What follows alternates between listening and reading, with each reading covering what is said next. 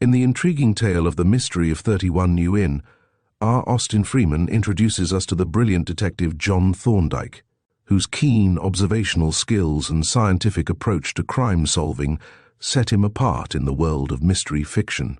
As a puzzling case unfolds, we delve into the secrets of an enigmatic inn, where nothing is as it seems and every clue leads us deeper into a web of intrigue.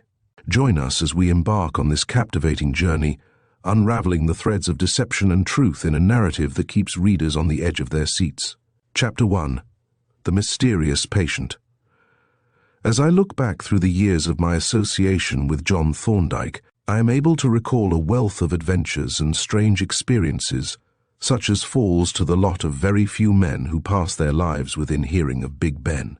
Many of these experiences I have already placed on record, but it now occurs to me that I have hitherto left unrecorded one that is, perhaps, the most astonishing and incredible of the whole series. An adventure, too, that has for me the added interest that it inaugurated my permanent association with my learned and talented friend, and marked the close of a rather unhappy and unprosperous period of my life.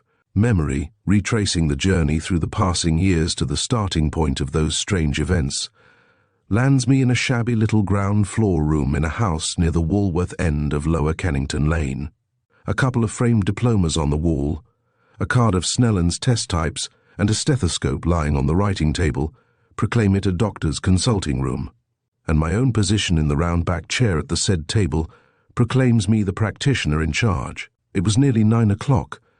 The noisy little clock on the mantelpiece announced the fact, and, by its frantic ticking, seemed as anxious as I to get the consultation hours over. I glanced wistfully at my mud-splashed boots, and wondered if I might yet venture to assume the slippers that peeped coyly from under the shabby sofa.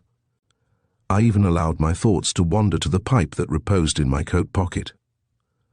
Another minute and I could turn down the surgery gas and shut the outer door. The fussy little clock gave a sort of preliminary cough or hiccup, as if it should say, ladies and gentlemen, I am about to strike. And at that moment, the bottle boy opened the door and, thrusting in his head, uttered the one word, "Gentlemen." Extreme economy of words is apt to result in ambiguity, but I understood. In Kennington Lane, the race of mere men and women appeared to be extinct. They were all gentlemen, unless they were ladies or children, even as the Liberian army was said to consist entirely of generals. Sweeps, labourers, milkmen, costermongers all, were impartially invested by the democratic bottle boy, with the rank and title of armigieri. The present nobleman appeared to favour the aristocratic recreation of driving a cab, or jobmaster's carriage, and as he entered the room he touched his hat, closed the door somewhat carefully, and then, without remark, handed me a note which bore the superscription, Dr. Stilbury. "You understand," I said, as I prepared to open the envelope, "that I am not Dr. Stilbury. He is away at present, and I am looking after his patients." "It doesn't signify," the man replied. "You'll do as well."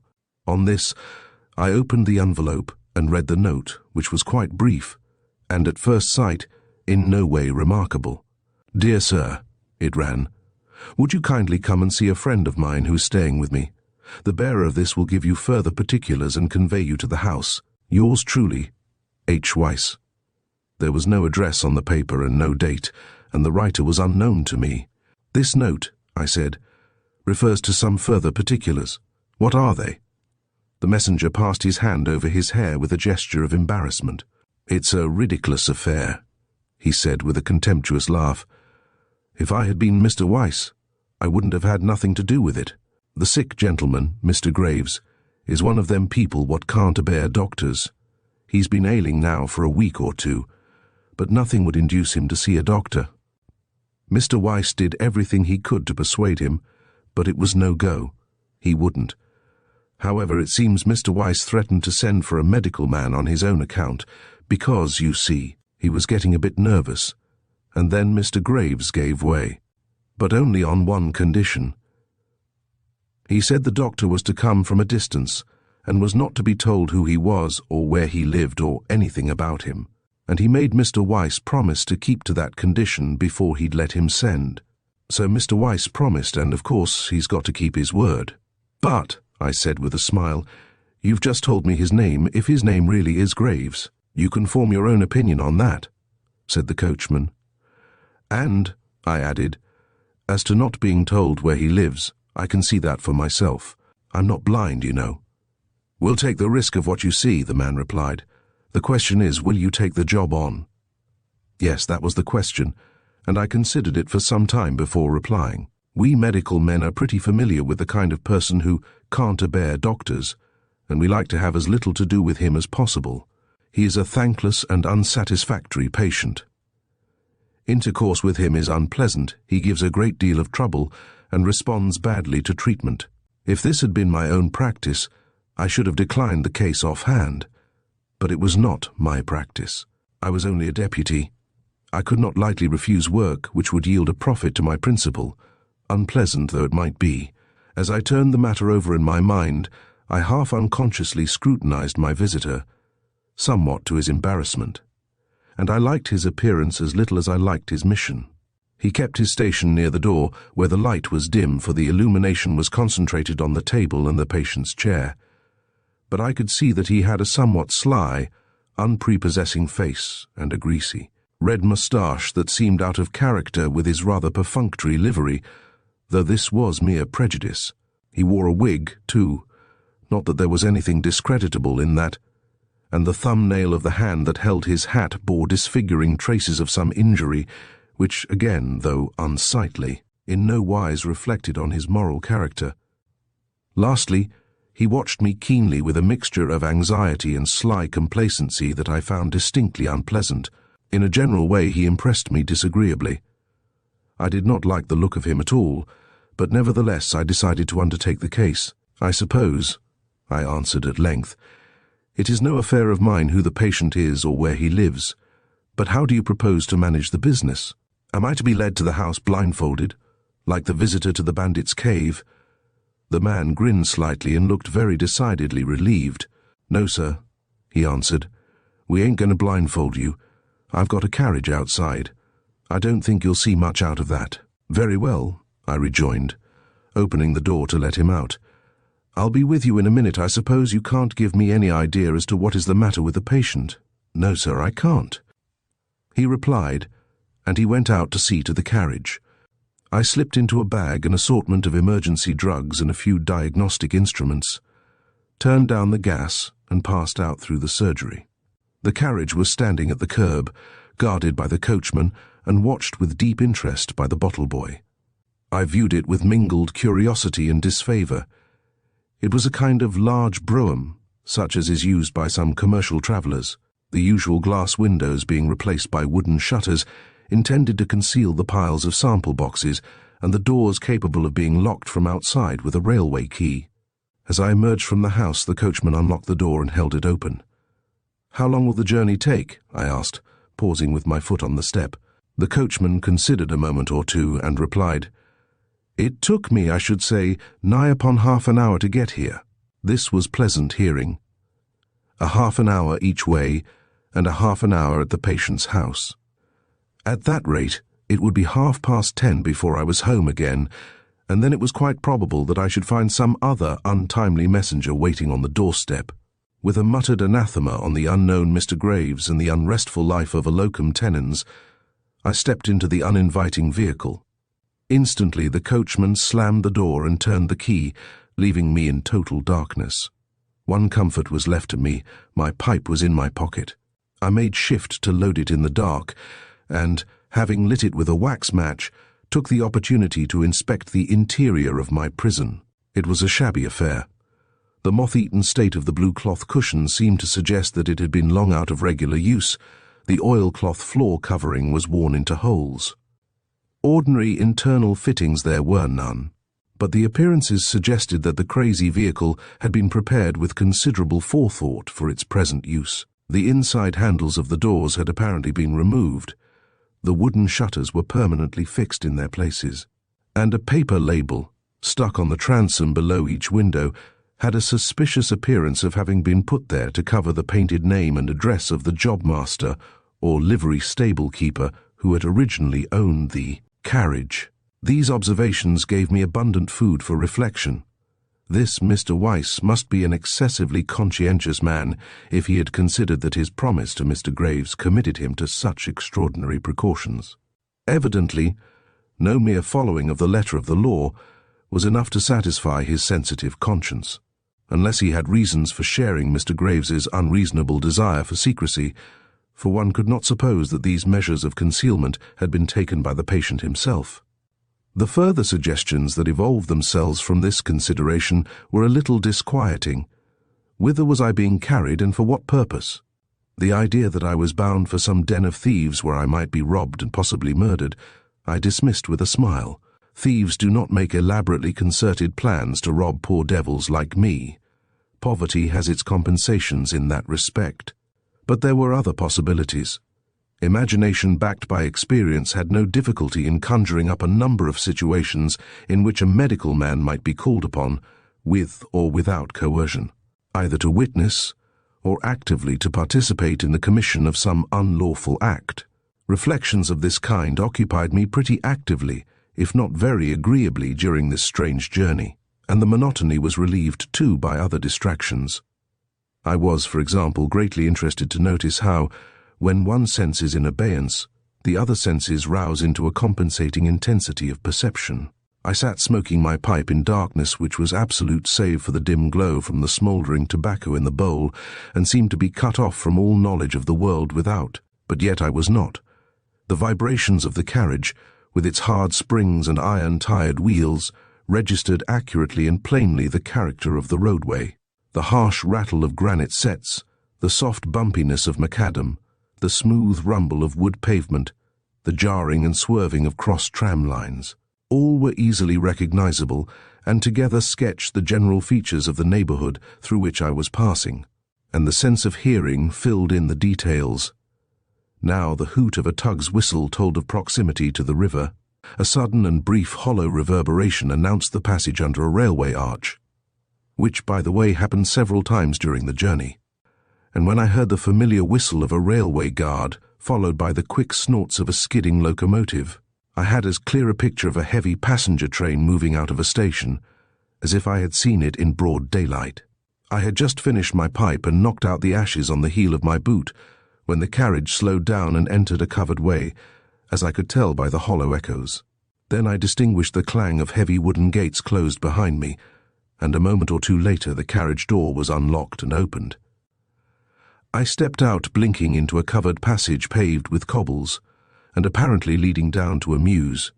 But it was all in darkness, and I had no time to make any detailed observations, as the carriage had drawn up opposite a side door which was open, and in which stood a woman holding a lighted candle.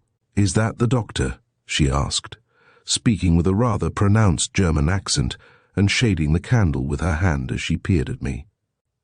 I answered in the affirmative, and she then exclaimed, "I am glad you have come. Mr. Weiss will be so relieved. Come in, please." I followed her across a dark passage into a dark room, where she set the candle down on a chest of drawers and turned to depart. At the door, however, she paused and looked back. "It is not a very nice room to ask you into," she said. "We are very untidy just now, but you must excuse us. We have had so much anxiety about poor Mr. Graves. He has been ill some time, then?" "Yes, some little time. At intervals, you know. Sometimes better, sometimes not so well." As she spoke, she gradually backed out into the passage but did not go away at once. I accordingly pursued my inquiries. "He has not been seen by any doctor, has he?" "No," she answered. "He has always refused to see a doctor. That has been a great trouble to us. Mr. Weiss has been very anxious about him. He will be so glad to hear that you have come. I had better go and tell him. Perhaps you will kindly sit down until he is able to come to you," and with this she departed on her mission. It struck me as a little odd that, considering his anxiety and the apparent urgency of the case, Mr. Weiss should not have been waiting to receive me. And when several minutes elapsed without his appearing, the oddness of the circumstance impressed me still more. Having no desire, after the journey in the carriage, to sit down, I whiled away the time by an inspection of the room. And a very curious room it was, bare, dirty, neglected, and, apparently, unused. A faded carpet had been flung untidily on the floor. A small, shabby table stood in the middle of the room, and beyond this, 3 horsehair-covered chairs and a chest of drawers formed the entire set of furniture. No pictures hung on the mouldy walls, no curtains covered the shuttered windows, and the dark drapery of cobwebs that hung from the ceiling to commemorate a long and illustrious dynasty of spiders hinted at months of neglect and disuse. The chest of drawers, an incongruous article of furniture for what seemed to be a dining room, as being the nearest and best lighted object, received most of my attention.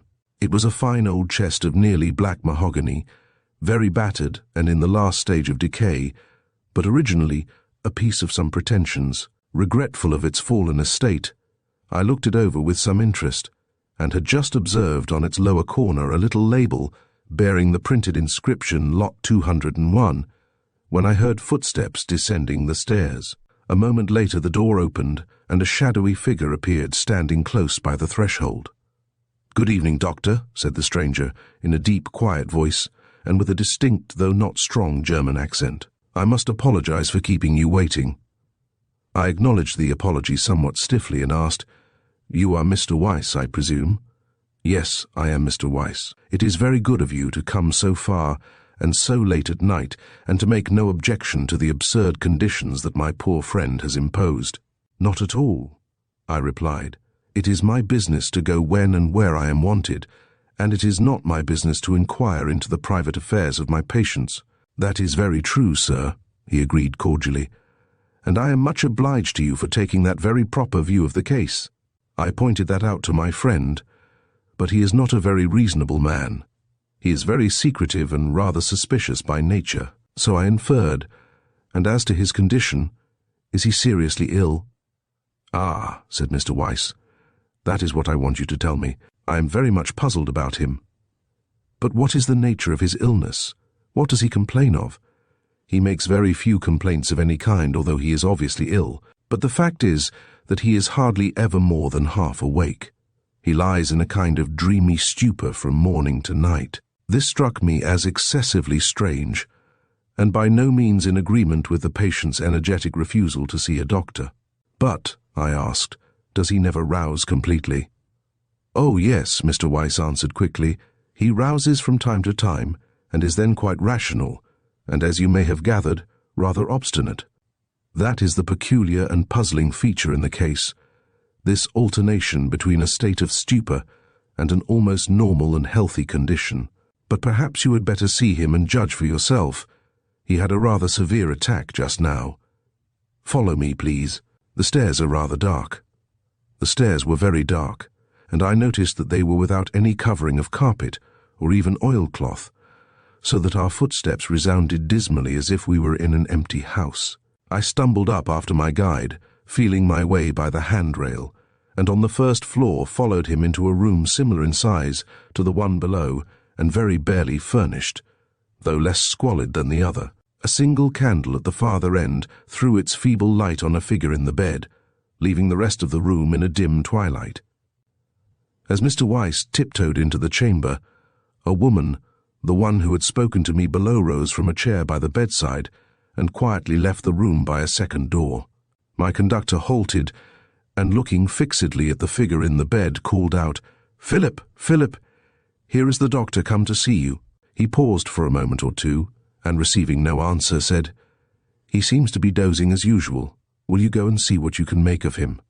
I stepped forward to the bedside, leaving Mr. Weiss at the end of the room near the door by which we had entered, where he remained, slowly and noiselessly pacing backwards and forwards in the semi-obscurity. By the light of the candle, I saw an elderly man with good features and a refined, intelligent, and even attractive face, but dreadfully emaciated, bloodless and sallow.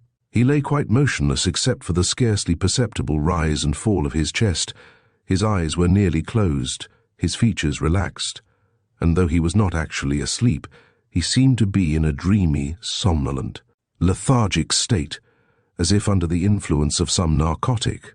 I watched him for a minute or so, timing his slow breathing by my watch, and then suddenly and sharply addressed him by name. But the only response was a slight lifting of the eyelids, which, after a brief, drowsy glance at me, slowly subsided to their former position. I now proceeded to make a physical examination. First, I felt his pulse, grasping his wrist with intentional brusqueness in the hope of rousing him from his stupor. The beats were slow, feeble, and slightly irregular, giving clear evidence, if any were needed, of his generally lowered vitality. I listened carefully to his heart, the sounds of which were very distinct through the thin walls of his emaciated chest, but found nothing abnormal beyond the feebleness and uncertainty of its action. Then I turned my attention to his eyes, which I examined closely with the aid of the candle and my ophthalmoscope lens, raising the lids somewhat roughly so as to expose the whole of the irises. He submitted without resistance to my rather ungentle handling of these sensitive structures, and showed no signs of discomfort even when I brought the candle flame to within a couple of inches of his eyes. But this extraordinary tolerance of light was easily explained by closer examination, for the pupils were contracted to such an extreme degree that only the very minutest point of black was visible at the center of the grey iris. Nor was this the only abnormal peculiarity of the sick man's eyes. As he lay on his back, the right iris sagged down slightly towards its center, showing a distinctly concave surface, and, when I contrived to produce a slight but quick movement of the eyeball, a perceptible undulatory movement could be detected. The patient had, in fact, what is known as a tremulous iris, a condition that is seen in cases where the crystalline lens has been extracted for the cure of cataract, or where it has become accidentally displaced, leaving the iris unsupported.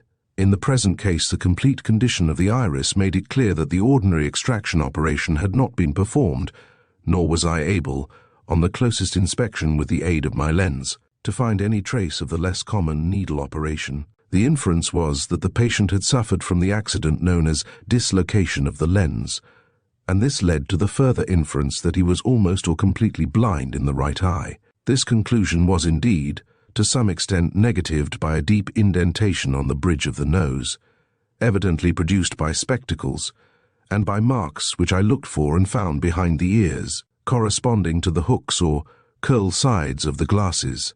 For those spectacles which are fitted with curl sides to hook over the ears are usually intended to be worn habitually, and this agreed with the indentation on the nose, which was deeper than would have been accounted for by the merely occasional use of spectacles for reading. But if only one eye was useful, a single eyeglass would have answered the purpose. Not that there was any weight in this objection, for a single eyeglass worn constantly would be much less convenient than a pair of hook-sided spectacles. As to the nature of the patient's illness, only one opinion seemed possible. It was a clear and typical case of opium or morphine poisoning. To this conclusion, all his symptoms seemed to point with absolute certainty.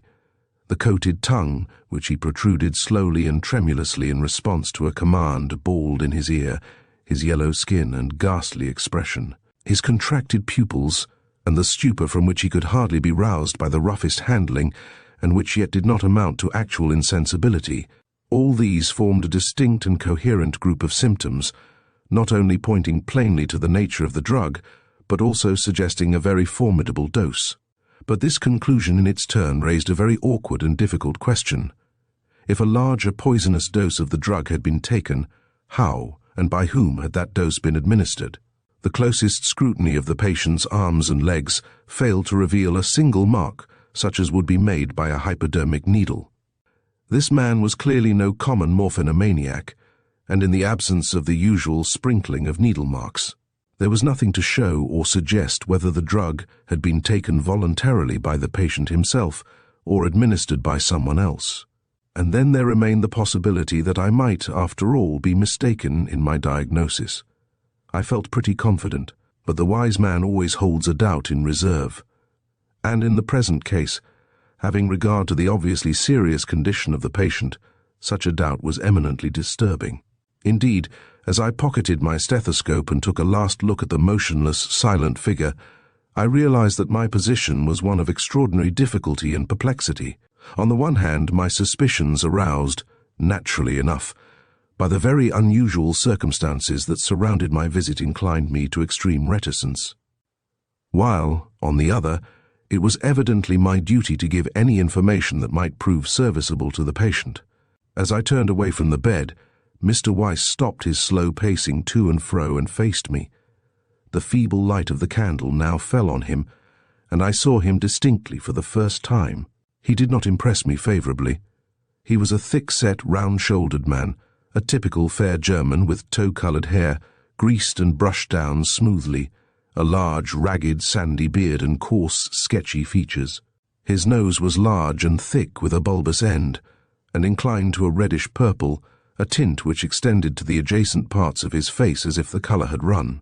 His eyebrows were large and beetling, overhanging deep-set eyes, and he wore a pair of spectacles which gave him a somewhat owlish expression.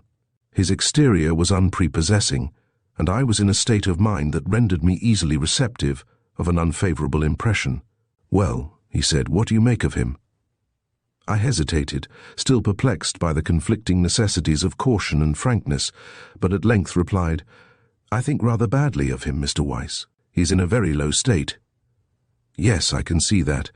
But have you come to any decision as to the nature of his illness?"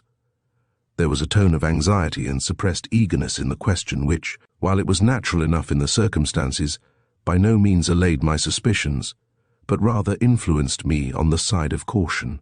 "I cannot give a very definite opinion at present," I replied guardedly.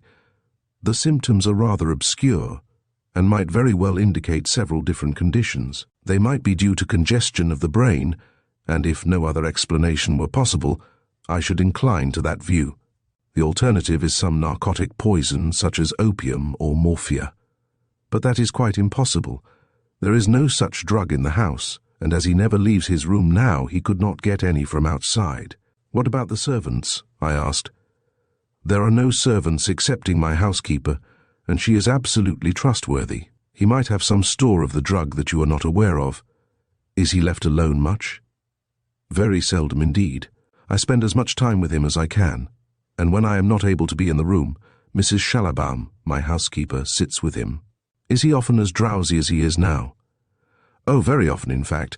I should say that is his usual condition. He rouses up now and again, and then he is quite lucid and natural for perhaps an hour or so, but presently he becomes drowsy again and dozes off, and remains asleep, or half asleep, for hours on end." "Do you know of any disease that takes people in that way?" "No," I answered. "The symptoms are not exactly like those of any disease that is known to me, but they are much very like those of opium poisoning." "But, my dear sir," Mr. Weiss retorted impatiently, "since it is clearly impossible that it can be opium poisoning, it must be something else. Now, what else can it be? You were speaking of congestion of the brain." "Yes, but the objection to that is the very complete recovery that seems to take place in the intervals." "I would not say very complete," said Mr. Weiss. "The recovery is rather comparative. He is lucid and fairly natural in his manner, but he is still dull and lethargic. He does not, for instance, show any desire to go out, or even to leave his room." I pondered uncomfortably on these rather contradictory statements. Clearly, Mr. Weiss did not mean to entertain the theory of opium poisoning, which was natural enough if he had no knowledge of the drug having been used. But still, "I suppose," said Mr. Weiss, "you have experience of sleeping sickness?" The suggestion startled me. I had not. Very few people had. At that time, practically nothing was known about the disease. It was a mere pathological curiosity, almost unheard of excepting by a few practitioners in remote parts of Africa, and hardly referred to in the textbooks. Its connection with the trypanosome-bearing insects was as yet unsuspected, and to me, its symptoms were absolutely unknown. "No, I have not," I replied. "The disease is nothing more than a name to me. But why do you ask? Has Mr. Graves been abroad?" "Yes, he has been travelling for the last 3 or 4 years, and I know that he spent some time recently in West Africa, where this disease occurs. In fact, it was from him that I first heard about it." This was a new fact. It shook my confidence in my diagnosis very considerably, and inclined me to reconsider my suspicions. If Mr. Weiss was lying to me, he now had me at a decided disadvantage. "What do you think?" he asked. "Is it possible that this can be sleeping sickness?" "I should not like to say that it is impossible," I replied. "The disease is practically unknown to me, I have never practiced out of England, and have had no occasion to study it. Until I have looked the subject up, I should not be in a position to give an opinion. Of course, if I could see Mr. Graves in one of what we may call his lucid intervals, I should be able to form a better idea. Do you think that could be managed? It might. I see the importance of it and will certainly do my best, but he is a difficult man, a very difficult man. I sincerely hope it is not sleeping sickness. Why? Because, as I understood from him, that disease is invariably fatal, sooner or later. There seemed to be no cure. Do you think you will be able to decide when you see him again? I hope so, I replied. I shall look up the authorities and see exactly what the symptoms are, that is, so far as they are known, but my impression is that there is very little information available, and in the meantime, we will give him some medicine and attend to his general condition, and you had better let me see him again as soon as possible. I was about to say that the effect of the medicine itself might throw some light on the patient's condition, but as I proposed to treat him for morphine poisoning, I thought it wiser to keep this item of information to myself. Accordingly, I confined myself to a few general directions as to the care of the patient, to which Mr. Weiss listened attentively. And, I concluded, we must not lose sight of the opium question. You had better search the room carefully and keep a close watch on the patient, especially during his intervals of wakefulness. Very well, Doctor, Mr. Weiss replied. I will do all that you tell me, and I will send for you again as soon as possible, if you do not object to poor Graves's ridiculous conditions. And now, if you will allow me to pay your fee, I will go and order the carriage while you are writing the prescription. There is no need for a prescription, I said. I will make up some medicine and give it to the coachman. Mr. Weiss seemed inclined to demur to this arrangement, but I had my own reasons for insisting on it. Modern prescriptions are not difficult to read, and I did not wish Mr. Weiss to know what treatment the patient was having. As soon as I was left alone, I returned to the bedside and once more looked down at the impassive figure. And as I looked, my suspicions revived. It was very like morphine poisoning, and, if it was morphine, it was no common medicinal dose that had been given. I opened my bag and took out my hypodermic case, from which I extracted a little tube of atropine tabloids. Shaking out into my hand a couple of the tiny discs, I drew down the patient's underlip and slipped the little tablets under his tongue. Then I quickly replaced the tube and dropped the case into my bag, and I'd hardly done so when the door opened softly and the housekeeper entered the room. "How do you find Mr. Graves?" she asked in what I thought a very unnecessarily low tone, considering the patient's lethargic state. "He seems to be very ill," I answered. "So," she rejoined and added, "I am sorry to hear that. We have been anxious about him." She seated herself on the chair by the bedside, and shading the candle from the patient's face and her own, produced from a bag that hung from her waist a half-finished stocking, and began to knit silently, and with the skill characteristic of the German housewife. I looked at her attentively, though she was so much in the shadow that I could see her but indistinctly, and somehow her appearance prepossessed me as little as did that of the other members of the household. Yet she was not an ill-looking woman. She had an excellent figure, and the air of a person of good social position. Her features were good enough, and her colouring, although a little unusual, was not unpleasant. Like Mr. Weiss, she had very fair hair, greased, parted in the middle, and brushed down as smoothly as the painted hair of a Dutch doll. She appeared to have no eyebrows at all, owing, no doubt, to the light colour of the hair, and the doll-like character was emphasized by her eyes, which were either brown or dark grey, I could not see which. A further peculiarity consisted in a habit spasm, such as one often sees in nervous children, a periodical quick jerk of the head, as if a cap-string or dangling lock were being shaken off the cheek. Her age I judged to be about 35. The carriage, which one might have expected to be waiting, seemed to take some time in getting ready. I sat with growing impatience, listening to the sick man's soft breathing and the click of the housekeeper's knitting needles. I wanted to get home, not only for my own sake. The patient's condition made it highly desirable that the remedies should be given as quickly as possible. But the minutes dragged on, and I was on the point of expostulating when a bell rang on the landing. "The carriage is ready," said Mrs. Shallowbaum. "Let me light you down the stairs." She rose and, taking the candle, preceded me to the head of the stairs, where she stood holding the light over the baluster rail as I descended, and crossed the passage to the open side door. The carriage was drawn up in the covered way, as I could see by the faint glimmer of the distant candle, which also enabled me dimly to discern the coachman standing close by in the shadow. I looked round, rather expecting to see Mr. Weiss, but as he made no appearance, I entered the carriage. The door was immediately banged to and locked, and I then heard the heavy bolts of the gates withdrawn and the loud creaking of hinges. The carriage moved out slowly and stopped. The gates slammed to behind me. I felt the lurch as the coachman climbed to his seat and we started forward. My reflections during the return journey were the reverse of agreeable. I could not rid myself of the conviction that I was being involved in some very suspicious proceedings. It was possible, of course, that this feeling was due to the strange secrecy that surrounded my connection with this case. That, had I made my visit under ordinary conditions, I might have found in the patient's symptoms nothing to excite suspicion or alarm. It might be so, but that consideration did not comfort me. Then my diagnosis might be wrong. It might be that this was, in reality, a case of some brain affection accompanied by compression, such as slow hemorrhage, abscess, tumor, or simple congestion.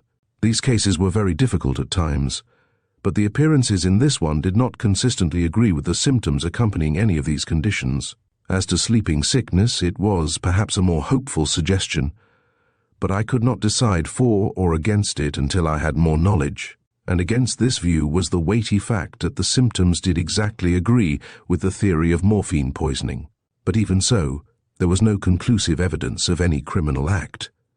The patient might be a confirmed opium eater, and the symptoms heightened by deliberate deception.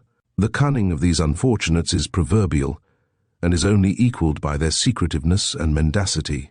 It would be quite possible for this man to feign profound stupor so long as he was watched, and then, when left alone for a few minutes, to nip out of bed and help himself from some secret store of the drug.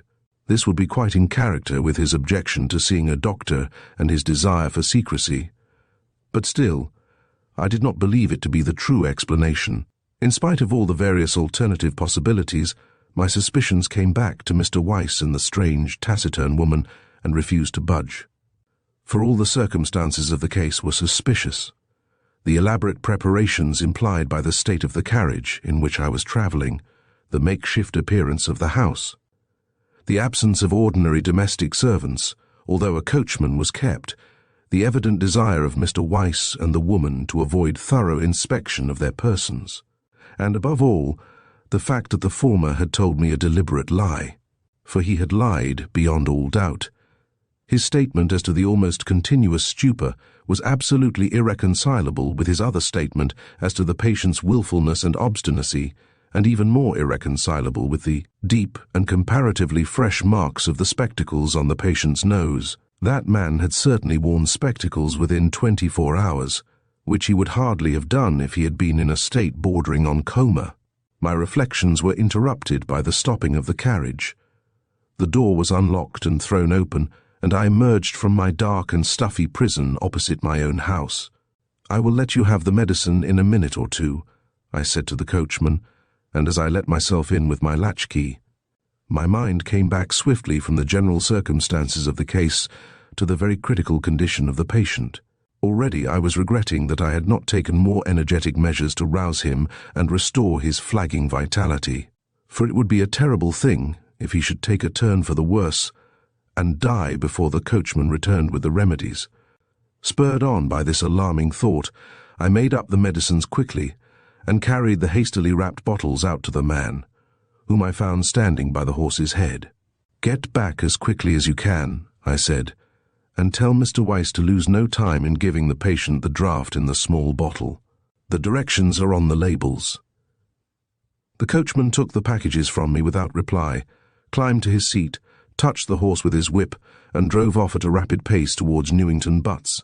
The little clock in the consulting room showed that it was close on 11, time for a tired GP to be thinking of bed, but I was not sleepy.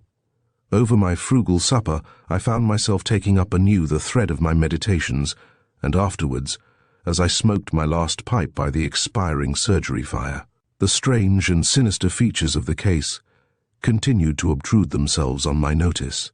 I looked up Stilbury's little reference library for information on the subject of sleeping sickness, but learned no more than that it was a rare and obscure disease of which very little was known at present.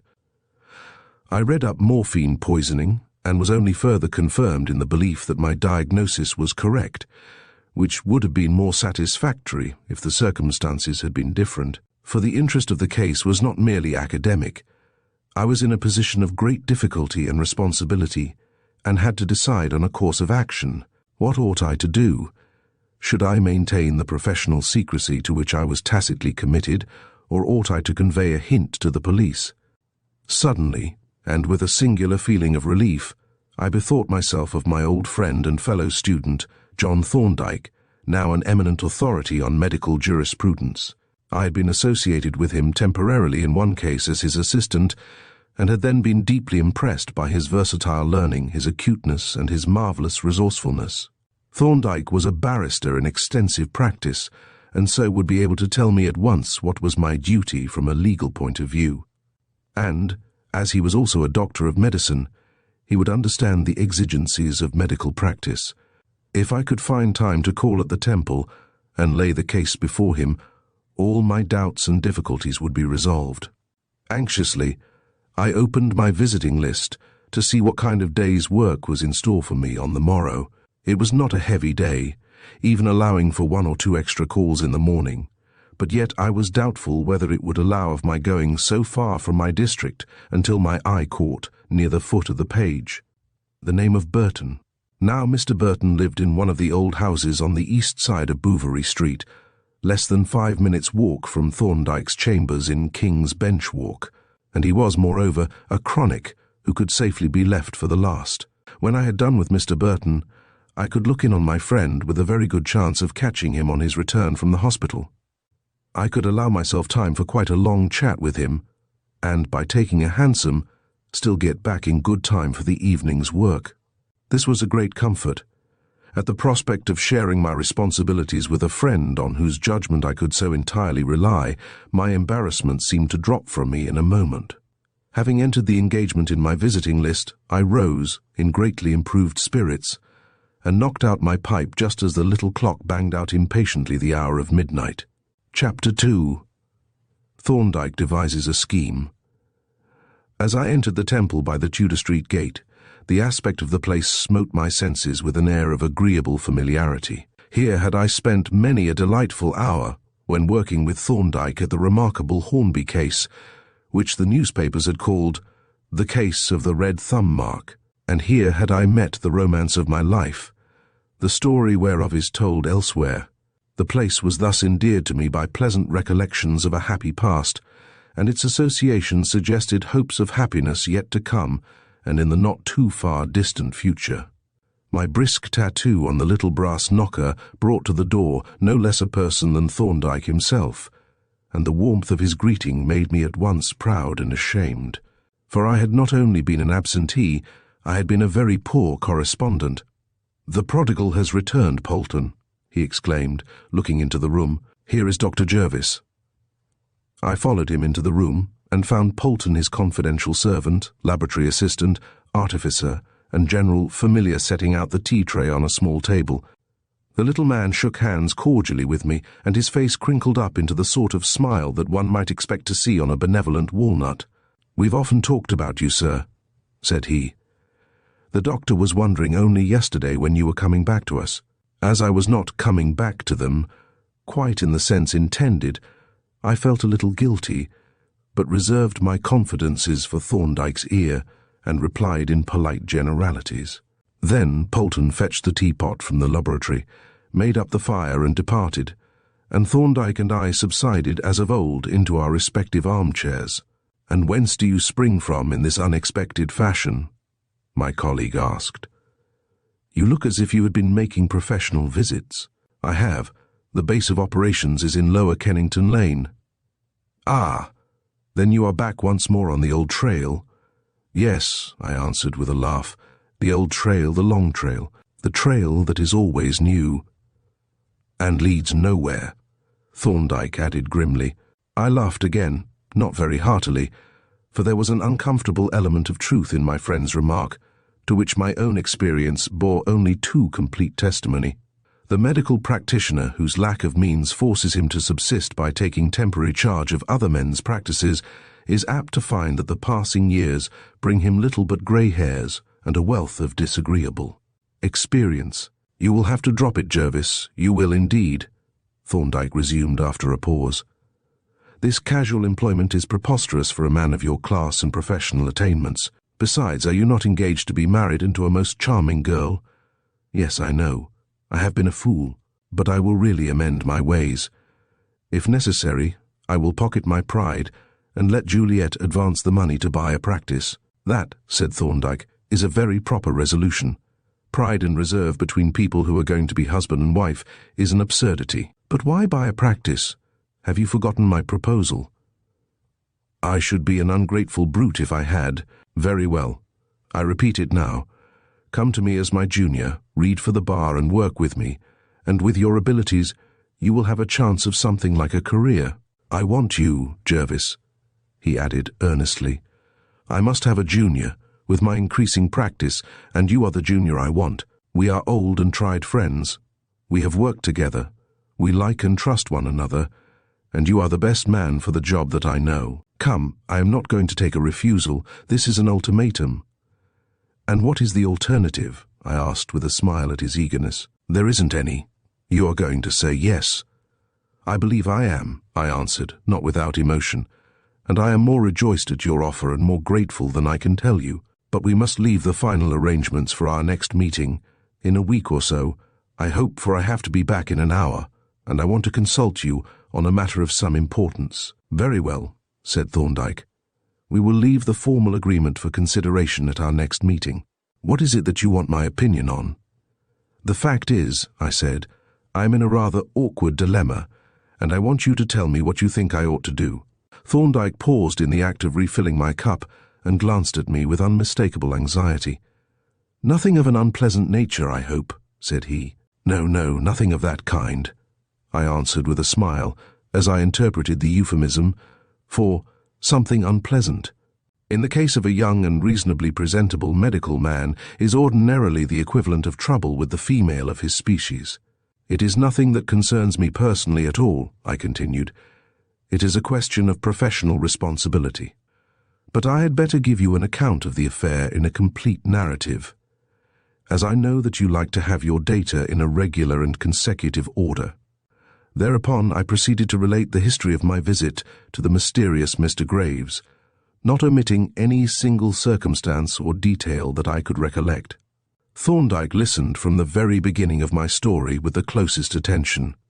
His face was the most impassive that I have ever seen, ordinarily as inscrutable as a bronze mask.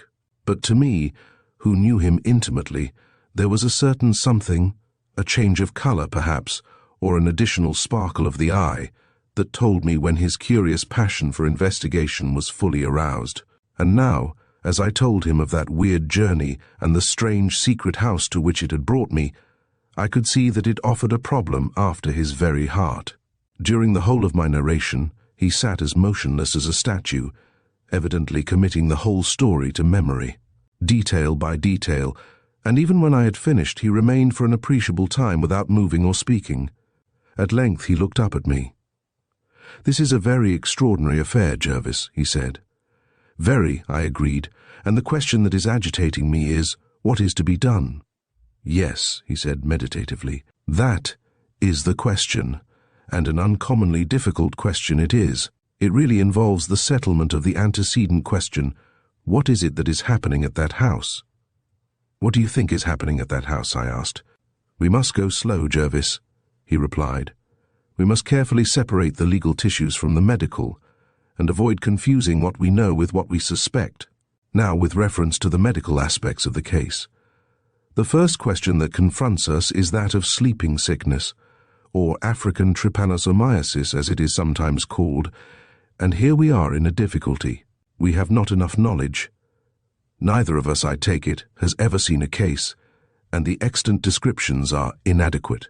From what I know of the disease, its symptoms agree with those in your case in respect of the alleged moroseness, and in the gradually increasing periods of lethargy, alternating with periods of apparent recovery. On the other hand, the disease is said to be confined to African descent, but that probably means only that they alone have hitherto been exposed to the conditions that produce it. A more important fact is that, as far as I know, extreme contraction of the pupils is not a symptom of sleeping sickness.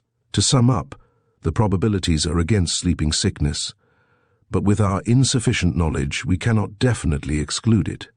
You think that it may really be sleeping sickness?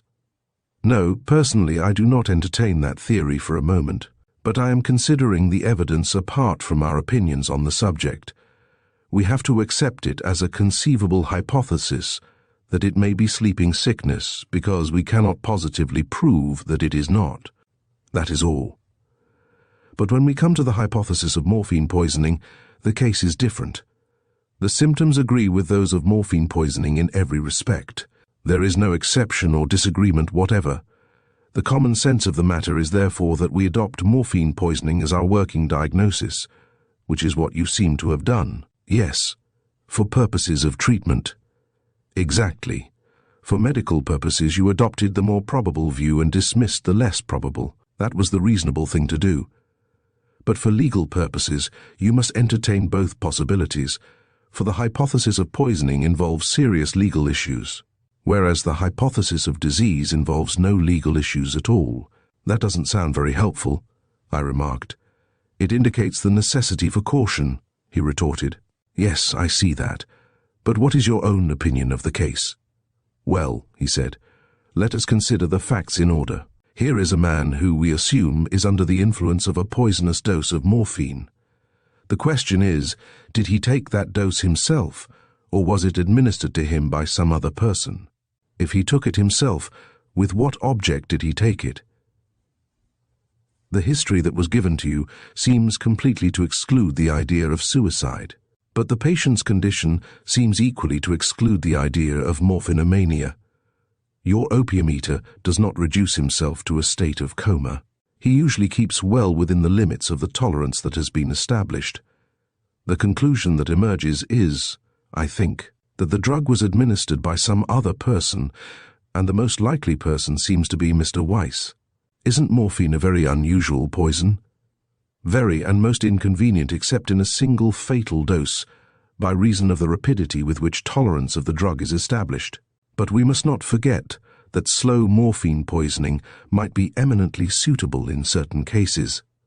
The manner in which it enfeebles the will, confuses the judgment, and debilitates the body might make it very useful to a poisoner whose aim was to get some instrument or document executed, such as a will, deed, or assignment, and death could be produced afterwards by other means. You see the important bearing of this? You mean in respect of a death certificate? Yes. Suppose Mr. Weiss to have given a large dose of morphine. He then sends for you and throws out a suggestion of sleeping sickness. If you accept the suggestion, he is pretty safe. He can repeat the process until he kills his victim and then get a certificate from you which will cover the murder. It was quite an ingenious scheme, which, by the way, is characteristic of intricate crimes. Your subtle criminal often plans his crime like a genius, but he generally executes it like a fool, as this man seems to have done. If we are not doing him an injustice, how has he acted like a fool? In several respects.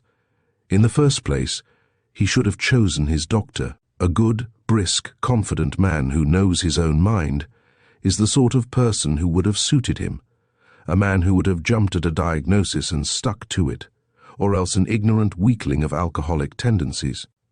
It was shockingly bad luck to run against a cautious scientific practitioner like my learned friend.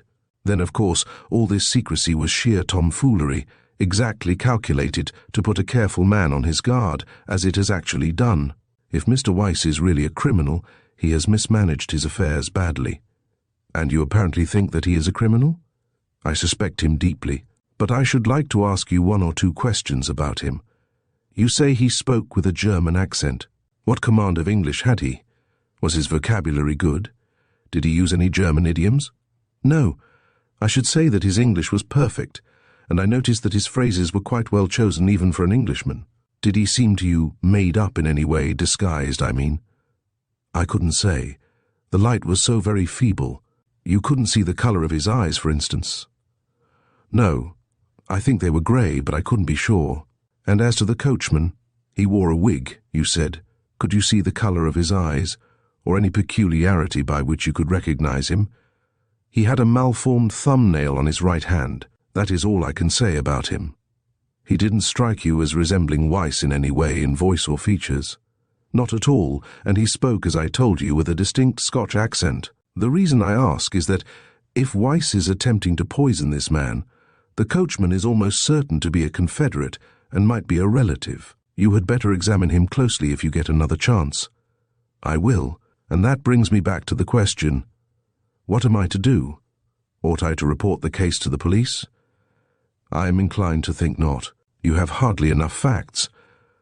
Of course, if Mr. Weiss has administered poison unlawfully and maliciously, he has committed a felony and is liable under the Consolidation Acts of 1861 to 10 years penal servitude, but I do not see how you could swear an information. You don't know that he administered the poison, if poison has really been administered, and you cannot give any reliable name or any address whatever. Then there is the question of sleeping sickness. You reject it for medical purposes, but you could not swear in a court of law that this is not a case of sleeping sickness. No, I admitted. I could not.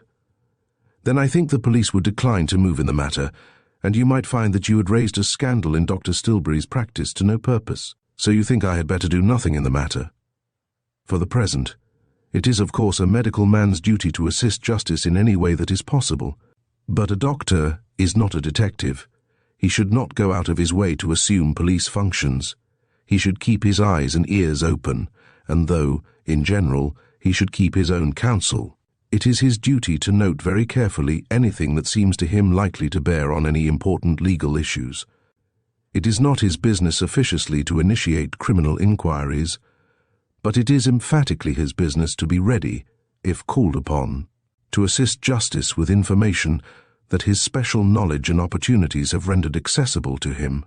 You see the bearing of this? You mean that I should note down what I have seen and heard and say nothing about it until I am asked?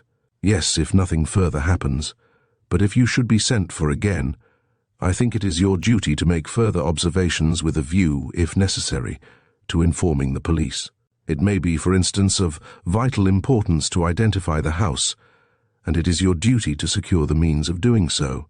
But, my dear Thorndyke, I expostulated, I have told you how I was conveyed to the house. Now will you kindly explain to me how a man boxed up in a pitch-dark carriage is going to identify any place to which he may be carried? The problem doesn't appear to me to present any serious difficulties, he replied. Doesn't it? Said I. To me it looks like a pretty solid impossibility, but what do you suggest? Should I break out of the house and run away up the street? Or should I bore a hole through the shutter of the carriage and peep out? Thorndyke smiled indulgently. The methods proposed by my learned friend display a certain crudity inappropriate to the character of a man of science, to say nothing of the disadvantage of letting the enemy into our counsels.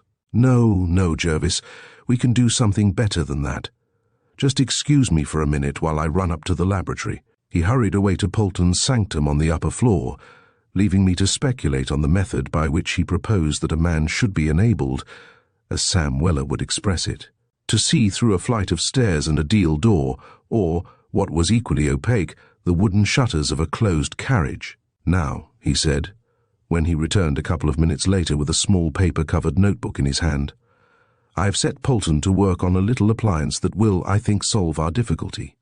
And I will show you how I propose that you should make your observations. First of all, we have to rule the pages of this book into columns. He sat down at the table and began methodically to rule the pages each into 3 columns, 2 quite narrow and 1 broad. The process occupied some time, during which I sat and watched with impatient curiosity the unhurried, precise movements of Thorndyke's pencil, all agog to hear the promised explanation. He was just finishing the last page when there came a gentle tap at the door, and Polton entered with a satisfied smile on his dry, shrewd-looking face and a small board in his hand. "Will this do, sir?" he asked. As he spoke, he handed the little board to Thorndyke, who looked at it and passed it to me. "The very thing, Polton," my friend replied. "Where did you find it? It's of no use for you to pretend that you've made it in about 2 minutes and a half." Polton smiled one of his queer, crinkly smiles, and remarking that it didn't take much making, departed much gratified by the compliment. "What a wonderful old fellow that is, Jervis," Thorndyke observed as his factotum retired. "He took in the idea instantly and seems to have produced the finished article by magic, as the conjurers bring forth rabbits and bowls of goldfish at a moment's notice. I suppose you see what your modus operandi is to be." I had gathered a clue from the little appliance, a plate of white fret wood about 7 inches by 5. To one corner of which a pocket compass had been fixed with shellac, but was not quite clear as to the details of the method. "You can read a compass pretty quickly, I think," Thorndyke said. "Of course I can. Used we not to sail a yacht together when we were students?" "To be sure we did, and we will again before we die. And now, as to your method of locating this house. Here is a pocket reading lamp which you can hook on the carriage lining. This notebook can be fixed to the board with an india rubber band thus. You observe that the thoughtful Polton has stuck a piece of thread on the glass of the compass to serve as a lubber's line. This is how you will proceed. As soon as you are locked in the carriage, light your lamp. Better have a book with you in case the light is noticed. Take out your watch and put the board on your knee, keeping its long side exactly in a line with the axis of the carriage. Then enter in one narrow column of your notebook the time, in the other the direction shown by the compass, and in the broad column any particulars, including the number of steps the horse makes in a minute, like this." He took a loose sheet of paper and made 1 or 2 sample entries on it in pencil, thus: 9.40 SE, start from home. 9.4 1 seconds W granite sets. 9.43 SW wood pavement, hoofs 104, 9.47 W by S granite crossing, macadam, and so on. Note every change of direction with the time, and whenever you hear or feel anything from outside, note it with the time and direction, and don't forget to note any variations in the horse's pace. You follow the process? Perfectly. But do you think the method is accurate enough to fix the position of a house? Remember, this is only a pocket compass with no dial, and it will jump frightfully. And the mode of estimating distance is very rough. "That is all perfectly true," Thorndyke answered. "But you are overlooking certain important facts. The track chart that you will produce can be checked by other data. The house, for instance, has a covered way by which you could identify it if you knew approximately where to look for it. Then you must remember that your carriage is not travelling over a featureless plain. It is passing through streets which have a determined position and direction, and which are accurately represented on the ordnance map. I think, Jervis, that in spite of the apparent roughness of the method, if you make your observations carefully, we shall have no trouble in narrowing down the inquiry to a quite small area. If we get the chance, that is to say. Yes, if we do. I am doubtful whether Mr. Weiss will require my services again, but I sincerely hope he will. It would be rare sport to locate his secret burrow, all unsuspected. But now I must really be off. "Goodbye, then," said Thorndyke, slipping a well-sharpened pencil through the rubber band that fixed the notebook to the board. "Let me know how the adventure progresses, if it progresses at all. And remember, I hold your promise to come and see me again quite soon in any case." He handed me the board and the lamp, and when I had slipped them into my pocket, we shook hands and I hurried away, a little uneasy at having left my charge so long. Chapter 3. A Chiel's Amang Takin notes. The attitude of the suspicious man tends to generate in others the kind of conduct that seems to justify his suspicions. In most of us there lurks a certain strain of mischief which trustfulness disarms, but distrust encourages. The inexperienced kitten which approaches us confidingly with arched back and upright tail, soliciting caresses, generally receives the gentle treatment that it expects, whereas the worldly wise tom-cat, who, in response to friendly advances, scampers away and grins at us suspiciously from the fancied security of an adjacent wall, impels us to accelerate his retreat with a well-directed clod. Now the proceedings of Mr. H. Weiss resembled those of the tom-cat aforesaid, and invited an analogous reply. To a responsible professional man, his extraordinary precautions were at once an affront and a challenge. Apart from graver considerations, I found myself dwelling with unholy pleasure on the prospect of locating the secret hiding place from which he seemed to grin at me with such complacent defiance, and I lost no time and spared no trouble in preparing myself for the adventure. The very hansom which bore me from the Temple to Kennington Lane was utilized for a preliminary test of Thorndyke's little apparatus. During the whole of that brief journey, I watched the compass closely, noted the feel and sound of the road material, and timed the trotting of the horse. And the result was quite encouraging.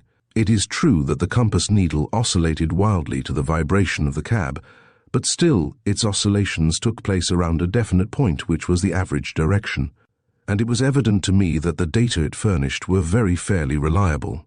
I felt very little doubt, after the preliminary trial, as to my being able to produce a moderately intelligible track chart if only I should get an opportunity to exercise my skill. But it looked as if I should not. Mr. Weiss's promise to send for me again soon was not fulfilled. 3 days passed and still he made no sign. I began to fear that I had been too outspoken, that the shuttered carriage had gone forth to seek some more confiding and easy-going practitioner, and that our elaborate preparations had been made in vain. When the 4th day drew towards a close, and still no summons had come, I was disposed reluctantly to write the case off as a lost opportunity. And at that moment, in the midst of my regrets, the bottle boy thrust an uncomely head in at the door. His voice was coarse, his accent was hideous, and his grammatical construction beneath contempt. But I forgave him all when I gathered the import of his message. Mr. Weiss's carriage is waiting, and he says, will you come as quickly as you can, because he's took very bad tonight. I sprang from my chair and hastily collected the necessaries for the journey. The little board and the lamp I put in my overcoat pocket. I overhauled the emergency bag and added to its usual contents a bottle of permanganate of potassium, which I thought I might require. Then I tucked the evening paper under my arm and went out. The coachman, who was standing at the horse's head as I emerged, touched his hat and came forward to open the door. I have fortified myself for the long drive, you see, I remarked, exhibiting the newspaper as I stepped into the carriage. But you can't read in the dark, said he. No, but I have provided myself with a lamp, I replied, producing it and striking a match. He watched me as I lit the lamp and hooked it on the back cushion, and observed, I suppose you found it rather a dull ride last time. It's a longish way. They might have fitted the carriage with an inside lamp, but we shall have to make it a quicker passage tonight. Governor says Mr. Graves is uncommon bad. With this he slammed the door and locked it. I drew the board from my pocket, laid it on my knee, glanced at my watch, and, as the coachman climbed to his seat, I made the first entry in the little book. 8058, W by S. Start from home. Horse 13 hands. The first move of the carriage on starting was to turn round as if heading for Newington Butts, and the second entry accordingly read 8:58:30, E by N. But this direction was not maintained long. Very soon we turned south and then west and then south again. I sat with my eyes riveted on the compass, following with some difficulty its rapid changes. The needle swung to and fro incessantly, but always within a definite arc, the centre of which was the true direction. But this direction varied from minute to minute in the most astonishing manner. West, south, east, north. The carriage turned, boxing the compass until I lost all count of direction. It was an amazing performance.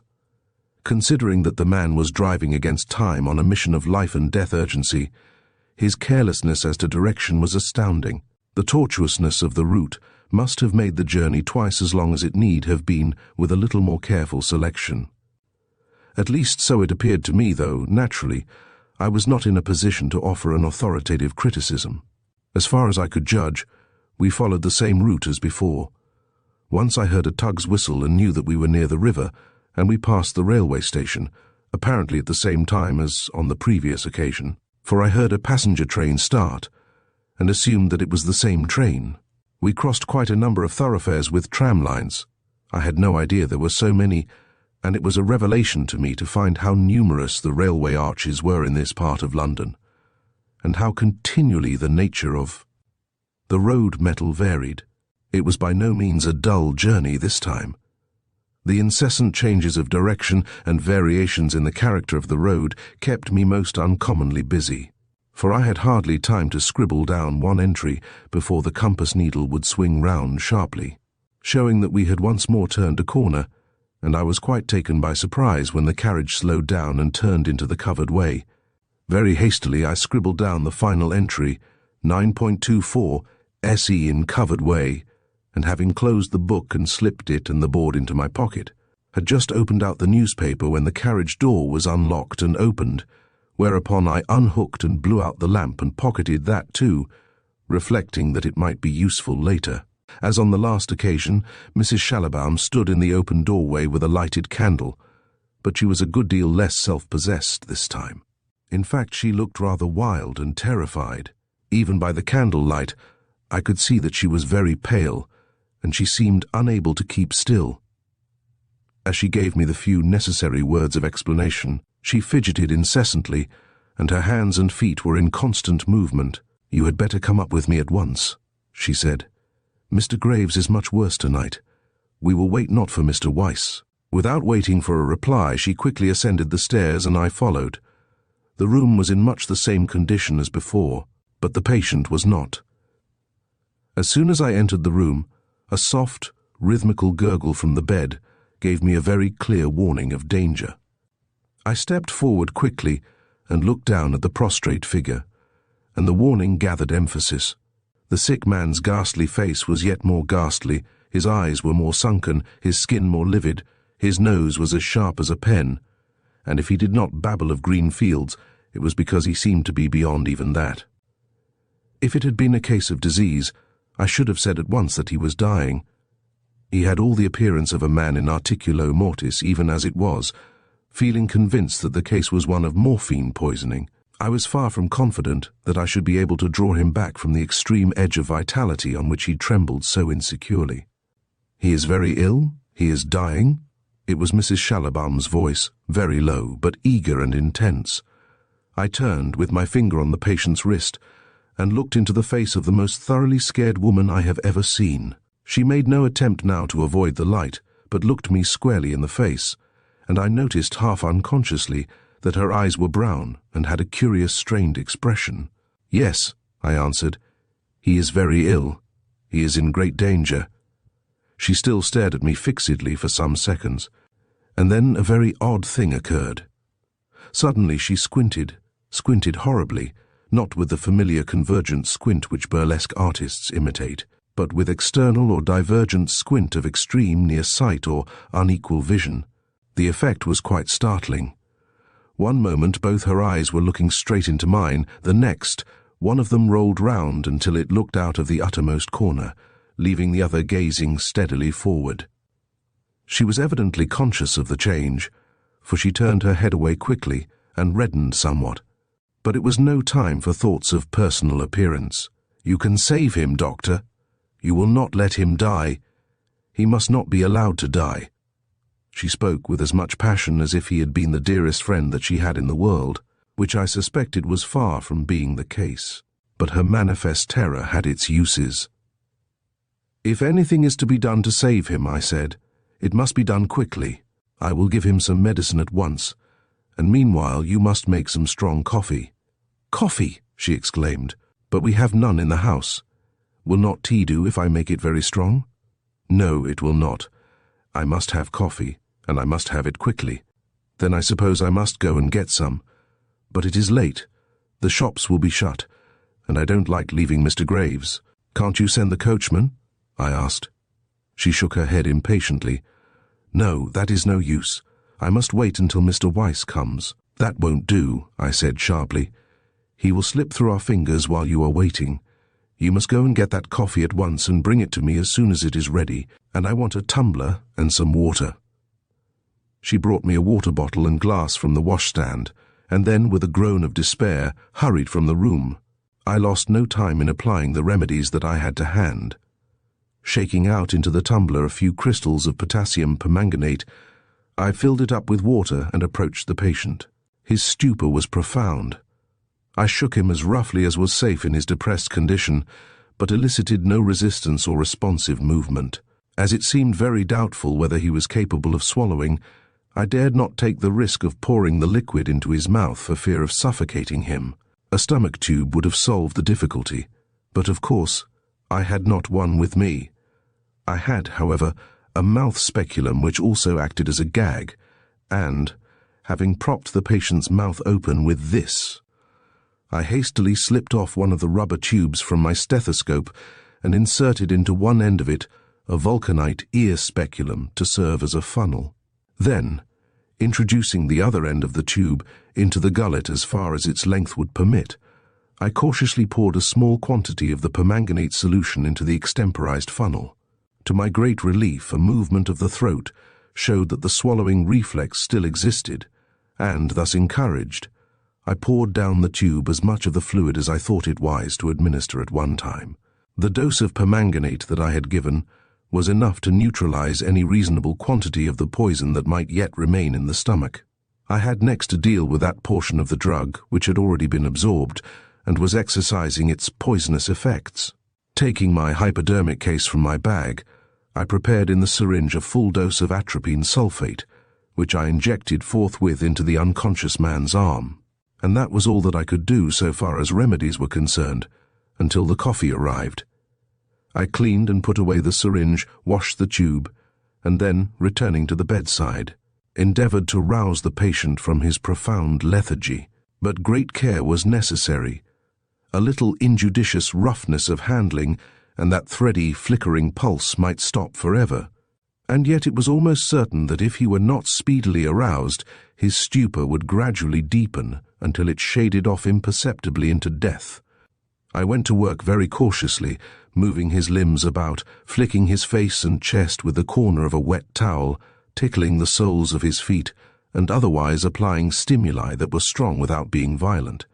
So occupied was I with my efforts to resuscitate my mysterious patient that I did not notice the opening of the door, and it was with something of a start that, happening to glance round, I perceived at the farther end of the room the shadowy figure of a man relieved by two spots of light reflected from his spectacles. How long he had been watching me I cannot say, but, when he saw that I had observed him, he came forward, though not very far, and I saw that he was Mr. Weiss. "I am afraid," he said, "that you do not find my friend so well tonight."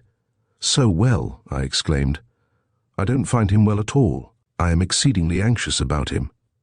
"You don't anticipate anything serious, I hope?" "There is no need to anticipate," said I. "It is already about as serious as it can be. I think he might die at any moment." "Good God," he gasped. "You horrify me." He was not exaggerating. In his agitation, he stepped forward into the lighter part of the room, and I could see that his face was pale to ghastliness, except his nose and the adjacent red patches on his cheeks, which stood out in grotesquely hideous contrast. Presently, however, he recovered a little and said, "I really think, at least I hope, that you take an unnecessarily serious view of his condition. He has been like this before, you know." I felt pretty certain that he had not, but there was no use in discussing the question. I therefore replied, as I continued my efforts to rouse the patient, "That may or may not be, but in any case there comes a last time, and it may have come now." "I hope not," he said, "although I understand that these cases always end fatally sooner or later." "What cases?" I asked. "I was referring to sleeping sickness, but perhaps you have formed some other opinion as to the nature of this dreadful complaint." I hesitated for a moment, and he continued, "As to your suggestion that his symptoms might be due to drugs, I think we may consider that as disposed of. He has been watched, practically without cessation since you came last, and moreover, I have myself turned out the room and examined the bed and have not found a trace of any drug. Have you gone into the question of sleeping sickness?" I looked at the man narrowly before answering, and distrusted him more than ever. But this was no time for reticence. My concern was with the patient and his present needs. After all, I was, as Thorndyke had said, a doctor, not a detective, and the circumstances called for straightforward speech and action on my part. "I have considered that question," I said, "and have come to a perfectly definite conclusion. His symptoms are not those of sleeping sickness. They are, in my opinion, undoubtedly due to morphine poisoning." "But, my dear sir," he exclaimed, "the thing is impossible. Haven't I just told you that he has been watched continuously?" "I can only judge by the appearances that I find," I answered, and seeing that he was about to offer fresh objections, I continued, "Don't let us waste precious time in discussion, or Mr. Graves may be dead before we have reached a conclusion. If you will hurry them up about the coffee that I asked for some time ago, I will take the other necessary measures, and perhaps we may manage to pull him round." The rather brutal decision of my manner evidently daunted him. It must have been plain to him that I was not prepared to accept any explanation of the unconscious man's condition other than that of morphine poisoning, whence the inference was pretty plain that the alternatives were recovery or an inquest. Replying stiffly that I must do as I thought best, he hurried from the room, leaving me to continue my efforts without further interruption. For some time these efforts seemed to make no impression. The man lay as still and impassive as a corpse, excepting for the slow, shallow and rather irregular breathing, with its ominous accompanying rattle. But presently, by imperceptible degrees, signs of returning life began to make their appearance. A sharp slap on the cheek with the wet towel produced a sensible flicker of the eyelids. A similar slap on the chest was followed by a slight gasp. A pencil, drawn over the sole of the foot, occasioned a visible shrinking movement, and, on looking once more at the eyes, I detected a slight change that told me that the atropine was beginning to take effect. This was very encouraging and, so far, quite satisfactory, though it would have been premature to rejoice. I kept the patient carefully covered and maintained the process of gentle irritation, moving his limbs and shoulders, brushing his hair and generally bombarding his deadened senses with small but repeated stimuli. And under this treatment, the improvement continued so far that on my bawling a question into his ear, he actually opened his eyes for an instant, though in another moment the lids had sunk back into their former position.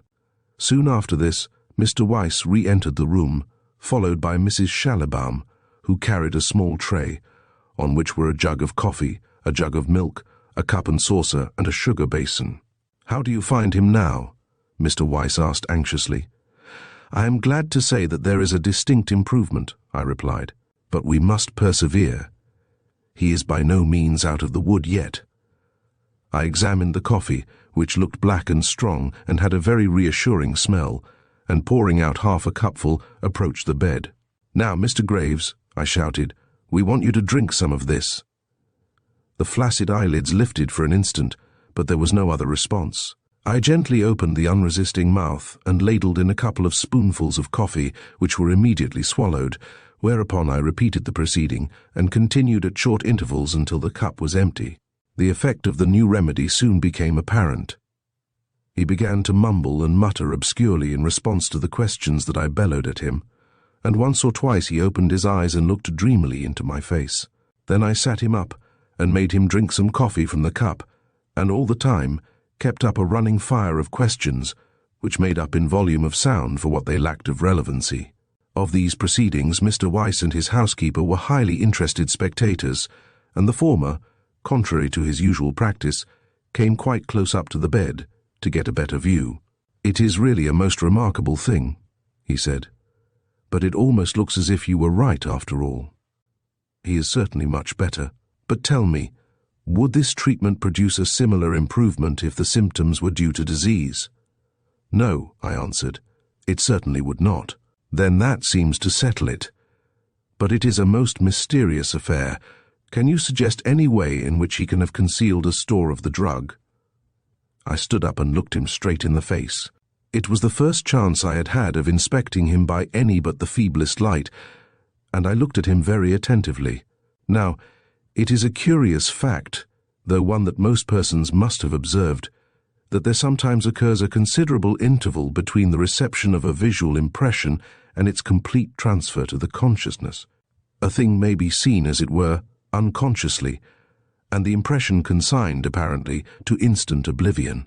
And yet the picture may be subsequently revived by memory with such completeness that its details can be studied as though the object were still actually visible. Something of this kind must have happened to me now.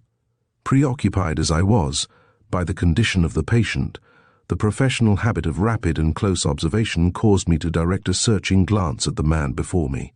It was only a brief glance, for Mr. Weiss, perhaps embarrassed by my keen regard of him, almost immediately withdrew into the shadow, and my attention seemed principally to be occupied by the odd contrast between the pallor of his face and the redness of his nose, and by the peculiar stiff, bristly character of his eyebrows.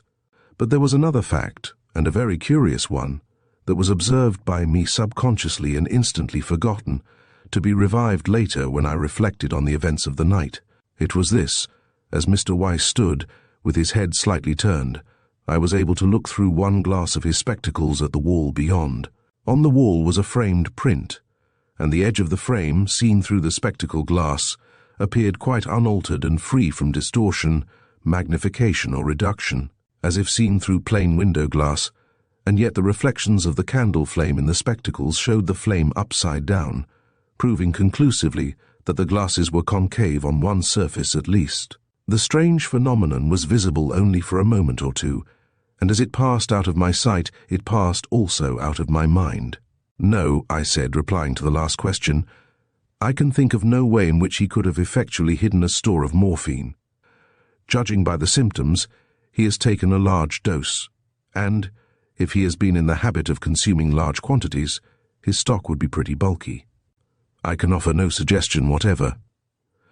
"I suppose you consider him quite out of danger now?" "Oh, not at all. I think we can pull him round if we persevere, but he must not be allowed to sink back into a state of coma. We must keep him on the move until the effects of the drug have really passed off. If you will put him into his dressing gown, we will walk him up and down the room for a while." "But is that safe?" Mr. Weiss asked anxiously. "Quite safe," I answered. "I will watch his pulse carefully. The danger is in the possibility, or rather certainty, of a relapse if he is not kept moving." With obvious unwillingness and disapproval, Mr. Weiss produced a dressing gown, and together we invested the patient in it. Then we dragged him, very limp, but not entirely unresisting, out of bed and stood him on his feet. He opened his eyes and blinked owlishly first at one and then at the other of us, and mumbled a few unintelligible words of protest, regardless of which, we thrust his feet into slippers and endeavored to make him walk. At first he seemed unable to stand, and we had to support him by his arms as we urged him forward, but presently his trailing legs began to make definite walking movements, and after one or two turns up and down the room, he was not only able partly to support his weight, but showed evidence of reviving consciousness in more energetic protests. At this point, Mr. Weiss astonished me by transferring the arm that he held to the housekeeper. "If you will excuse me, Doctor," said he, "I will go now and attend to some rather important business that I have had to leave unfinished. Mrs. Schallibaum will be able to give you all the assistance that you require, and will order the carriage when you think it safe to leave the patient.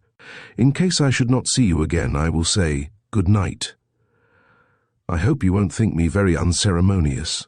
He shook hands with me and went out of the room, leaving me, as I have said, profoundly astonished that he should consider any business of more moment than the condition of his friend, whose life, even now, was but hanging by a thread. However, it was really no concern of mine. I could do without him, and the resuscitation of this unfortunate half-dead man gave me occupation enough to engross my whole attention. The melancholy progress up and down the room recommenced, and with it the mumbled protests from the patient. As we walked, and especially as we turned, I caught frequent glimpses of the housekeeper's face, but it was nearly always in profile. She appeared to avoid looking me in the face, though she did so once or twice, and on each of these occasions her eyes were directed at me in a normal manner, without any sign of a squint. Nevertheless, I had the impression that when her face was turned away from me, she squinted. The swivel eye, the left, was towards me as she held the patient's right arm, and it was almost continuously turned in my direction, whereas I felt convinced that she was really looking straight before her, though, of course, her right eye was invisible to me. It struck me, even at the time, as an odd affair, but I was too much concerned about my charge to give it much consideration. Meanwhile, the patient continued to revive apace, and the more he revived, the more energetically did he protest against this wearisome perambulation. But he was evidently a polite gentleman, for, muddled as his faculties were, he managed to clothe his objections in courteous and even gracious forms of speech, singularly out of agreement with the character that Mr. Weiss had given him. "I thank you," he mumbled thickly. "Ver good takes much trouble. Think I will lie down now." He looked wistfully at the bed, but I wheeled him about and marched him once more down the room. He submitted unresistingly, but as we again approached the bed, he reopened the matter. "It's quite sufficient, thank you. Get back to bed now. Much obliged for all your kindness here." I turned him round, though, really. "Me feeling rather tired. Sh' like to lie down now, if you'd be so good." "You must walk about a little longer, Mr. Graves," I said. "It would be very bad for you to go to sleep again." He looked at me with a curious, dull surprise, and reflected a while as if in some perplexity. Then he looked at me again and said, "Thing, sir, you are mistaken me, mist." Here Mrs. Schallibaum interrupted sharply. "The doctor thinks it's good for you to walk about. You've been sleeping too much. He doesn't want you to sleep any more just now." "Don't want to sleep, want to lie down," said the patient. "But you mustn't lie down for a little while. You must walk about for a few minutes more. And you'd better not talk. Just walk up and down." "There's no harm in his talking," said I. "In fact, it's good for him. It will help to keep him awake." "I should think it would tire him," said Mrs. Schallibaum, "and it worries me to hear him asking to lie down when we can't let him." She spoke sharply, and in an unnecessarily high tone, so that the patient could not fail to hear. Apparently, he took in the very broad hint contained in the concluding sentence, for he trudged wearily and unsteadily up and down the room for some time without speaking, though he continued to look at me from time to time, as if something in my appearance puzzled him exceedingly. At length, his intolerable longing for repose overcame his politeness, and he returned to the attack. "Surely we walked enough now, feeling very tired. Am really. Would you be kind to let me lie down few minutes?" "Don't you think he might lie down for a little while?" Mrs. Schallibaum asked. I felt his pulse, and decided that he was really becoming fatigued, and that it would be wiser not to overdo the exercise while he was so weak. Accordingly, I consented to his returning to bed, and turned him round in that direction, whereupon he tottered gleefully towards his resting place like a tired horse heading for its stable. As soon as he was tucked in, I gave him a full cup of coffee, which he drank with some avidity, as if thirsty. Then I sat down by the bedside, and with a view to keeping him awake, began once more to ply him with questions. "Does your head ache, Mr. Graves?" I asked. "The doctor says, does your head ache?" Mrs. Schallibaum squalled so loudly that the patient started perceptibly. "I heard him, my dear girl," he answered with a faint smile. "Not deaf, you know. Yes, head aches a good deal, but I think this gentleman mistakes. He says you are to keep awake. You mustn't go to sleep again, and you are not to close your eyes. All repone. Keep 'em open." And he proceeded forthwith to shut them with an air of infinite peacefulness. I grasped his hand and shook it gently, on which he opened his eyes and looked at me sleepily. The housekeeper stroked his head, keeping her face half turned from me, as she had done almost constantly, to conceal the squinting eye, as I assumed, and said, "Need we keep you any longer, doctor? It is getting very late and you have a long way to go." I looked doubtfully at the patient. I was loath to leave him, distrusting these people as I did, but I had my work to do on the morrow, with perhaps a night call or two in the interval, and the endurance even of a general practitioner has its limits. "I think I heard the carriage some time ago," Mrs. Schallibaum added. I rose hesitatingly and looked at my watch. It had turned 11:30. "You understand," I said in a low voice, "that the danger is not over. If he is left now, he will fall asleep, and in all human probability will never wake. You clearly understand that?"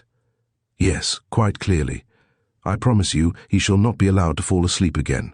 As she spoke, she looked me full in the face for a few moments, and I noted that her eyes had a perfectly normal appearance, without any trace whatever of a squint. "Very well," I said. "On that understanding I will go now, and I shall hope to find our friend quite recovered at my next visit." I turned to the patient, who was already dozing, and shook his hand heartily. "Goodbye, Mr. Graves," I said. "I am sorry to have to disturb your repose so much, but you must keep awake, you know. Won't do to go to sleep." "Very well," he replied drowsily. "Sorry to give you all this trouble. Keep awake. But I think you're mistaken. He says it's very important that you shouldn't go to sleep, and that I am to see that you don't. Do you understand?" "Yes, I understand. But why does this gentleman—" "Now it's of no use for you to ask a lot of questions," Mrs. Schallibaum said playfully. "We'll talk to you tomorrow. Good night, Doctor. I'll light you down the stairs, but I won't come down with you, or the patient will be falling asleep again." Taking this definite dismissal, I retired, followed by a dreamily surprised glance from the sick man. The housekeeper held the candle over the balusters until I reached the bottom of the stairs, when I perceived through the open door along the passage a glimmer of light from the carriage lamps. The coachman was standing just outside, faintly illuminated by the very dim lamplight, and as I stepped into the carriage he remarked in his Scotch dialect that I seemed to have been making a nicht of it. He did not wait for any reply, none being in fact needed, but shut the door and locked it. I lit my little pocket lamp and hung it on the back cushion. I even drew the board and notebook from my pocket. But it seemed rather unnecessary to take a fresh set of notes, and, to tell the truth, I rather shirked the labor, tired as I was after my late exertions. Besides, I wanted to think over the events of the evening while they were fresh in my memory. Accordingly, I put away the notebook, filled and lighted my pipe, and settled myself to review the incidents attending my second visit to this rather uncanny house. Considered in leisurely retrospect, that visit offered quite a number of problems that called for elucidation. There was the patient's condition, for instance. Any doubt as to the cause of his symptoms was set at rest by the effect of the antidotes. Mr. Graves was certainly under the influence of morphine, and the only doubtful question was how he had become so. That he had taken the poison himself was incredible. No morphinomaniac would take such a knockdown dose. It was practically certain that the poison had been administered by someone else, and, on Mr. Weiss's own showing, there was no one but himself and the housekeeper who could have administered it. And to this conclusion all the other very queer circumstances pointed. What were these circumstances? They were, as I have said, numerous, though many of them seemed trivial. To begin with, Mr. Weiss's habit of appearing some time after my arrival and disappearing some time before my departure was decidedly odd. But still more odd was his sudden departure this evening on what looked like a mere pretext. That departure coincided in time with the sick man's recovery of the power of speech.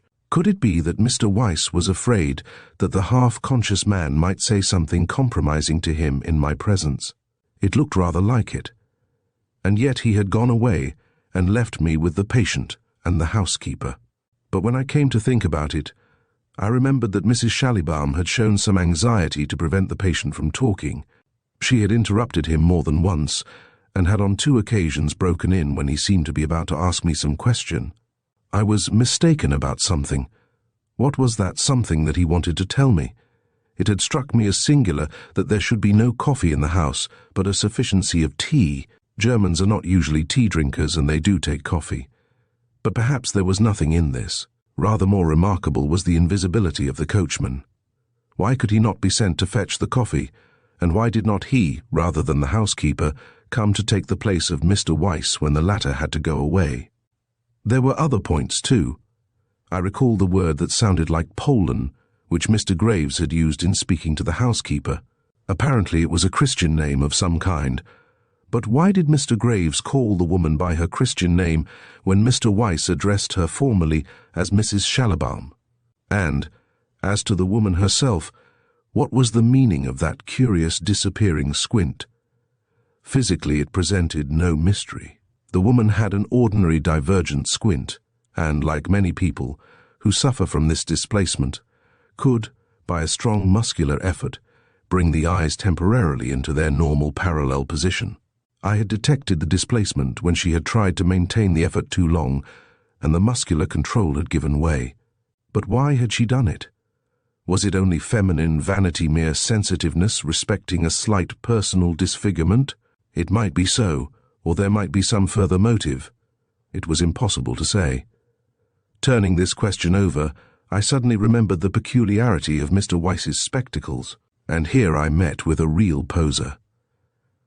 I had certainly seen through those spectacles as clearly as if they had been plain window glass, and they had certainly given an inverted reflection of the candle flame like that, thrown from the surface of a concave lens. Now they obviously could not be both flat and concave, but yet they had the properties peculiar to both flatness and concavity, and there was a further difficulty. If I could see objects unaltered through them, so could Mr. Weiss. But the function of spectacles is to alter the appearances of objects, by magnification, reduction, or compensating distortion. If they leave the appearances unchanged, they are useless. I could make nothing of it. After puzzling over it for quite a long time, I had to give it up, which I did the less unwillingly inasmuch as the construction of Mr. Weiss's spectacles had no apparent bearing on the case. On arriving home, I looked anxiously at the message book and was relieved to find that there were no further visits to be made. Having made up a mixture for Mr. Graves and handed it to the coachman, I raked the ashes of the surgery fire together and sat down to smoke a final pipe while I reflected once more on the singular and suspicious case in which I had become involved. But fatigue soon put an end to my meditations, and having come to the conclusion that the circumstances demanded a further consultation with Thorndyke, I turned down the gas to a microscopic blue spark and betook myself to bed. Chapter 4. The Official View.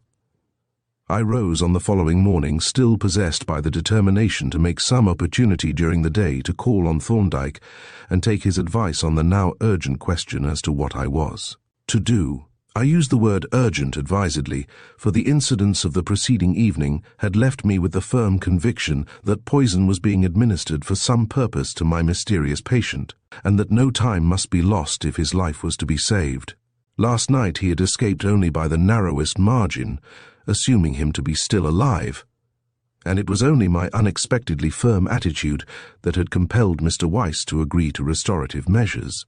That I should be sent for again I had not the slightest expectation. If what I so strongly suspected was true, Weiss would call in some other doctor, in the hope of better luck, and it was imperative that he should be stopped before it was too late. This was my view, but I meant to have Thorndyke's opinion, and act under his direction, but the best-laid plans of mice and men gang aft Agley. When I came downstairs and took a preliminary glance at the rough memorandum book, kept by the bottle boy, or, in his absence, by the housemaid, I stood aghast. The morning's entries looked already like a sample page of the post office directory. The new calls alone were more than equal to an ordinary day's work, and the routine visits remained to be added. Gloomily wondering whether the Black Death had made a sudden reappearance in England, I hurried to the dining room and made a hasty breakfast, interrupted at intervals by the apparition of the bottle boy to announce new messages. The first 2 or 3 visits solved the mystery. An epidemic of influenza had descended on the neighbourhood, and I was getting not only our own normal work but a certain amount of overflow from other practices. Further, it appeared that a strike in the building trade had been followed immediately by a widespread failure of health among the bricklayers who were members of a certain benefit club, which accounted for the remarkable suddenness of the outbreak. Of course, my contemplated visit to Thorndyke was out of the question. I should have to act on my own responsibility, but in the hurry and rush and anxiety of the work, for some of the cases were severe and even critical, I had no opportunity to consider any course of action, nor time to carry it out. Even with the aid of a hansom which I chartered, as Stilbury kept no carriage, I had not finished my last visit until near on midnight, and was then so spent with fatigue that I fell asleep over my postponed supper. As the next day opened with a further increase of work, I sent a telegram to Dr. Stilbury at Hastings, whither he had gone, like a wise man, to recruit after a slight illness. I asked for authority to engage an assistant, but the reply informed me that Stilbury himself was on his way to town, and to my relief, when I dropped in at the surgery for a cup of tea, I found him rubbing his hands over the open day book. "It's an ill wind that blows nobody good," he remarked cheerfully as we shook hands. "This will pay the expenses of my holiday, including you. By the way, you are not anxious to be off, I suppose?" As a matter of fact, I was, for I had decided to accept Thorndyke's offer, and was now eager to take up my duties with him. But it would have been shabby to leave Stilbury to battle alone with this rush of work, or to seek the services of a strange assistant. "I should like to get off as soon as you can spare me," I replied. "But I'm not going to leave you in the lurch." "That's a good fellow," said Stilbury. "I knew you wouldn't. Let us have some tea and divide up the work. Anything of interest going?" There were 1 or 2 unusual cases on the list, and as we marked off our respective patients, I gave him the histories in brief synopsis. And then I opened the subject of my mysterious experiences at the house of Mr. Weiss. "There's another affair that I want to tell you about, rather an unpleasant business." "Oh dear," exclaimed Stilbury. He put down his cup and regarded me with quite painful anxiety. "It looks to me like an undoubted case of criminal poisoning," I continued. Stilbury's face cleared instantly. "Oh, I'm glad it's nothing more than that," he said with an air of relief. "I was afraid it was some confounded woman. There's always that danger, you know, when a locum is young and happens, if I may say so, Jervis, to be a good-looking fellow. Let us hear about this case." I gave him a condensed narrative of my connection with the mysterious patient, omitting any reference to Thorndyke, and passing lightly over my efforts to fix the position of the house, and wound up with a remark that the facts ought certainly to be communicated to the police. "Yes," he admitted reluctantly. "I suppose you're right. Deuced unpleasant, though. Police cases don't do a practice any good. They waste a lot of time, too, keep you hanging about to give evidence. Still, you are quite right. We can't stand by and see the poor devil poisoned without making some effort. But I don't believe the police will do anything in the matter. Don't you really?" "No, I don't. They like to have things pretty well cut and dried before they act. A prosecution is an expensive affair, so they don't care to prosecute unless they are fairly sure of a conviction. If they fail, they get hauled over the coals." "But don't you think they would get a conviction in this case?" "Not on your evidence, Jervis. They might pick up something fresh, but if they didn't, they would fail. You haven't got enough hard-baked facts to upset a capable defense. Still, that isn't our affair. You want to put the responsibility on the police, and I entirely agree with you. There ought not to be any delay," said I. "There needn't be. I shall look in on Mrs. Wackford, and you have to see the Rummel children. We shall pass the station on our way. Why shouldn't we drop in and see the inspector or superintendent?" The suggestion met my views exactly. As soon as we had finished tea, we set forth, and in about 10 minutes found ourselves in the bare and forbidding office attached to the station. The presiding officer descended from a high stool, and, carefully laying down his pen, shook hands cordially. "And what can I do for you, gentlemen?" he asked, with an affable smile. Stilbury proceeded to open our business. "My friend here, Dr. Jervis, who has very kindly been looking after my work for a week or 2, has had a most remarkable experience, and he wants to tell you about it." "Something in my line of business?" the officer inquired. "That," said I, "is for you to judge. I think it is, but you may think otherwise." And hereupon, without further preamble, I plunged into the history of the case, giving him a condensed statement similar to that which I had already made to Stilbury. He listened with close attention, jotting down from time to time a brief note on a sheet of paper, and, when I had finished, he wrote out in a black-covered notebook a short précis of my statement. "I have written down here," he said, "the substance of what you have told me. I will read the deposition over to you, and, if it is correct, I will ask you to sign it."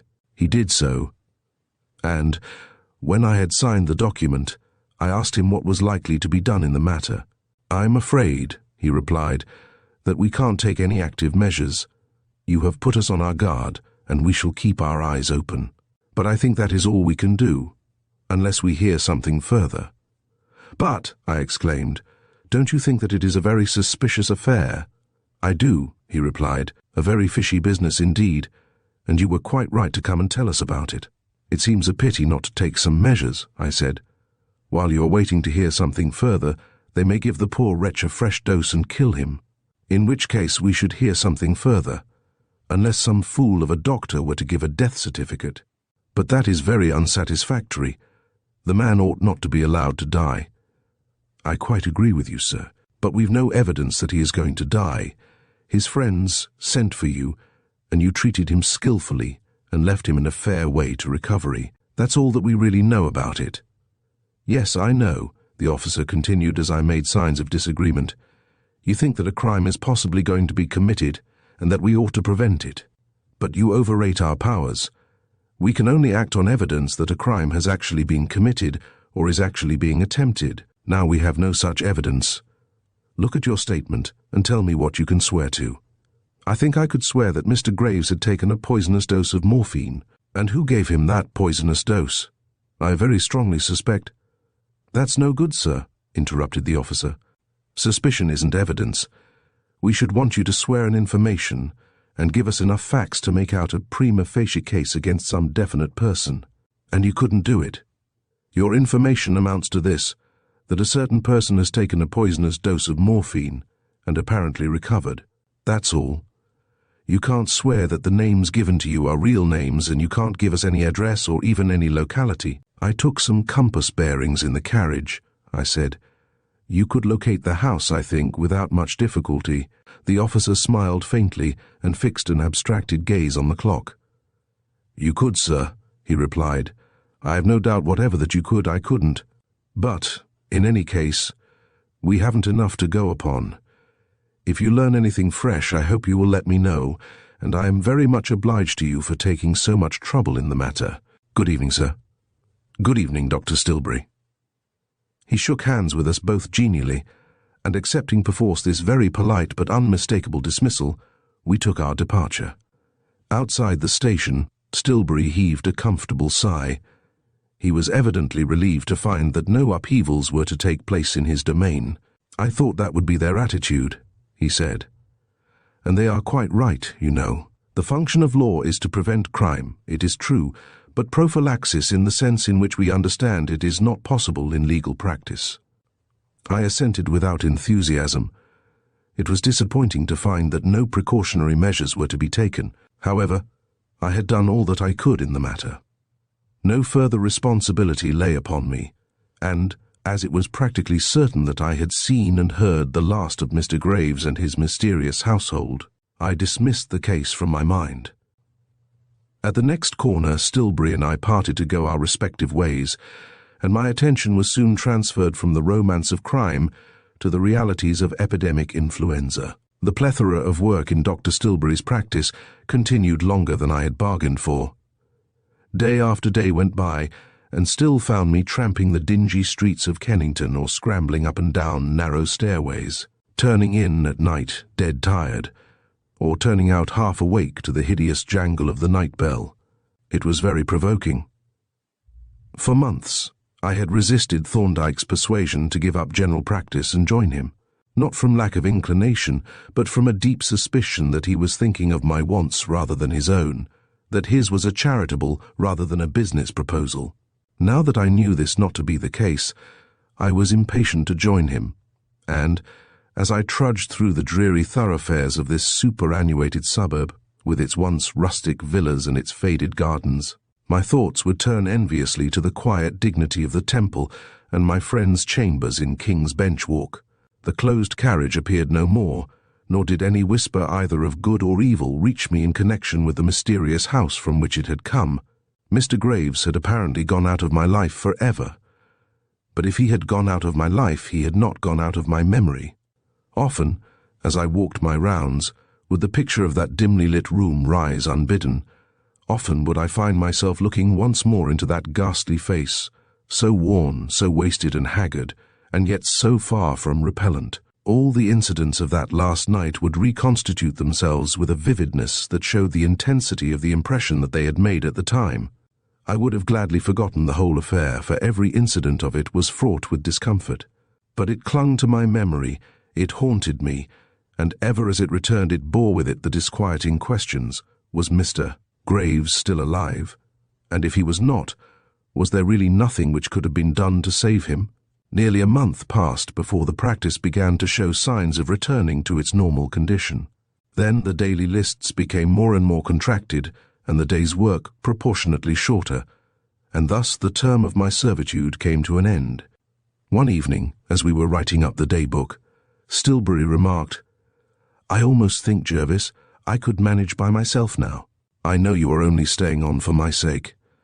I am staying on to finish my engagement, but I shan't be sorry to clear out if you can do without me. I think I can. When would you like to be off?" "As soon as possible. Say tomorrow morning, after I have made a few visits and transferred the patients to you." "Very well," said Stilbury.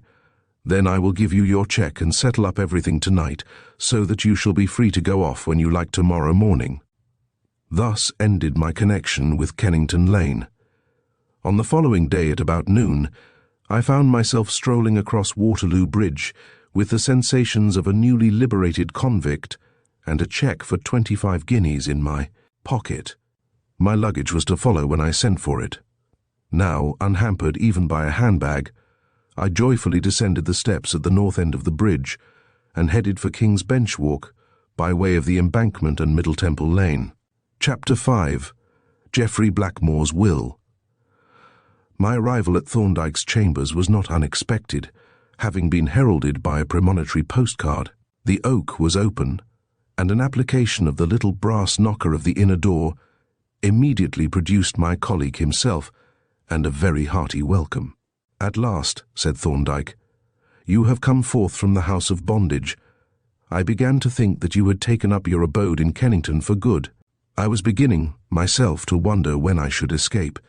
But here I am, and I may say at once that I am ready to shake the dust of general practice off my feet forever, that is, if you are still willing to have me as your assistant."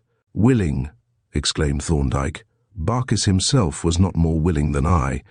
You will be invaluable to me. Let us settle the terms of our comradeship forthwith, and tomorrow we will take measures to enter you as a student of the Inner Temple. Shall we have our talk in the open air and the spring sunshine?"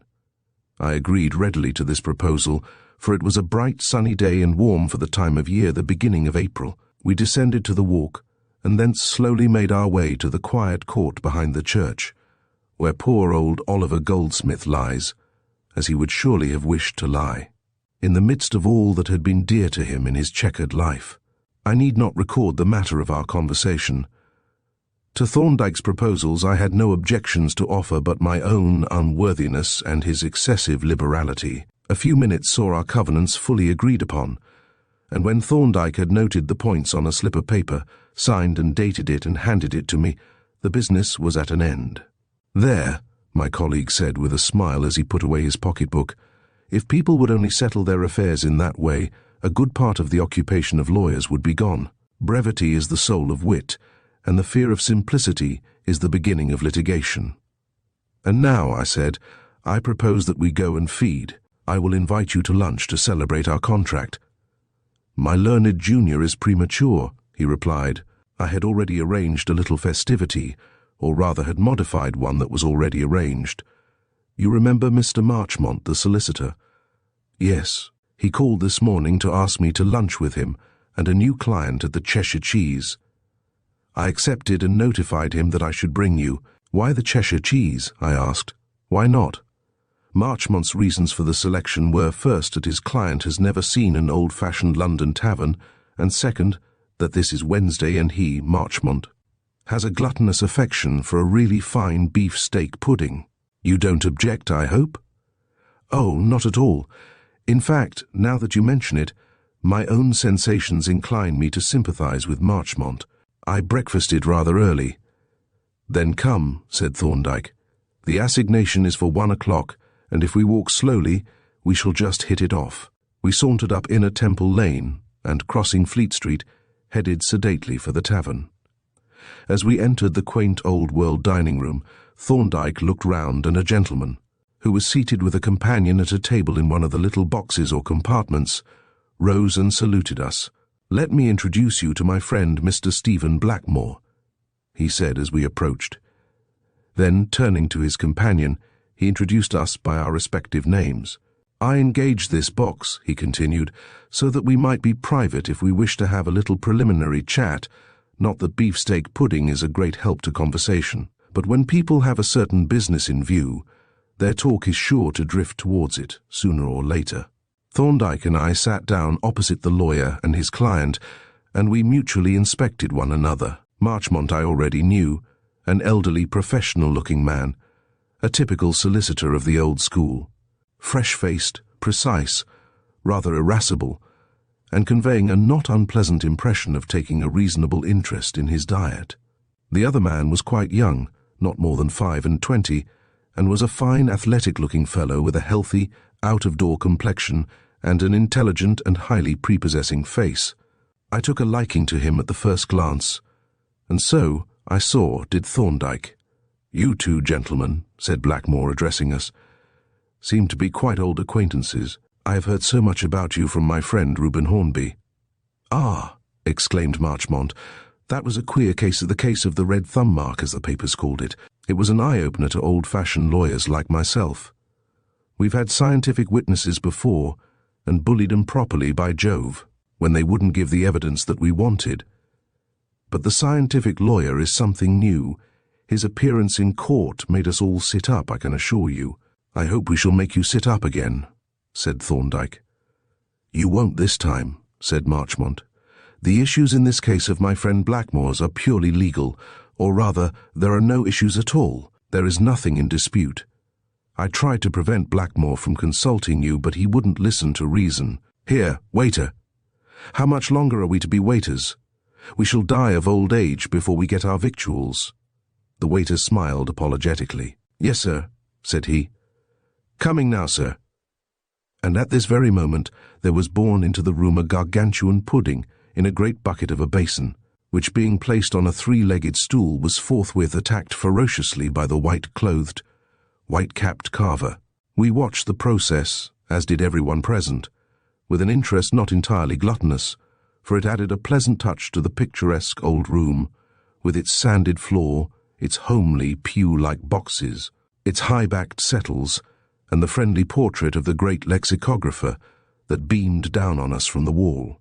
"This is a very different affair from your great, glittering modern restaurant," Mr. Marchmont remarked. "It is indeed," said Blackmore. "And if this is the way in which our ancestors lived, it would seem that they had a better idea of comfort than we have." There was a short pause, during which Mr. Marchmont glared hungrily at the pudding. Then Thorndyke said, "So you refuse to listen to reason, Mr. Blackmore?" "Yes. You see, Mr. Marchmont and his partner had gone into the matter and decided that there was nothing to be done.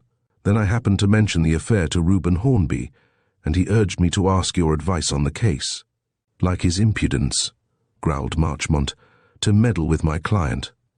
"On which," continued Blackmore, "I spoke to Mr. Marchmont, and he agreed that it was worthwhile to take your opinion on the case, though he warned me to cherish no hopes, as the affair was not really within your specialty."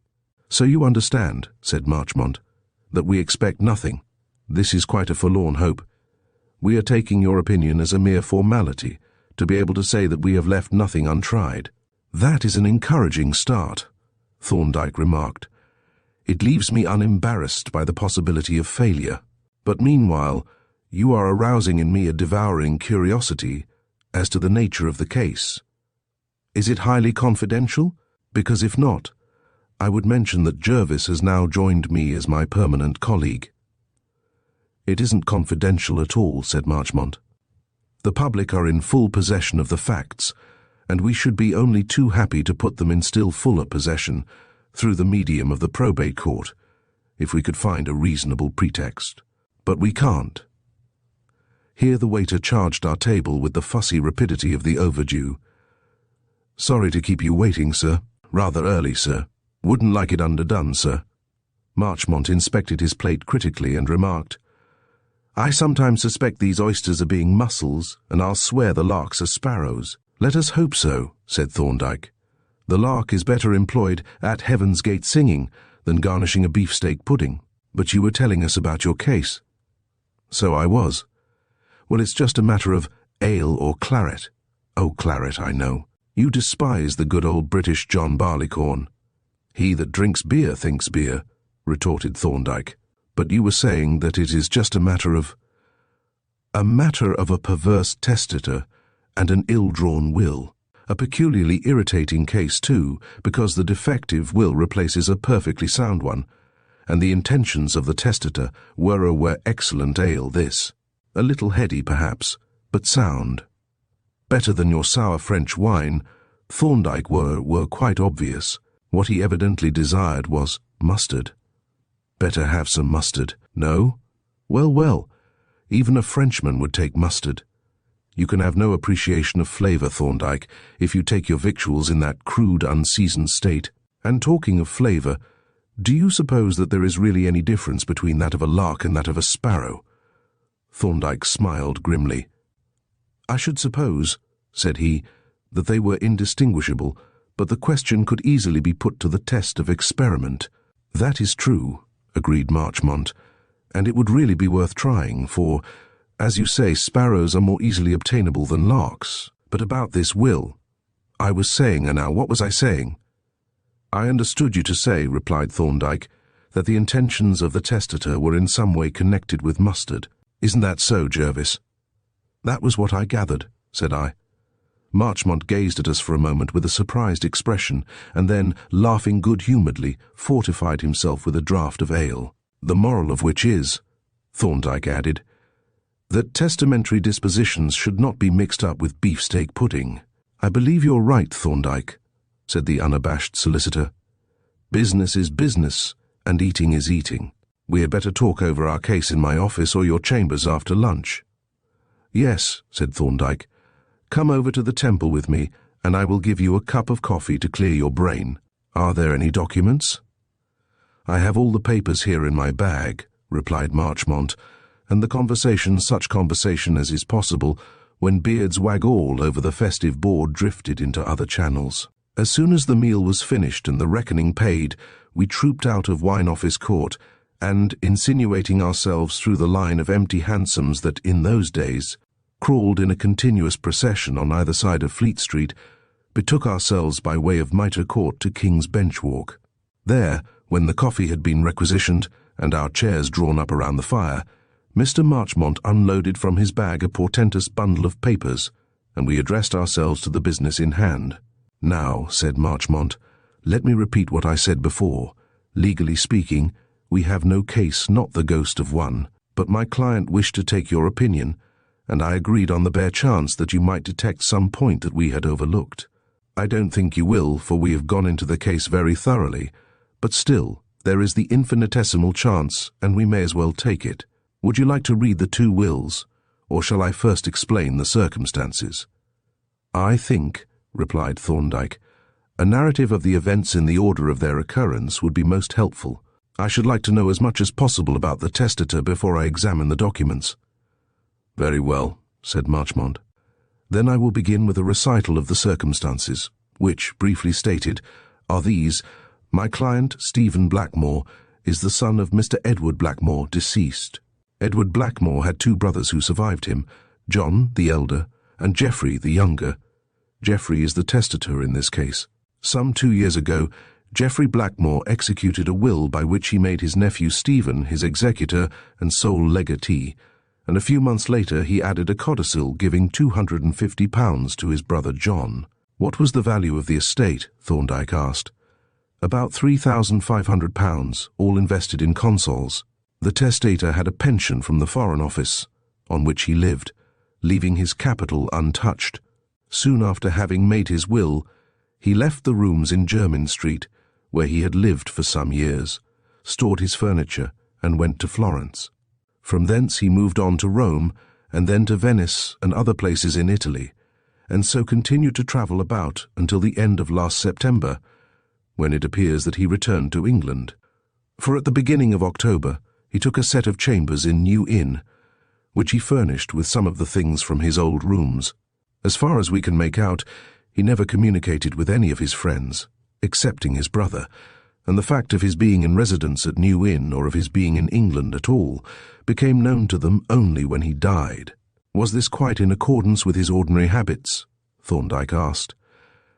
I should say not quite, Blackmore answered. My uncle was a studious, solitary man, but he was not formally a recluse. He was not much of a correspondent, but he kept up some sort of communication with his friends. He used, for instance, to write to me sometimes, and when I came down from Cambridge for the vacations, he had me to stay with him at his rooms. Is there anything known that accounts for the change in his habits? Yes, there is, replied Marchmont. We shall come to that presently. To proceed with the narrative, on the 15th of last March he was found dead in his chambers, and a more recent will was then discovered, dated the 12th of November of last year. Now no change had taken place in the circumstances of the testator to account for the new will, nor was there any appreciable alteration in the disposition of the property. As far as we can make out, the new will was drawn with the idea of stating the intentions of the testator with greater exactness, and for the sake of doing away with the codicil.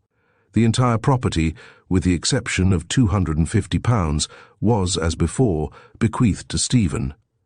But the separate items were specified, and the testator's brother, John Blackmore, was named as the executor and residuary legatee. I see, said Thorndyke, so that your client's interest in the will would appear to be practically unaffected by the change. Yes, there it is, exclaimed the lawyer, slapping the table to add emphasis to his words. That is the pity of it. If people who have no knowledge of law would only refrain from tinkering at their wills, what a world of trouble would be saved. Oh, come, said Thorndyke. It is not for a lawyer to say that. No, I suppose not, Marchmont agreed. Only, you see, we like the muddle to be made by the other side. But, in this case, the muddle is on our side. The change, as you say, seems to leave our friend Stephen's interests unaffected. That is, of course, what poor Geoffrey Blackmore thought. But he was mistaken. The effect of the change is absolutely disastrous. Indeed. Yes. As I have said, no alteration in the testator's circumstances had taken place at the time the new will was executed, but only 2 days before his death, his sister, Mrs. Edmund Wilson, died, and on her will being proved, it appeared that she had bequeathed to him her entire personalty, estimated at about £30,000. Hey-ho, exclaimed Thorndyke. What an unfortunate affair.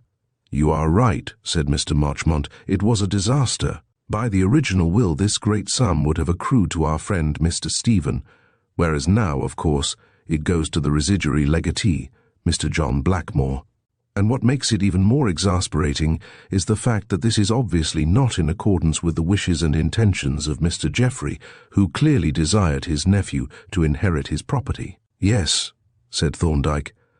I think you are justified in assuming that. But do you know whether Mr. Geoffrey was aware of his sister's intentions? We think not. Her will was executed as recently as the 3rd of September last, and it seems that there had been no communication between her and Mr. Geoffrey since that date. Besides, if you consider Mr. Geoffrey's actions, you will see that they suggest no knowledge or expectation of this very important bequest. A man does not make elaborate dispositions in regard to £3,000 and then leave a sum of £30,000 to be disposed of casually as the residue of the estate. No, Thorndyke agreed. And, as you have said, the manifest intention of the testator was to leave the bulk of his property to Mr. Stephen, so we may take it as virtually certain that Mr. Geoffrey had no knowledge of the fact that he was a beneficiary under his sister's will. Yes, said Mr. Marchmont, I think we may take that as nearly certain. With reference to the second will, said Thorndyke, I suppose there is no need to ask whether the document itself has been examined. I mean, as to its being a genuine document and perfectly regular. Mr. Marchmont shook his head sadly. No, he said. I am sorry to say that there can be no possible doubt as to the authenticity and regularity of the document. The circumstances under which it was executed establish its genuineness beyond any question. What were those circumstances? Thorndyke asked. They were these. On the morning of the 12th of November last, Mr. Geoffrey came to the porter's lodge with a document in his hand. This, he said, is my will. I want you to witness my signature. Would you mind doing so? And can you find another respectable person to act as the second witness? Now it happened that a nephew of the porter's, a painter by trade, was at work in the inn. The porter went out and fetched him into the lodge, and the two men agreed to witness the signature. "You had better read the will," said Mr. Geoffrey. "It is not actually necessary, but it is an additional safeguard, and there is nothing of a private nature in the document." The two men accordingly read the document, and, when Mr. Geoffrey had signed it in their presence, they affixed their signatures, and I may add that the painter left the recognizable impressions of 3 greasy fingers. "And these witnesses have been examined?" "Yes. They have both sworn to the document and to their own signatures, and the painter recognized his finger marks." "That," said Thorndyke, "seems to dispose pretty effectually of any question as to the genuineness of the will, and if, as I gather, Mr. Geoffrey came to the lodge alone, the question of undue influence is disposed of too." "Yes," said Mr. Marchmont. "I think we must pass the will as absolutely flawless." "It strikes me as rather odd," said Thorndyke, "that Geoffrey should have known so little about his sister's intentions." "Can you explain it, Mr. Blackmore?" "I don't think that it is very remarkable," Stephen replied. "I knew very little of my aunt's affairs, and I don't think my Uncle Geoffrey knew much more, for he was under the impression that she had only a life interest in her husband's property. And he may have been right. It is not clear what money this was that she left to my uncle. She was a very taciturn woman and made few confidences to anyone, so that it is possible," said Thorndyke, "that she herself may have acquired this money recently by some bequest." "It is quite possible," Stephen answered. "She died, I understand," said Thorndyke, glancing at the notes that he had jotted down, 2 days before Mr. Geoffrey. "What date would that be?" "Geoffrey died on the 14th of March, said Marchmont, "so that Mrs. Wilson died on the 12th of March. "That is so," Marchmont replied, and Thorndyke then asked, "Did she die suddenly?" "No," replied Stephen, "she died of cancer. I understand that it was cancer of the stomach." "Do you happen to know," Thorndyke asked, "what sort of relations existed between Geoffrey and his brother John?" "At one time," said Stephen, "I know they were not very cordial, but the breach may have been made up later, though I don't know that it actually was." "I ask the question," said Thorndyke, "because, as I dare say you have noticed, there is in the first will some hint of improved relations, as it was originally drawn that Will makes Mr. Stephen the sole legatee. Then, a little later, a codicil is added in favour of John, showing that Geoffrey had felt the necessity of making some recognition of his brother. This seems to point to some change in the relations, and the question arises, if such a change did actually occur, was it the beginning of a new and further improving state of feeling between the two brothers? Have you any facts bearing on that question?" Marchmont pursed up his lips with the air of a man considering an unwelcome suggestion, and after a few moments of reflection answered, "I think we must say yes to that. There is the undeniable fact that of all Geoffrey's friends, John Blackmore was the only one who knew that he was living in New Inn." "Oh, John knew that, did he?" "Yes, he certainly did, for it came out in the evidence that he had called on Geoffrey at his chambers more than once. There is no denying that. But mark you," Mr. Marchmont added emphatically, "that does not cover the inconsistency of the will. There is nothing in the second will to suggest that Geoffrey intended materially to increase the bequest to his brother." "I quite agree with you, Marchmont. I think that is a perfectly sound position. You have, I suppose, fully considered the question as to whether it would be possible to set aside the second will on the ground that it fails to carry out the evident wishes and intentions of the testator?" "Yes. My partner, Winwood, and I went into that question very carefully, and we also took counsel's opinion, Sir Horace Barnaby, and he was of the same opinion as ourselves, that the court would certainly uphold the will." "I think that would be my own view," said Thorndyke, "especially after what you have told me. Do I understand that John Blackmore was the only person who knew that Geoffrey was in residence at New Inn? The only one of his private friends. His bankers knew, and so did the officials from whom he drew his pension. Of course he would have to notify his bankers of his change of address. Yes, of course. And apropos of the bank, I may mention that the manager tells me that, of late, they had noticed a slight change in the character of Geoffrey's signature. I think you will see the reason of the change when—" You hear the rest of his story. It was very trifling, not more than commonly occurs when a man begins to grow old, especially if there is some failure of eyesight. Was Mr. Geoffrey's eyesight failing? Asked Thorndyke. Yes, it was, undoubtedly, said Stephen. He was practically blind in one eye, and in the very last letter that I ever had from him, he mentioned that there were signs of commencing cataract in the other. You spoke of his pension. He continued to draw that regularly? Yes, he drew his allowance every month, or rather his bankers drew it for him. They had been accustomed to do so when he was abroad, and the authorities seemed to have allowed the practice to continue. Thorndyke reflected a while, running his eye over the notes on the slips of paper in his hand, and Marchmont surveyed him with a malicious smile. Presently the latter remarked, "Methinks the learned counsel is flawed." Thorndyke laughed. "It seems to me," he retorted, "that your proceedings are rather like those of the amiable individual who offered the bear a flint pebble, that he might crack it and extract the kernel. Your confounded will seems to offer no soft spot on which one could commence an attack. But we won't give up. We seem to have sucked the will dry. Let us now have a few facts respecting the parties concerned in it. And, as Geoffrey is the central figure, let us begin with him and the tragedy at New Inn that formed the starting point of all this trouble. Chapter 6. Geoffrey Blackmore, deceased. Having made the above proposition, Thorndyke placed a fresh slip of paper on the blotting pad on his knee and looked inquiringly at Mr. Marchmont, who, in his turn, sighed and looked at the bundle of documents on the table. "What do you want to know?" he asked a little wearily. "Everything," replied Thorndyke.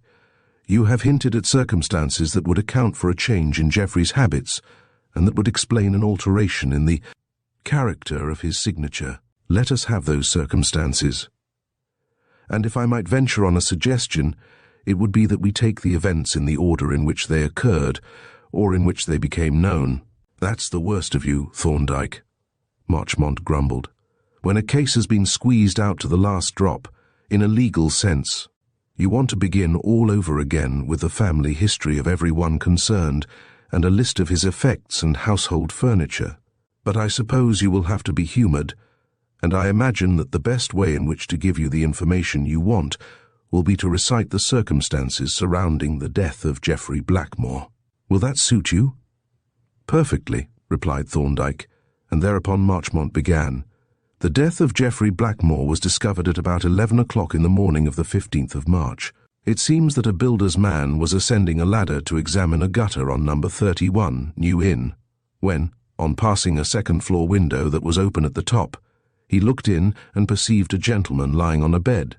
The gentleman was fully clothed, and had apparently lain down on the bed to rest. At least so the builder thought at the time, for he was merely passing the window on his way up, and, very properly, did not make a minute examination. But when, some 10 minutes later, he came down and saw that the gentleman was still in the same position, he looked at him more attentively, and this is what he noticed. But perhaps we had better have it in his own words as he told the story at the inquest. When I came to look at the gentleman a bit more closely, it struck me that he looked rather queer. His face looked very white, or rather pale yellow, like parchment, and his mouth was open. He did not seem to be breathing. On the bed by his side was a brass object of some kind. I could not make out what it was, and he seemed to be holding some small metal object in his hand. I thought it rather a queer affair, so when I came down I went across to the lodge and told the porter about it. The porter came out across the square with me, and I showed him the window. Then he told me to go up the stairs to Mr. Blackmore's chambers on the second pair and knock and keep on knocking until I got an answer. I went up and knocked and kept on knocking as loud as I could, but, though I fetched everybody out of all the other chambers in the house, I couldn't get any answer from Mr. Blackmore. So I went downstairs again, and then Mr. Walker, the porter, sent me for a policeman. I went out and met a policeman just by Dane's Inn and told him about the affair, and he came back with me. He and the porter consulted together, and then they told me to go up the ladder and get in at the window and open the door of the chambers from the inside. So I went up, and as soon as I got in at the window I saw that the gentleman was dead. I went through the other room and opened the outer door and let in the porter and the policeman. "That," said Mr. Marchmont, laying down the paper containing the depositions, is the way in which poor Geoffrey Blackmore's death came to be discovered. The constable reported to his inspector, and the inspector sent for the divisional surgeon, whom he accompanied to New Inn. I need not go into the evidence given by the police officers, as the surgeon saw all that they saw, and his statement covers everything that is known about Geoffrey's death. This is what he says, after describing how he was sent for and arrived at the inn. In the bedroom, I found the body of a man between 50 and 60 years of age, which has since been identified in my presence as that of Mr. Geoffrey Blackmore. It was fully dressed and wore boots on which was a moderate amount of dry mud. It was lying on its back on the bed, which did not appear to have been slept in, and showed no sign of any struggle or disturbance. The right hand loosely grasped a hypodermic syringe containing a few drops of clear liquid, which I have since analyzed and found to be a concentrated solution of strophanthin. On the bed, close to the left side of the body, was a brass opium pipe of a pattern which I believe is made in China. The bowl of the pipe contained a small quantity of charcoal and a fragment of opium together with some ash, and there was on the bed a little ash, which appeared to have dropped from the bowl when the pipe fell or was laid down. On the mantel shelf in the bedroom, I found a small glass-stoppered jar containing about an ounce of solid opium, and another, larger jar containing wood charcoal broken up into small fragments. Also a bowl containing a quantity of ash, with fragments of half-burned charcoal and a few minute particles of charred opium. By the side of the bowl were a knife, a kind of awl or pricker, and a very small pair of tongs, which I believe to have been used for carrying a piece of lighted charcoal to the pipe.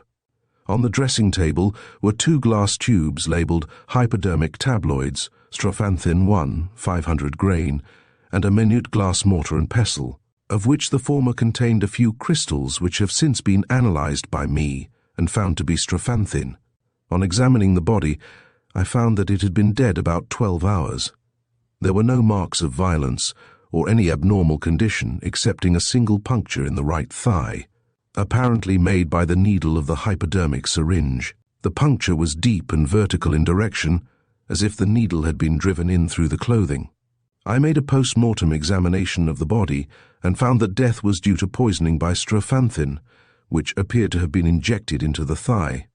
The 2 tubes which I found on the dressing table would each have contained, if full, 20 tabloids, each tabloid representing 1/500th of a grain of strophanthin. Assuming that the whole of this quantity was injected, the amount taken would be 45/100ths, or about 1/12th of a grain. The ordinary medicinal dose of strophanthin is 1/500th of a grain. I also found in the body appreciable traces of morphine, the principal alkaloid of opium, from which I infer that the deceased was a confirmed opium smoker. This inference was supported by the general condition of the body, which was ill-nourished and emaciated, and presented all the appearances usually met with in the bodies of persons addicted to the habitual use of opium. That is the evidence of the surgeon. He was recalled later, as we shall see, but meanwhile, I think you will agree with me that the facts testified to by him fully account, not only for the change in Geoffrey's habits, his solitary and secretive mode of life, but also for the alteration in his handwriting. Yes, agreed Thorndyke, that seems to be so. By the way, what did the change in the handwriting amount to? Very little, replied Marchmont. It was hardly perceptible. Just a slight loss of firmness and distinctness, such a trifling change as you would expect to find in the handwriting of a man who had taken to drink or drugs, or anything that might impair the steadiness of his hand. I should not have noticed it myself, but, of course, the people at the bank are experts, constantly scrutinizing signatures and scrutinizing them with a very critical eye.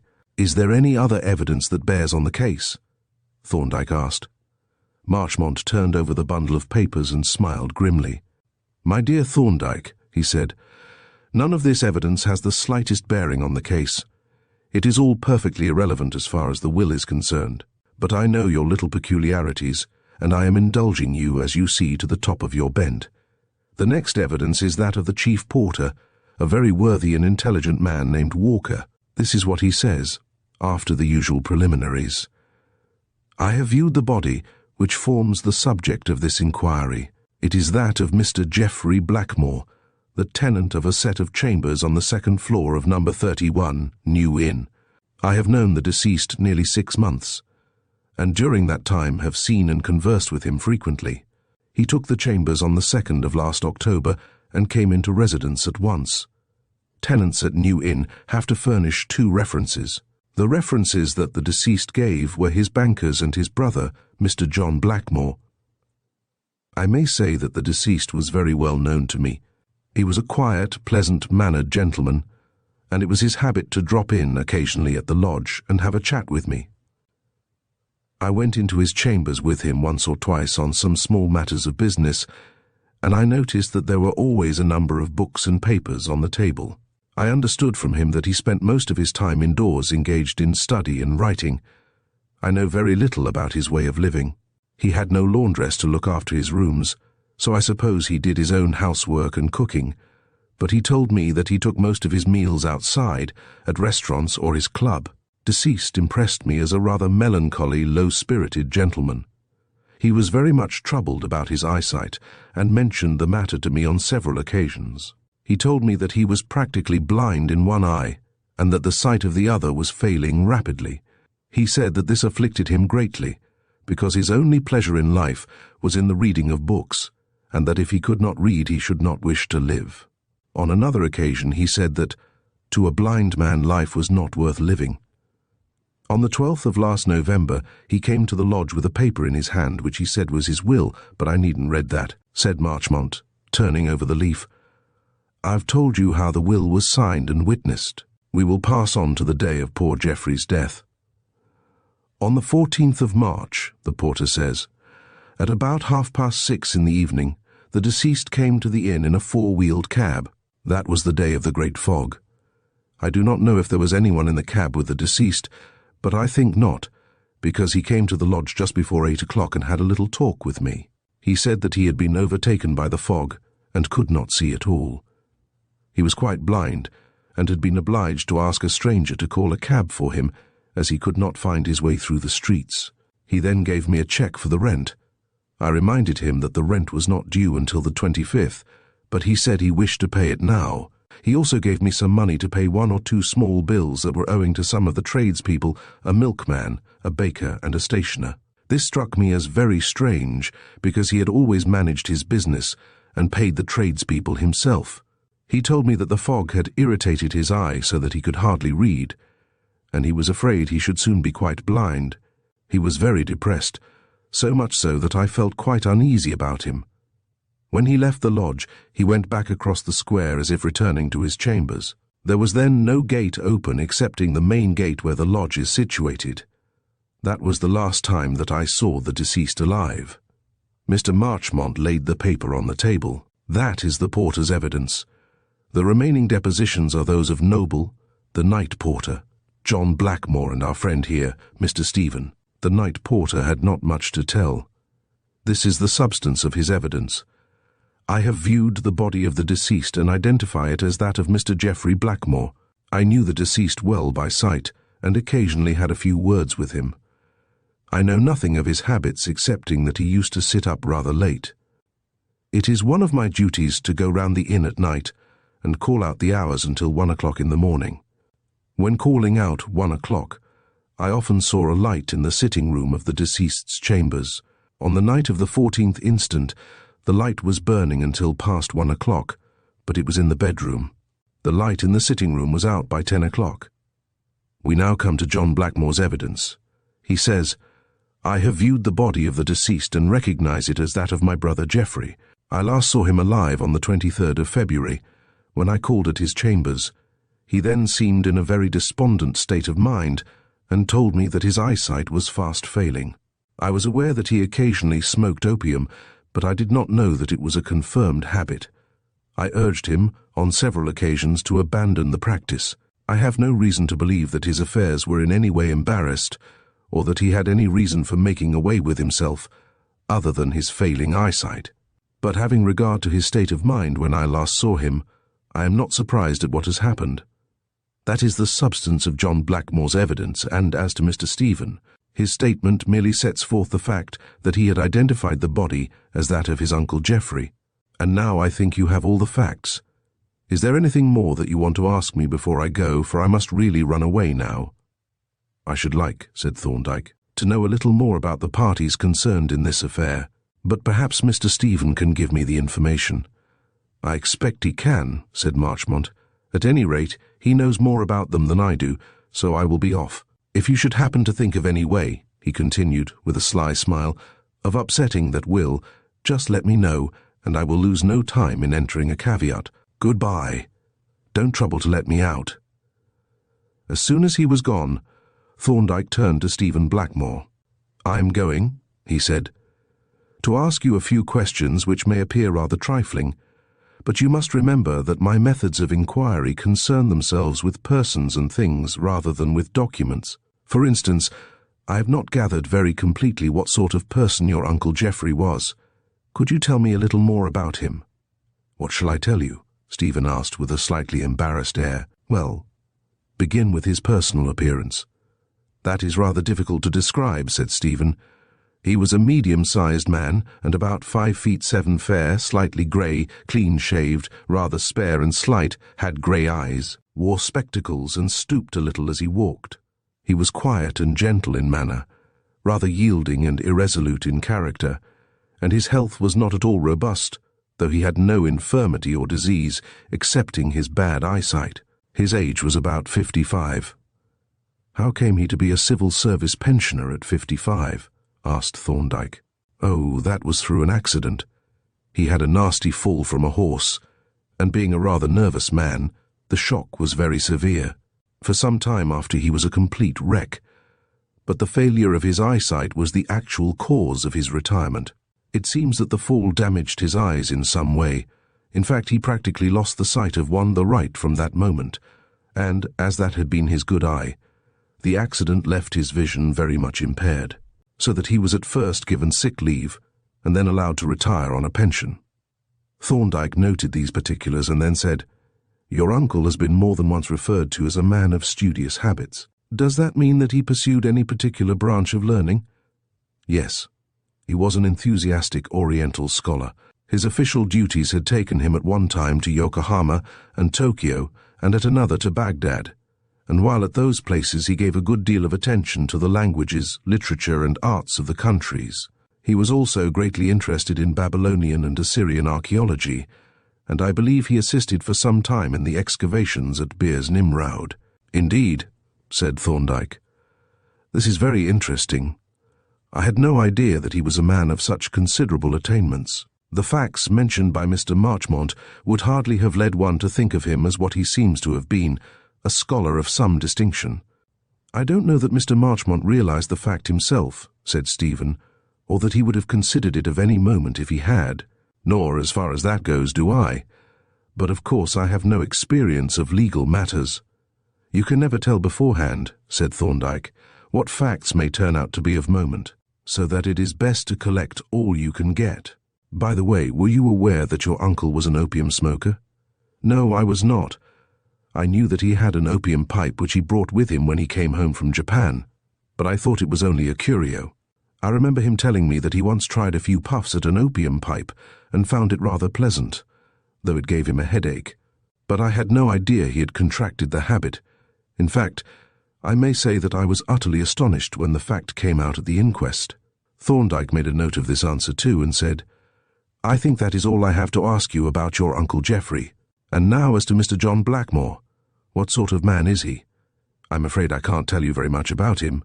Until I saw him at the inquest, I had not met him since I was a boy.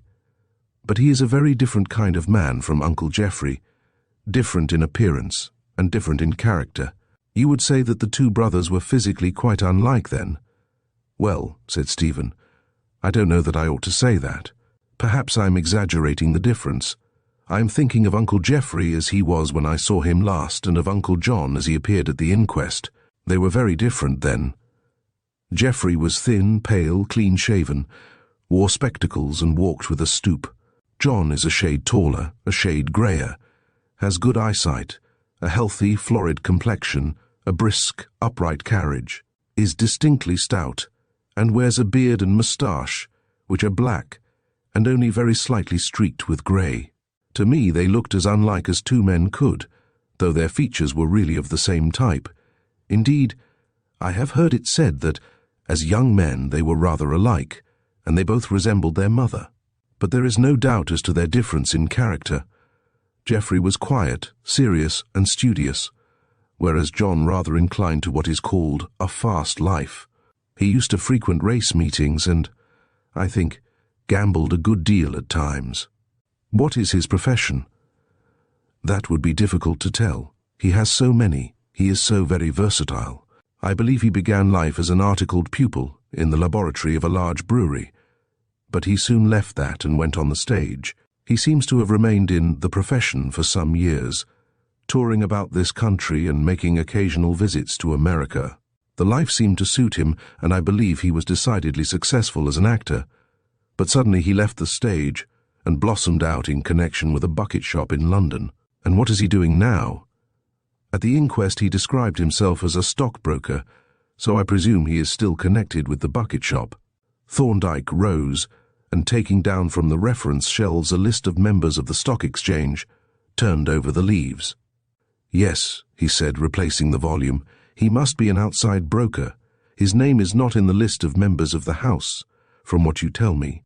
It is easy to understand that there should have been no great intimacy between the two brothers, without assuming any kind of ill feeling.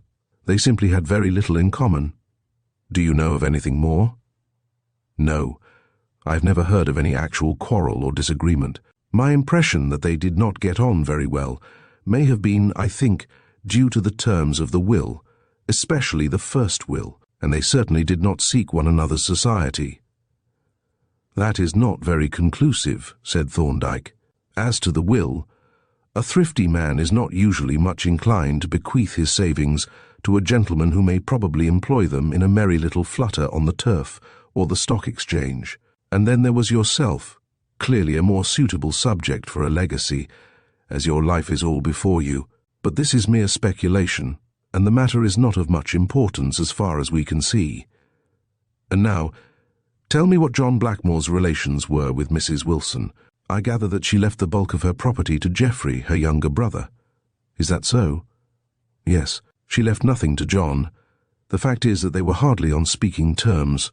I believe John had treated her rather badly, or at any rate she thought he had.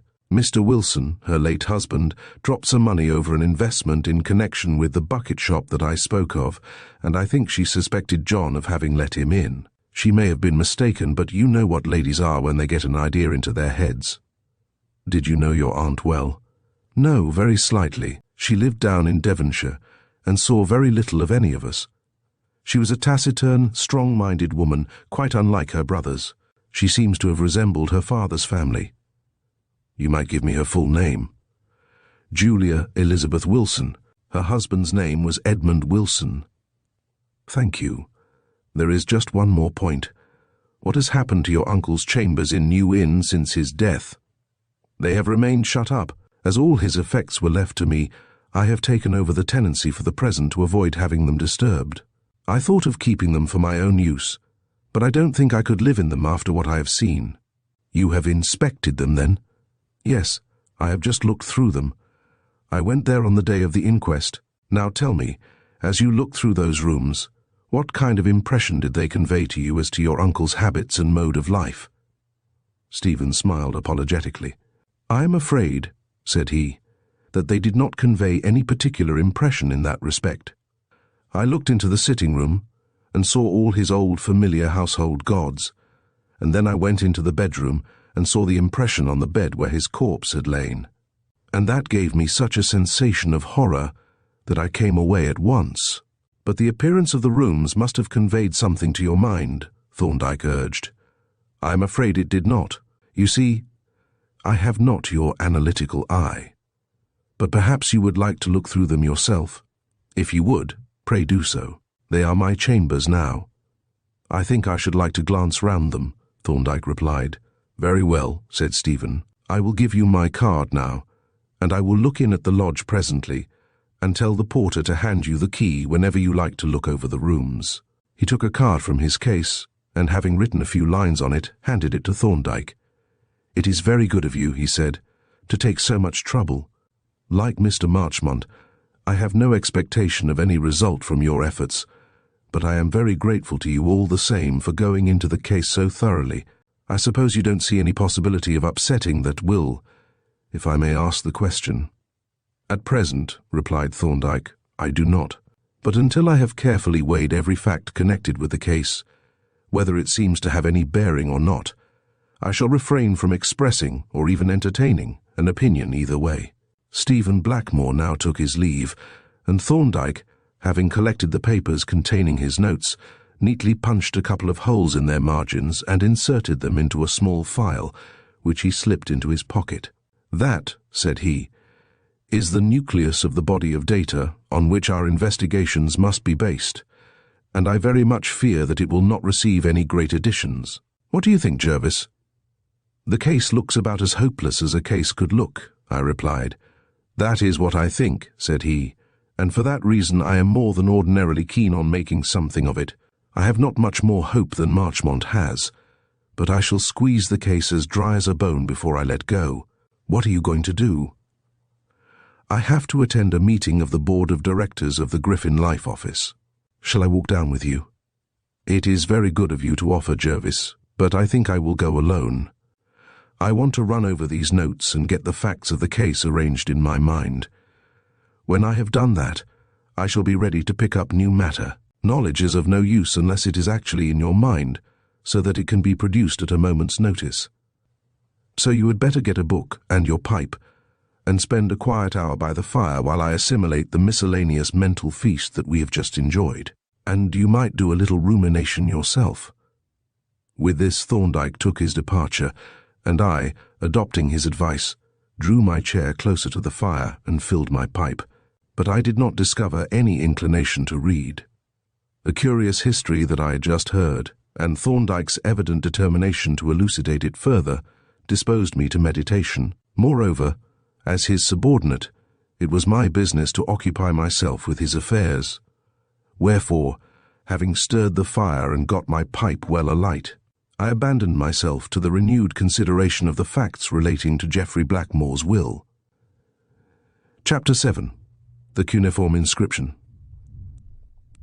The surprise which Thorndyke's proceedings usually occasioned, especially to lawyers, was principally due, I think, to my friend's habit of viewing occurrences from an unusual standpoint. He did not look at things quite as other men looked at them. He had no prejudices, and he knew no conventions. When other men were cocksure, Thorndyke was doubtful. When other men despaired, he entertained hopes, and thus it happened that he would often undertake cases that had been rejected contemptuously by experienced lawyers, and, what is more, would bring them to a successful issue. Thus it had been in the only other case in which I had been personally associated with him, the so-called red thumb mark case. There he was presented with an apparent impossibility, but he had given it careful consideration.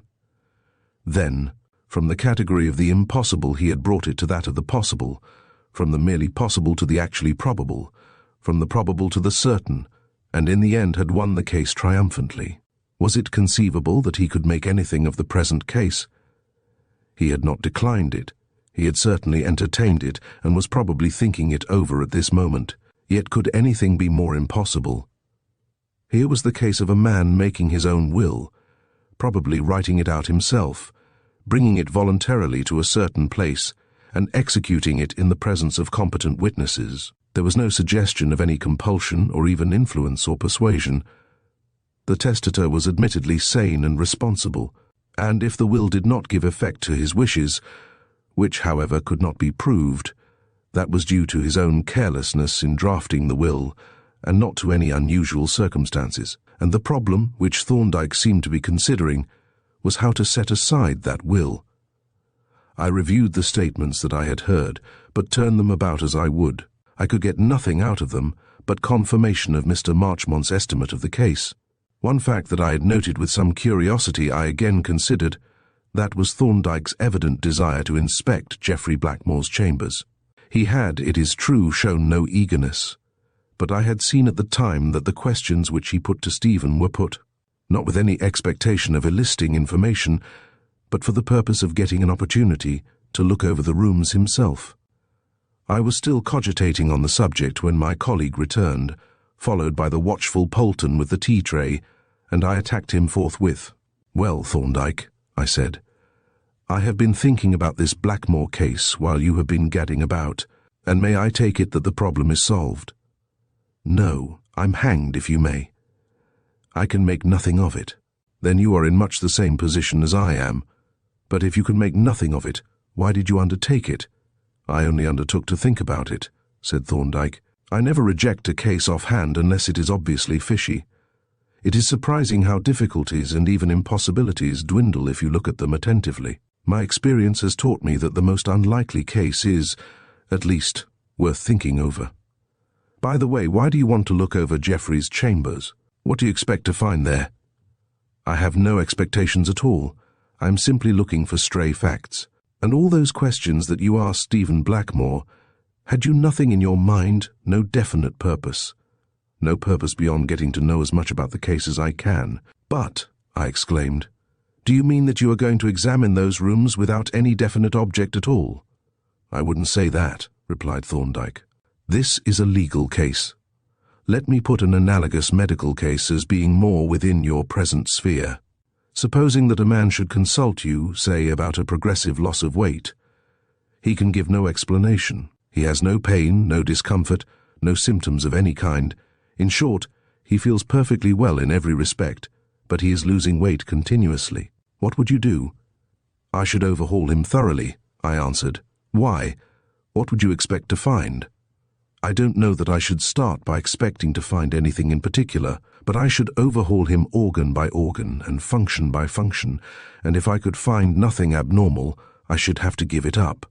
"Exactly," said Thorndyke, "and that is just my position and my line of action.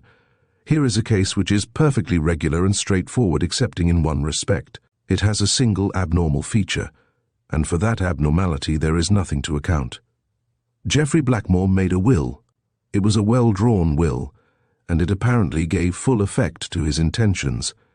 Then he revoked that will and made another. No change had occurred in his circumstances or in his intentions. The provisions of the new will were believed by him to be identical with those of the old one. The new will differed from the old one only in having a defect in the drafting from which the first will was free, and of which he must have been unaware. Now, why did he revoke the first will and replace it with another which he believed to be identical in its provisions? There is no answer to that question. It is an abnormal feature in the case. There must be some explanation of that abnormality, and it is my business to discover it. But the facts in my possession yield no such explanation. Therefore, it is my purpose to search for new facts, which may give me a starting point for an investigation.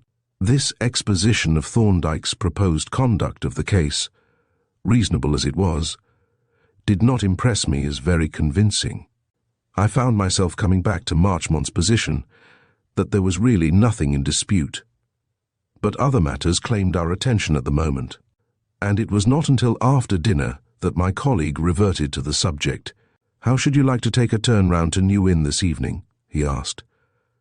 "I should have thought," said I, "that it would be better to go by daylight. Those old chambers are not usually very well illuminated."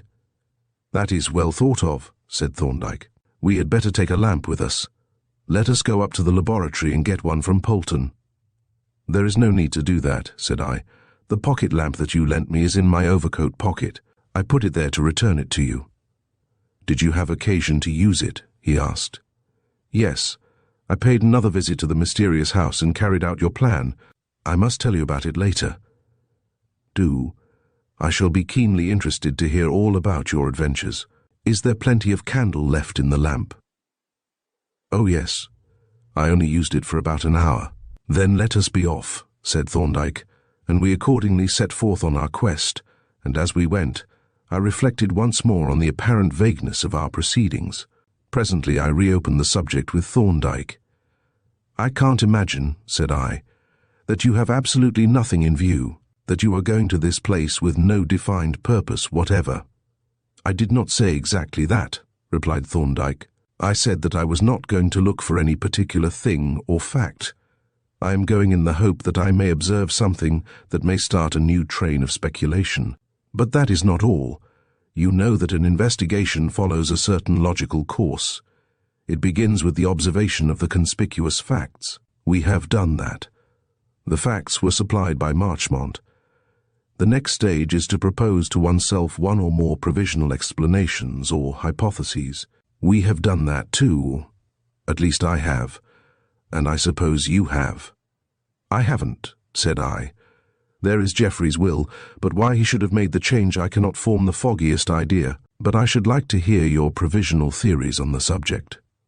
You won't hear them at present. They are mere wild conjectures. But to resume, what do we do next? Go to New Inn and rake over the deceased gentleman's apartments. Thorndyke smilingly ignored my answer and continued, We examine each explanation in turn and see what follows from it, whether it agrees with all the facts and leads to the discovery of new ones, or, on the other hand, disagrees with some facts or leads us to an absurdity. Let us take a simple example. Suppose we find scattered over a field a number of largish masses of stone which are entirely different in character from the rocks found in the neighborhood. The question arises, how did those stones get into that field? 3 explanations are proposed. 1, that they are the products of former volcanic action. 2, that they were brought from a distance by human agency. 3, that they were carried thither from some distant country by icebergs. Now each of those explanations involves certain consequences. If the stones are volcanic, then they were once in a state of fusion, but we find that they are unaltered limestone and contain fossils. Then they are not volcanic. If they were borne by icebergs, then they were once part of a glacier, and some of them will probably show the flat surfaces with parallel scratches which are found on glacier-borne stones. We examine them and find the characteristic scratched surfaces. Then they have probably been brought to this place by icebergs. But this does not exclude human agency, for they might have been brought by men to this place from some other where the icebergs had deposited them. A further comparison with other facts would be needed. So we proceed in cases like this present one. Of the facts that are known to us, we invent certain explanations. From each of those explanations we deduce consequences, and if those consequences agree with new facts, they confirm the explanation, whereas if they disagree they tend to disprove it. But here we are at our destination. We turned out of Wych Street into the arched passage leading into New Inn, and halting at the half-door of the lodge, perceived a stout purple-faced man crouching over the fire, coughing violently. He held up his hand to intimate that he was fully occupied for the moment, and we accordingly waited for his paroxysm to subside. At length he turned towards us, wiping his eyes, and inquired our business. "Mr. Stephen Blackmore," said Thorndyke, "has given me permission to look over his chambers. He said that he would mention the matter to you." "So he has, sir," said the porter, "but he has just taken the key himself to go to the chambers. If you walk across the inn you'll find him there. It's on the farther side, number 31, second floor." We made our way across to the house indicated, the ground floor of which was occupied by a solicitor's offices and was distinguished by a good-sized brass plate. Although it had now been dark some time, there was no light on the lower stairs, but we encountered on the first floor landing a man who had just lit the lamp there. Thorndyke halted to address him. "Can you tell me who occupies the chambers on the 3rd floor?" "The 3rd floor has been empty about 3 months," was the reply. "We are going up to look at the chambers on the 2nd floor," said Thorndyke. "Are they pretty quiet?" "Quiet?" exclaimed the man. "Lord bless you, the place is like a cemetery for the deaf and dumb. There's the solicitors on the ground floor and the architects on the 1st floor. They both clear out about 6, and when they're gone the house is as empty as a blown hegg. I don't wonder poor Mr. Blackmore made away with his self, living up there all alone. It must have been like Robinson Crusoe without No Man Friday, and not even a blooming goat to talk to. Quiet. It's quiet enough, if that's what you want. Wouldn't be no good to me." With a contemptuous shake of the head, he turned and retired down the next flight, and, as the echoes of his footsteps died away, we resumed our ascent. "So it would appear," Thorndyke commented, "that when Geoffrey Blackmore came home that last evening, the house was empty, Arrived on the second-floor landing, we were confronted by a solid-looking door on the lintel of which the deceased man's name was painted in white lettering, which still looked new and fresh. Thorndyke knocked at the door, which was at once opened by Stephen Blackmore. "I haven't wasted any time before taking advantage of your permission, you see," my colleague said as we entered. "No, indeed," said Stephen. "You are very prompt. I have been rather wondering what kind of information you expect to gather from an inspection of these rooms." Thorndyke smiled genially, amused, no doubt, by the similarity of Stephen's remarks to those of mine which he had so recently criticized. "A man of science, Mr. Blackmore," he said, "expects nothing. He collects facts and keeps an open mind. As to me, I am a mere legal autolycus, a snapper-up of unconsidered trifles of evidence. When I have accumulated a few facts, I arrange them, compare them, and think about them. Sometimes the comparison yields new matter, and sometimes it doesn't, but in any case, believe me, it is a capital error to decide beforehand what data are to be sought for." "Yes, I suppose that is so," said Stephen, "though to me it almost looks as if Mr. Marchmont was right, that there is nothing to investigate." "You should have thought of that before you consulted me," laughed Thorndyke. "As it is, I am engaged to look into the case, and I shall do so, and, as I have said, I shall keep an open mind until I have all the facts in my possession." He glanced round the sitting room which we had now entered, and continued, "These are fine, dignified old rooms. It seems a sin to have covered up all this oak panelling, and that carved cornice and mantel with paint. Think what it must have been like when the beautiful figured wood was exposed." "It would be very dark," Stephen observed. "Yes," Thorndyke agreed, "and I suppose we care more for light and less for beauty than our ancestors did. But now, tell me, looking round these rooms, do they convey to you a similar impression to that which the old rooms did? Have they the same general character?" "Not quite, I think. Of course the rooms in Jermyn Street were in a different kind of house, but beyond that, I seem to feel a certain difference, which is rather odd, seeing that the furniture is the same. But the old rooms were more cosy, more homelike. I find something rather bare and cheerless, I was almost going to say squalid, in the look of these chambers." "That is rather what I should have expected," said Thorndyke. "The opium habit alters a man's character profoundly, and somehow, apart from the mere furnishing, a room reflects in some subtle way, but very distinctly, the personality of its occupant, especially when that occupant lives a solitary life. Do you see any evidences of the activities that used to occupy your uncle?" "Not very much," replied Stephen, "but the place may not be quite as he left it. I found one or two of his books on the table and put them back in the shelves, but I found no manuscript or notes such as he used to make. I noticed, too, that his ink slab, which he used to keep so scrupulously clean, is covered with dry smears, and that the stick of ink is all cracked at the end, as if he had not used it for months. It seems to point to a great change in his habits." "What used he to do with Chinese ink?" Thorndyke asked. "He corresponded with some of his native friends in Japan, and he used to write in the Japanese character, even if they understood English. That was what he chiefly used the Chinese ink for, but he also used to copy the inscriptions from these things." Here Stephen lifted from the mantelpiece what looked like a fossil bath bun, but was actually a clay tablet covered with minute indented writing. "Your uncle could read the cuneiform character, then?" "Yes, he was something of an expert. These tablets are, I believe, leases and other legal documents from Eridu and other Babylonian cities. He used to copy the inscriptions in the cuneiform writing and then translate them into English. But I mustn't stay here any longer, as I have an engagement for this evening. I just dropped in to get these 2 volumes Thornton's History of Babylonia, which he once advised me to read. Shall I give you the key? You'd better have it and leave it with the porter as you go out." He shook hands with us, and we walked out with him to the landing, and stood watching him as he ran down the stairs.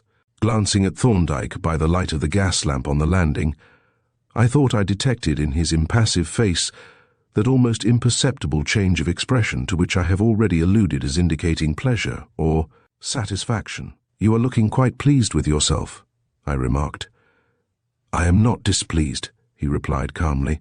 "Autolycus has picked up a few crumbs, very small ones, but still crumbs. No doubt his learned junior has picked up a few likewise. I shook my head and inwardly suspected it of being rather a thick head. I did not perceive anything in the least degree significant in what Stephen was telling you, said I. It was all very interesting, but it did not seem to have any bearing on his uncle's will. I was not referring only to what Stephen has told us, although that was, as you say, very interesting. While he was talking, I was looking about the room, and I've seen a very strange thing. Let me show it to you. He linked his arm in mine, and walking me back into the room, halted opposite the fireplace. There, said he, look at that. It is a most remarkable object. I followed the direction of his gaze, and saw an oblong frame enclosing a large photograph of an inscription in the weird and cabalistic arrowhead character. I looked at it in silence for some seconds, and then, somewhat disappointed, remarked, I don't see anything very remarkable in it, under the circumstances. In any ordinary room, it would be, I admit, but Stephen has just told us that his uncle was something of an expert in cuneiform writing. Exactly, said Thorndyke. That is my point. That is what makes it so remarkable. I don't follow you at all, said I. That a man should hang upon his wall an inscription that is legible to him does not seem to me at all out of the way. It would be much more singular if he should hang up an inscription that he could not read. No doubt, replied Thorndyke, but you will agree with me that it would be still more singular if a man should hang upon his wall an inscription that he could read and hang it upside down. I stared at Thorndyke in amazement. Do you mean to tell me, I exclaimed, that that photograph is really upside down? I do indeed, he replied. But how do you know? Have we here yet another Oriental scholar? Thorndyke chuckled. Some fool, he replied, has said that a little knowledge is a dangerous thing. Compared with much knowledge, it may be, but it is a vast deal better than no knowledge. Here is a case in point. I have read with very keen interest the wonderful history of the decipherment of the cuneiform writing, and I happen to recollect one or two of the main facts that seem to me to be worth remembering.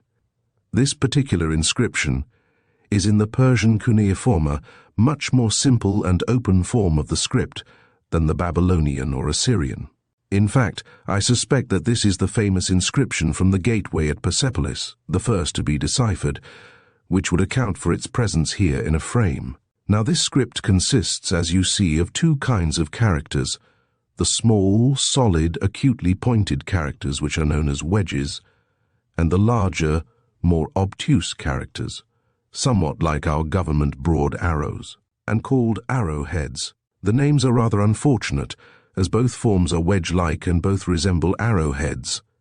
The script reads from left to right, like our own writing, and unlike that of the Semitic peoples and the primitive Greeks, and the rule for the placing of the characters is that all the wedges point to the right or downwards and the arrowhead forms are open towards the right.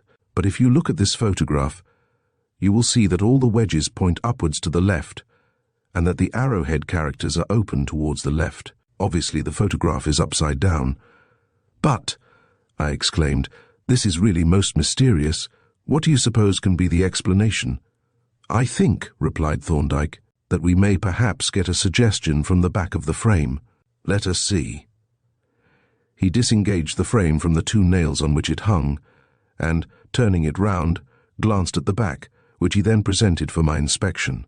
A label on the backing paper bore the words, J. Budge, Frame Maker and Gilder, 16, GT, Ann Street, WC. Well, I said, when I had read the label without gathering from it anything fresh. The label, you observe, is the right way up as it hangs on the wall. So it is, I rejoined hastily, a little annoyed that I had not been quicker to observe so obvious a fact. I see your point. You mean that the frame maker hung the thing upside down and Geoffrey never noticed the mistake? That is a perfectly sound explanation, said Thorndyke, but I think there is something more.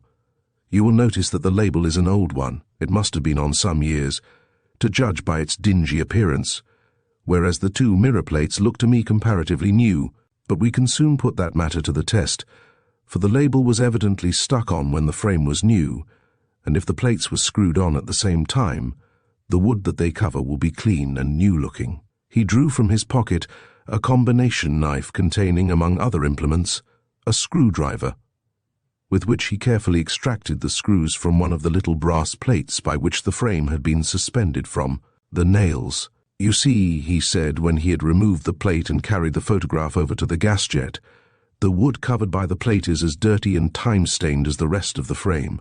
The plates have been put on recently." "And what are we to infer from that?" "Well, since there are no other marks of plates or rings upon the frame, we may safely infer that the photograph was never hung up until it came to these rooms." "Yes, I suppose we may. But what then? What inference does that lead to?" Thorndyke reflected for a few moments, and I continued, "It is evident that this photograph suggests more to you than it does to me. I should like to hear your exposition of its bearing on the case, if it has any."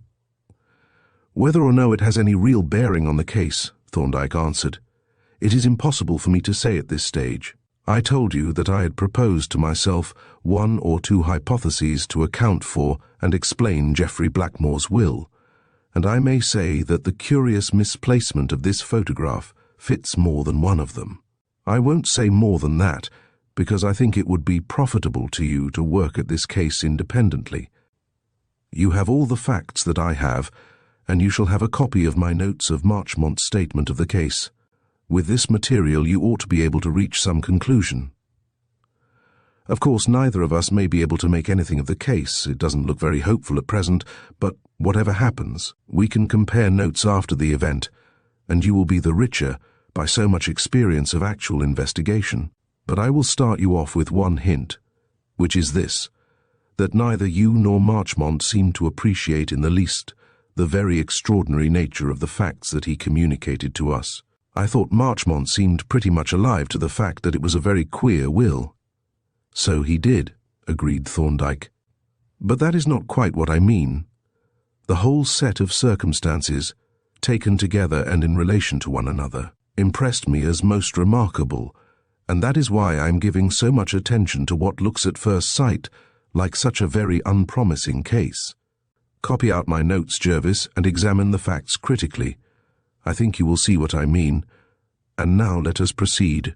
He replaced the brass plate, and having reinserted the screws, hung up the frame and proceeded to browse slowly round the room, stopping now and again to inspect the Japanese colour prints and framed photographs of buildings and other objects of archaeological interest that formed the only attempts at wall decoration. To one of the former he drew my attention.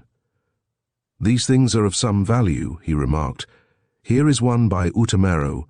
That little circle with a mark over it is his signature, and you notice that the paper is becoming spotted, in places with mildew. The fact is worth noting in more than one connection." I accordingly made a mental note, and the perambulation continued. "You observe that Geoffrey used a gas stove instead of a coal fire, no doubt to economize work, but perhaps for other reasons. Presumably he cooked by gas too. Let us see." We wandered into the little cupboard-like kitchen and glanced round. A ring burner on a shelf, a kettle, a frying pan, and a few pieces of crockery were its sole appointments. Apparently the porter was correct in his statement as to Geoffrey's habits. Returning to the sitting room, Thorndyke resumed his inspection, pulling out the table drawers, peering inquisitively into cupboards, and bestowing a passing glance on each of the comparatively few objects that the comfortless room contained. "I have never seen a more characterless apartment," was his final comment. "There is nothing that seems to suggest any kind of habitual activity on the part of the occupant. Let us look at the bedroom." We passed through into the chamber of tragic memories, and when Thorndyke had lit the gas, we stood a while looking about us in silence. It was a bare, comfortless room, dirty, neglected, and squalid. The bed appeared not to have been remade since the catastrophe, for an indentation still marked the place where the corpse had lain, and even a slight powdering of ash could still be seen on the shabby counterpane. It looked to me a typical opium smoker's bedroom. "Well," Thorndyke remarked at length, "there is character enough here of a kind. Geoffrey Blackmore would seem to have been a man of few needs. One could hardly imagine a bedroom in which less attention seemed to have been given to the comfort of the occupant." He looked about him keenly and continued, "The syringe and the rest of the lethal appliances and material have been taken away, I see. Probably the analyst did not return them." But there are the opium pipe and the jar and the ash bowl, and I presume those are the clothes that the undertakers removed from the body. Shall we look them over?" He took up the clothes which lay, roughly folded, on a chair and held them up, garment by garment. "These are evidently the trousers," he remarked, spreading them out on the bed.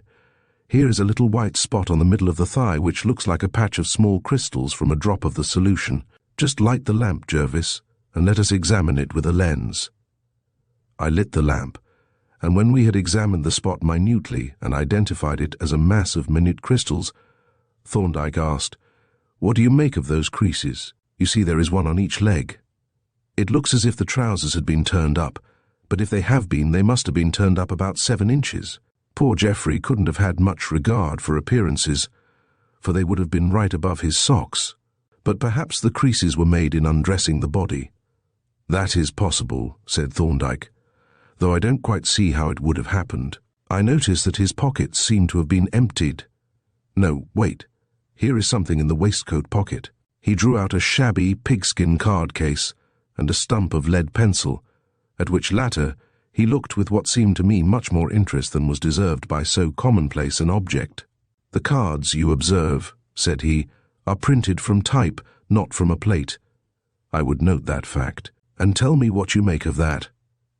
He handed me the pencil, which I examined with concentrated attention, helping myself even with the lamp and my pocket lens. But even with these aids, I failed to discover anything unusual in its appearance. Thorndyke watched me with a mischievous smile, and when I had finished, inquired, "Well, what is it?" "Confound you," I exclaimed. "It's a pencil. Any fool can see that, and this particular fool can't see any more. It's a wretched stump of a pencil, villainously cut to an abominably bad point. It is coloured dark red on the outside, and was stamped with some name that began with C.O. Co-operative Stores, perhaps." "Now, my dear Jervis," Thorndyke protested, "don't begin by confusing speculation with fact. The letters which remain are C.O. Note that fact, and find out what pencils there are which have inscriptions beginning with those letters. I am not going to help you, because you can easily do this for yourself, and it will be good discipline even if the fact turns out to mean nothing." At this moment he stepped back suddenly, and looking down at the floor said, "Give me the lamp, Jervis. I've trodden on something that felt like glass." I brought the lamp to the place where he had been standing, close by the bed, and we both knelt on the floor, throwing the light of the lamp on the bare and dusty boards. Under the bed, just within reach of the foot of a person standing close by, was a little patch of fragments of glass. Thorndyke produced a piece of paper from his pocket and delicately swept the little fragments onto it, remarking, "By the look of things, I am not the first person who has trodden on that object, whatever it is. Do you mind holding the lamp while I inspect the remains?" I took the lamp and held it over the paper while he examined the little heap of glass through his lens. "Well," I asked, "what have you found?" "That is what I am asking myself," he replied. "As far as I can judge by the appearance of these fragments, they appear to be portions of a small watch glass. I wish there were some larger pieces." "Perhaps there are," said I. "Let us look about the floor under the bed." We resumed our groping about the dirty floor, throwing the light of the lamp on one spot after another. Presently, as we moved the lamp about, its light fell on a small glass bead, which I instantly picked up and exhibited to Thorndyke. "Is this of any interest to you?" I asked. Thorndyke took the bead and examined it curiously. "It is certainly," he said, "a very odd thing to find in the bedroom of an old bachelor like Geoffrey, especially as we know that he employed no woman to look after his rooms. Of course, it may be a relic of the last tenant. Let us see if there are any more." We renewed our search, crawling under the bed and throwing the light of the lamp in all directions over the floor. The result was the discovery of 3 more beads, 1 entire bugle, and the crushed remains of another, which had apparently been trodden on. All of these, including the fragments of the bugle that had been crushed, Thorndyke placed carefully on the paper, which he laid on the dressing table the more conveniently to examine our find. "I am sorry," said he, "that there are no more fragments of the watch-glass, or whatever it was. The broken pieces were evidently picked up, with the exception of the one that I trod on, which was an isolated fragment that had been overlooked. As to the beads, Judging by their number and the position in which we found some of them, that crushed bugle, for instance, they must have been dropped during Geoffrey's tenancy and probably quite recently. What sort of garment do you suppose they came from? I asked. They may have been part of a beaded veil or the trimming of a dress, but the grouping rather suggests to me a tag of bead fringe. The colour is rather unusual. I thought they looked like black beads. So they do by this light, but I think that by daylight we shall find them to be a dark reddish brown. You can see the colour now if you look at the smaller fragments of the one that is crushed. He handed me his lens, and, when I had verified his statement, he produced from his pocket a small tin box with a closely fitting lid in which he deposited the paper, having first folded it up into a small parcel. "We will put the pencil in too," said he, and as he returned the box to his pocket he added, "You had better get one of these little boxes from Polton. It is often useful to have a safe receptacle for small and fragile articles." He folded up and replaced the dead man's clothes as we had found them. Then, observing a pair of shoes standing by the wall, he picked them up and looked them over thoughtfully, paying special attention to the backs of the soles and the fronts of the heels. "I suppose we may take it," said he, "that these are the shoes that poor Geoffrey wore on the night of his death. At any rate, there seem to be no others. He seems to have been a fairly clean walker. The streets were shockingly dirty that day, as I remember most distinctly. Do you see any slippers?" "I haven't noticed any." He opened and peeped into a cupboard in which an overcoat surmounted by a felt hat hung from a peg like an attenuated suicide. He looked in all the corners and into the sitting room, but no slippers were to be seen. "Our friend seems to have had surprisingly little regard for comfort," Thorndyke remarked. "Think of spending the winter evenings in damp boots by a gas fire." "Perhaps the opium pipe compensated," said I. "Or he may have gone to bed early, but he did not. The night porter used to see the light in his rooms at 1 o'clock in the morning.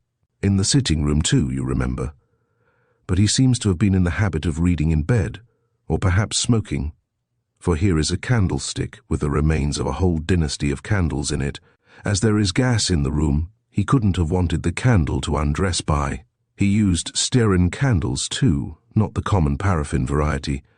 I wonder why he went to that expense."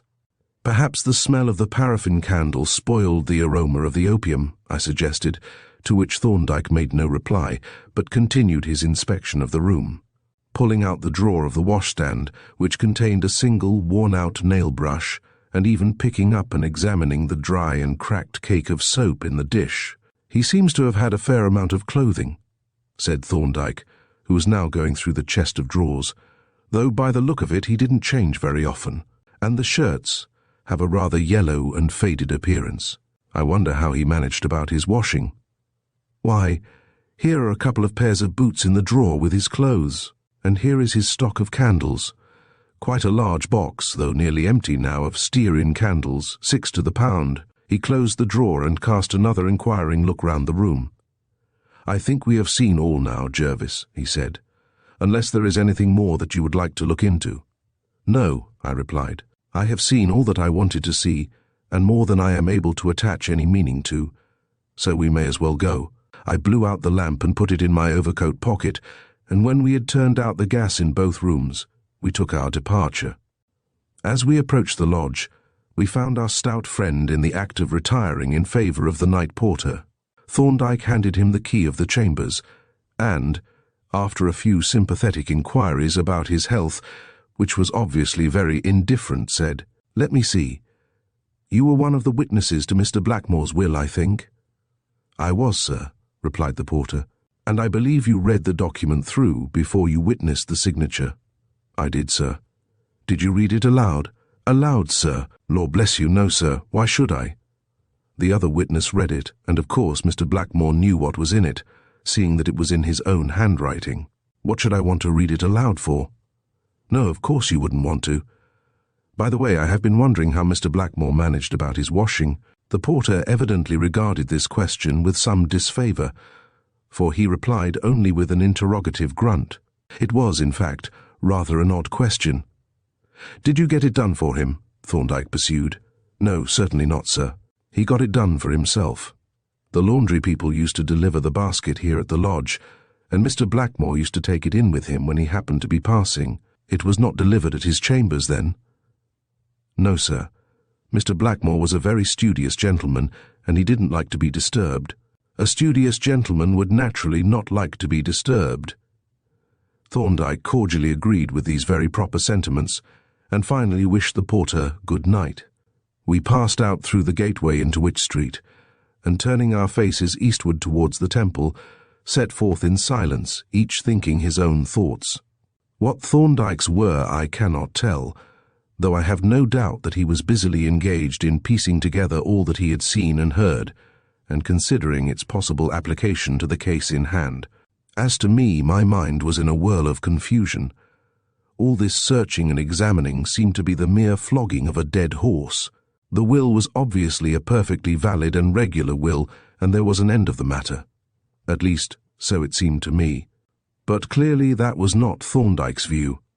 His investigations were certainly not purposeless, and as I walked by his side trying to conceive some purpose in his actions, I only became more and more mystified as I recalled them one by one, and perhaps most of all by the cryptic questions that I had just heard him address to the equally mystified porter. Chapter 8. The Track Chart. As Thorndyke and I arrived at the main gateway of the temple, and he swung round into the narrow lane, it was suddenly borne in on me that I had made no arrangements for the night. Events had followed one another so continuously, and each had been so engrossing, that I had lost sight of what I may call my domestic affairs. "We seem to be heading for your chambers, Thorndyke," I ventured to remark. "It is a little late to think of it, but I have not yet settled where I am to put up tonight." "My dear fellow," he replied, "you are going to put up in your own bedroom, which has been waiting in readiness for you ever since you left it. Polton went up and inspected it as soon as you arrived. I take it that you will consider my chambers yours until such time as you may join the Benedictine majority and set up a home for yourself." "That is very handsome of you," said I. "You didn't mention that the billet you offered was a resident appointment." "Rooms and commons included," said Thorndyke, and when I protested that I should at least contribute to the costs of living, he impatiently waved the suggestion away. We were still arguing the question when we reached our chambers, as I will now call them, and a diversion was occasioned by my taking the lamp from my pocket and placing it on the table. "Ah," my colleague remarked, "that is a little reminder. We will put it on the mantelpiece for Polton to collect, and you shall give me a full account of your further adventures in the wilds of Kennington. That was a very odd affair. I have often wondered how it ended." He drew our 2 armchairs up to the fire, put on some more coal, placed the tobacco jar on the table exactly equidistant from the 2 chairs, and settled himself with the air of a man who is anticipating an agreeable entertainment. I filled my pipe, and taking up the thread of the story where I had broken off on the last occasion, began to outline my later experiences. But he brought me up short. "Don't be sketchy, Jervis. To be sketchy is to be vague. Detail, my child. Detail is the soul of induction. Let us have all the facts. We can sort them out afterwards." I began afresh in a vein of the extremest circumstantiality. With deliberate malice, I loaded a prolix narrative with every triviality that a fairly retentive memory could rake out of the half-forgotten past. I cudgelled my brains for irrelevant incidents. I described with the minutest accuracy things that had not the faintest significance. I drew a vivid picture of the carriage inside and out. I painted a lifelike portrait of the horse, even going into particulars of the harness, which I was surprised to find that I had noticed. I described the furniture of the dining room and the cobwebs that had hung from the ceiling, the auction ticket on the chest of drawers, the rickety table and the melancholy chairs. I gave the number per minute of the patient's respirations and the exact quantity of coffee consumed on each occasion, with an exhaustive description of the cup from which it was taken, and I left no personal details unconsidered, from the patient's fingernails to the roseate pimples on Mr. Weiss's nose. But my tactics of studied prolixity were a complete failure.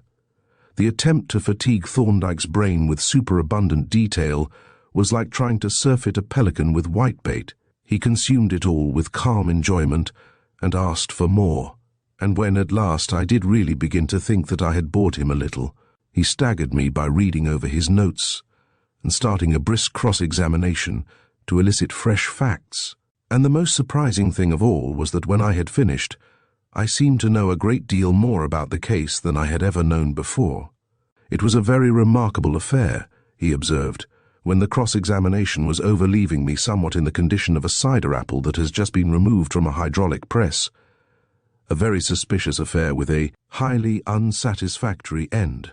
I am not sure that I entirely agree with your police officer, nor do I fancy that some of my acquaintances at Scotland Yard would have agreed with him. Do you think I ought to have taken any further measures? I asked uneasily. No, I don't see how you could. You did all that was possible under the circumstances. You gave information, which is all that a private individual can do, especially if he is an overworked general practitioner. But still, an actual crime is the affair of every good citizen. I think we ought to take some action. You think there really was a crime, then? What else can one think? What do you think about it yourself? I don't like to think about it at all. The recollection of that corpse-like figure in that gloomy bedroom has haunted me ever since I left the house. What do you suppose has happened? Thorndyke did not answer for a few seconds. At length he said gravely, I am afraid, Jervis, that the answer to that question can be given in one word. Murder? I asked with a slight shudder. He nodded, and we were both silent for a while. The probability, he resumed after a pause, that Mr. Graves is alive at this moment seems to me infinitesimal. There was evidently a conspiracy to murder him, and the deliberate, persistent manner in which that object was being pursued points to a very strong and definite motive. Then the tactics adopted point to considerable forethought and judgment. They are not the tactics of a fool or an ignoramus. We may criticize the closed carriage as a tactical mistake calculated to arouse suspicion, but we have to weigh it against its alternative. What is that? Well, consider the circumstances. Suppose Weiss had called you in the ordinary way. You would still have detected the use of poison. But now you could have located your man and made inquiries about him in the neighborhood. You would probably have given the police a hint, and they would almost certainly have taken action, as they would have had the means of identifying the parties. The result would have been fatal to Weiss. The closed carriage invited suspicion, but it was a great safeguard. Weiss's methods were not so unsound after all. He's a cautious man, but cunning and very persistent, and he could be bold on occasion. The use of the blinded carriage was a decidedly audacious proceeding. I should put him down as a gambler of a very discreet, courageous and resourceful type, which all leads to the probability that he has pursued his scheme and brought it to a successful issue. I am afraid it does. But have you got your notes of the compass bearings? The book is in my overcoat pocket with the board. I will fetch them. I went into the office, where our coats hung, and brought back the notebook with the little board to which it was still attached by the rubber band. Thorndyke took them from me, and opening the book, ran his eye quickly down one page after another. Suddenly he glanced at the clock. It is a little late to begin, said he, but these notes look rather alluring. I am inclined to plot them out at once. I fancy from their appearance that they will enable us to locate the house without much difficulty. But don't let me keep you up if you are tired. I can work them out by myself. You won't do anything of the kind, I exclaimed. I am as keen on plotting them as you are. And besides, I want to see how it is done. It seems to be a rather useful accomplishment. It is, said Thorndyke. In our work, the ability to make a rough but reliable sketch survey is often of great value. Have you ever looked over these notes? No. I put the book away when I came in and have never looked at it since. It is a quaint document. You seem to be rich in railway bridges in those parts, and the route was certainly none of the most direct, as you noticed at the time. However, we will plot it out, and then we shall see exactly what it looks like and whither it leads us. He retired to the laboratory and presently returned with a T-square, a military protractor, a pair of dividers, and a large drawing board on which was pinned a sheet of cartridge paper. Now, said he, seating himself at the table with the board before him, as to the method. You started from a known position and you arrived at a place the position of which is at present unknown. We shall fix the position of that spot by applying two factors. the distance that you travelled and the direction in which you were moving. The direction is given by the compass, and as the horse seems to have kept up a remarkably even pace, we can take time as representing distance. You seem to have been travelling at about 8 miles an hour, that is, roughly 1/7 of a mile in 1 minute. So if, on our chart, we take 1 inch as representing 1 minute, we shall be working with a scale of about 7 inches to the mile. That doesn't sound very exact as to distance, I objected. It isn't, but that doesn't matter much. We have certain landmarks, such as these railway arches that you have noted, by which the actual distance can be settled after the route is plotted. You had better read out the entries and, opposite each, write a number for reference, so that we need not confuse the chart by writing details on it. I shall start near the middle of the board, as neither you nor I seem to have the slightest notion what your general direction was. I laid the open notebook before me and read out the first entry. 8:58, west by south. Start from home, horse 13 hands. You turned round at once, I understand, said Thorndyke, so we draw no line in that direction. The next is 8:58 minutes, 30 seconds, east by north, and the next is 8:59, northeast. Then you travelled east by north about 1/15 of a mile, and we shall put down 1/2 inch on the chart. Then you turn northeast. How long did you go on? Exactly a minute. The next entry is 9, west-northwest.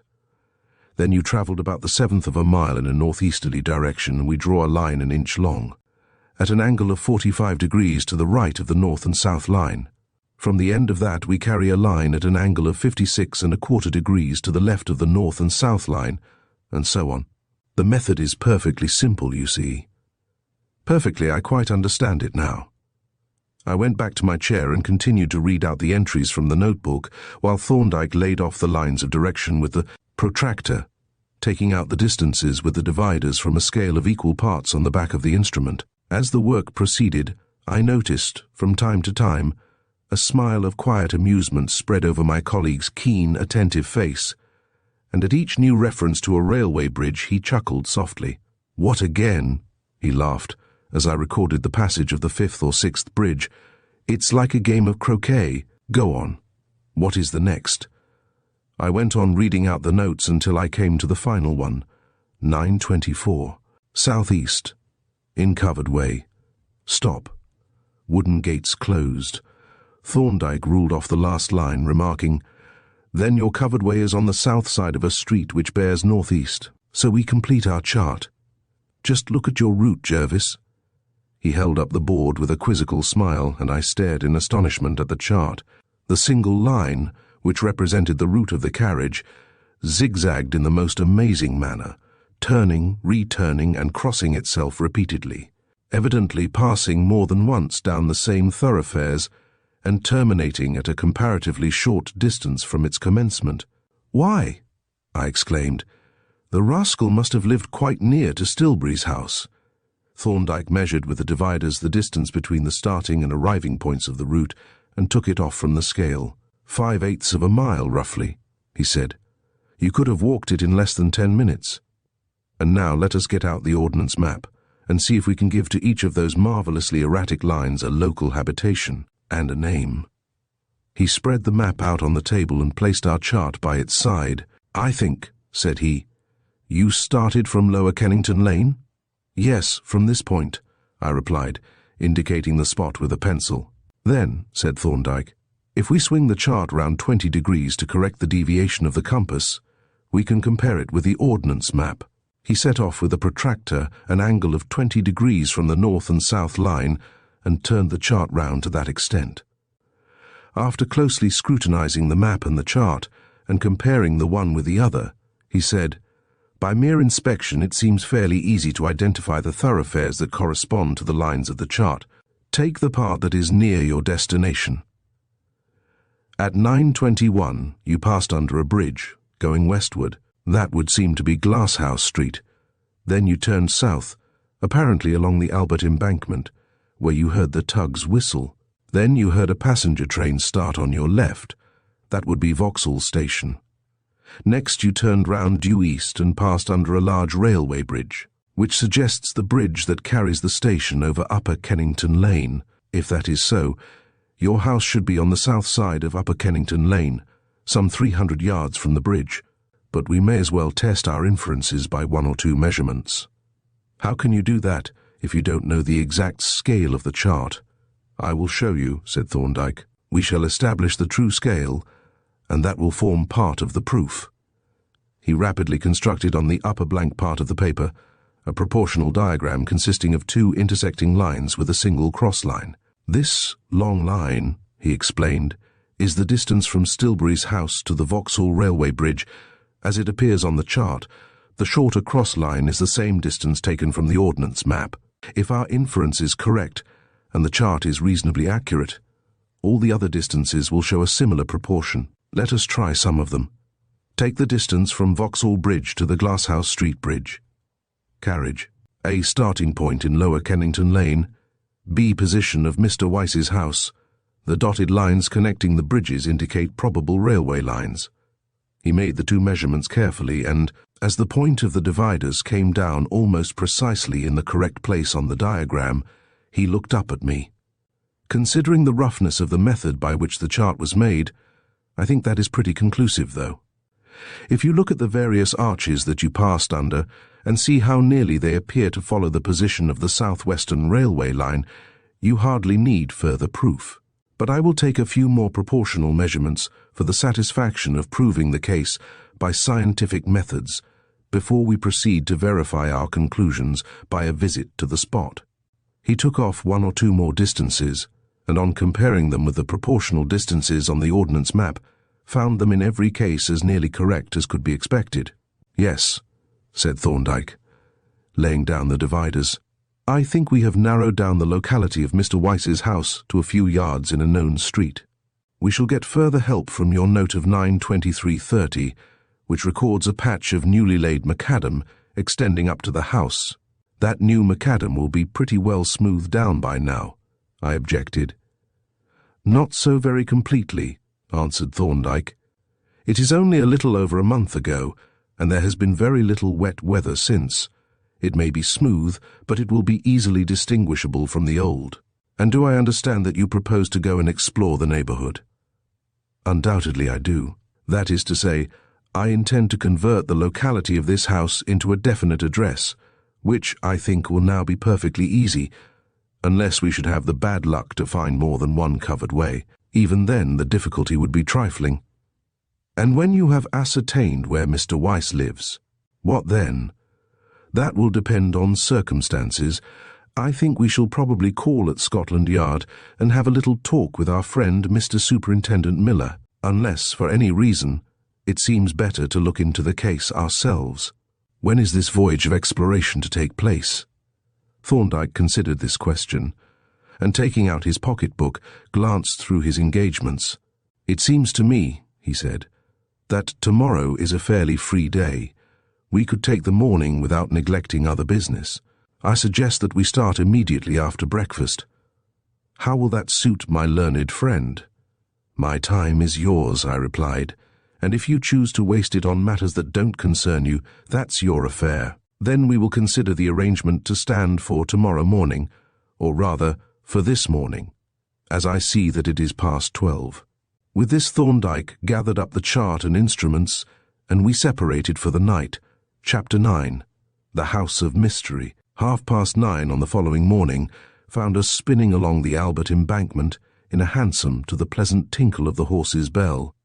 Thorndyke appeared to be in high spirits, though the full enjoyment of the matutinal pipe precluded fluent conversation. As a precaution, he had put my notebook in his pocket before starting, and once or twice he took it out and looked over its pages. But he made no reference to the object of our quest, and the few remarks that he uttered would have indicated that his thoughts were occupied with other matters. Arrived at Vauxhall Station, we alighted and forthwith made our way to the bridge that spans Upper Kennington Lane near its junction with Harleyford Road. Here is our starting point, said Thorndyke. From this place to the house is about 300 yards, say 420 paces, and at about 200 paces we ought to reach our patch of new road metal. Now, are you ready? If we keep step, we shall average our stride. We started together at a good pace, stepping out with military regularity and counting aloud as we went. As we told out the 194th pace, I observed Thorndyke nod towards the roadway a little ahead, and looking at it attentively as we approached.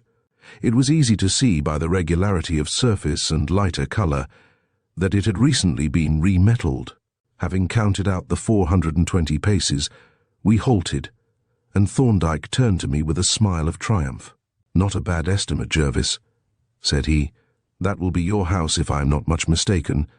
There is no other mews or private roadway in sight." He pointed to a narrow turning some dozen yards ahead, apparently the entrance to a mews or yard, and closed by a pair of massive wooden gates.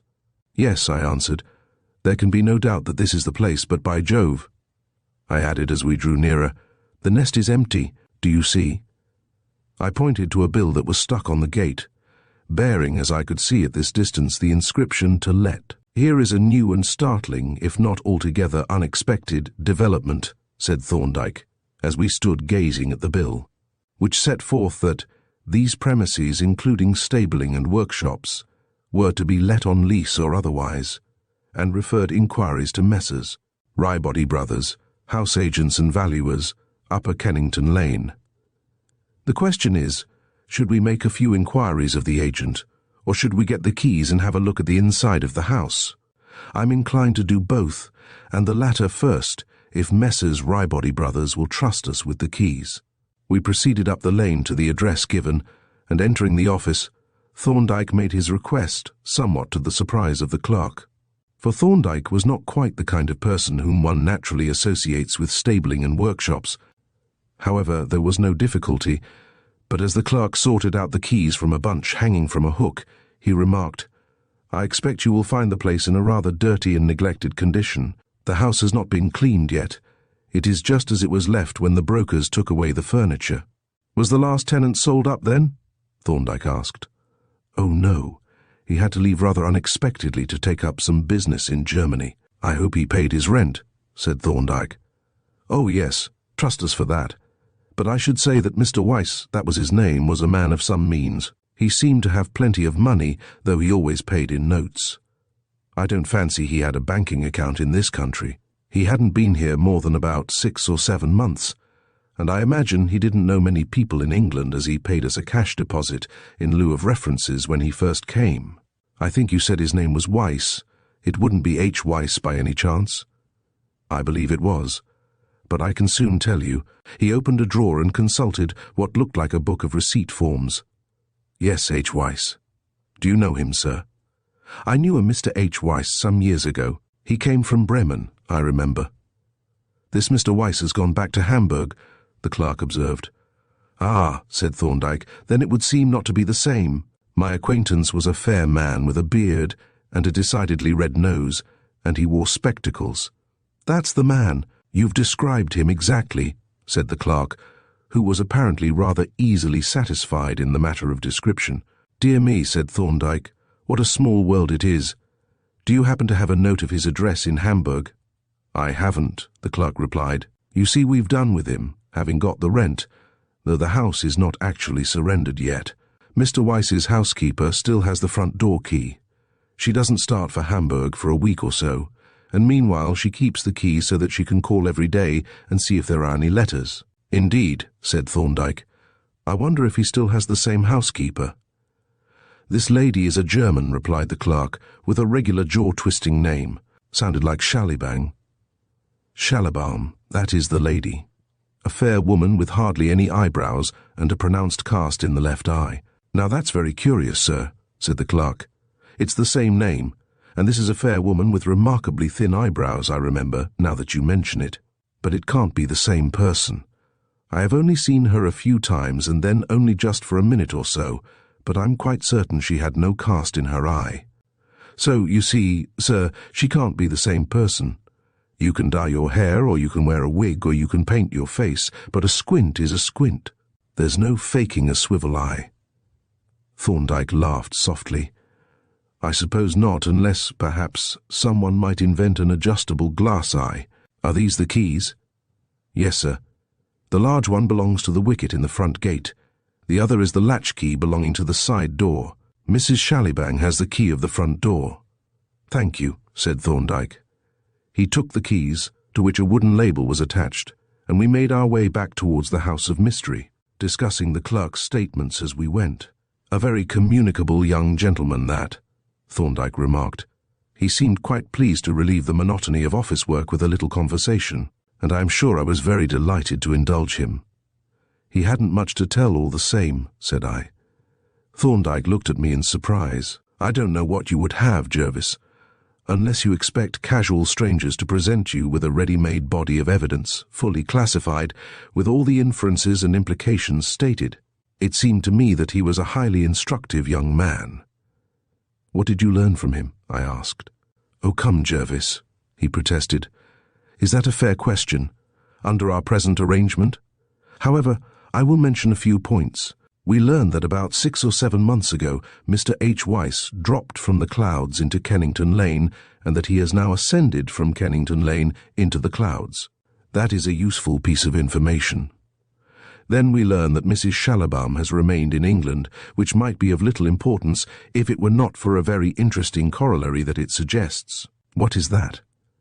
I must leave you to consider the facts at your leisure, but you will have noticed the ostensible reason for her remaining behind. She is engaged in puttying up the one gaping joint in their armour. One of them has been indiscreet enough to give this address to some correspondent, probably a foreign correspondent. Now, as they obviously wish to leave no tracks, they cannot give their new address to the post office to have their letters forwarded, and, on the other hand, a letter left in the box might establish such a connection as would enable them to be traced. Moreover, the letter might be of a kind that they would not wish to fall into the wrong hands. They would not have given this address, excepting under some peculiar circumstances. No, I should think not. If they took this house for the express purpose of committing a crime in it. Exactly. And then there is one other fact that you may have gathered from our young friend's remarks. What is that? That a controllable squint is a very valuable asset to a person who wishes to avoid identification. Yes, I did note that.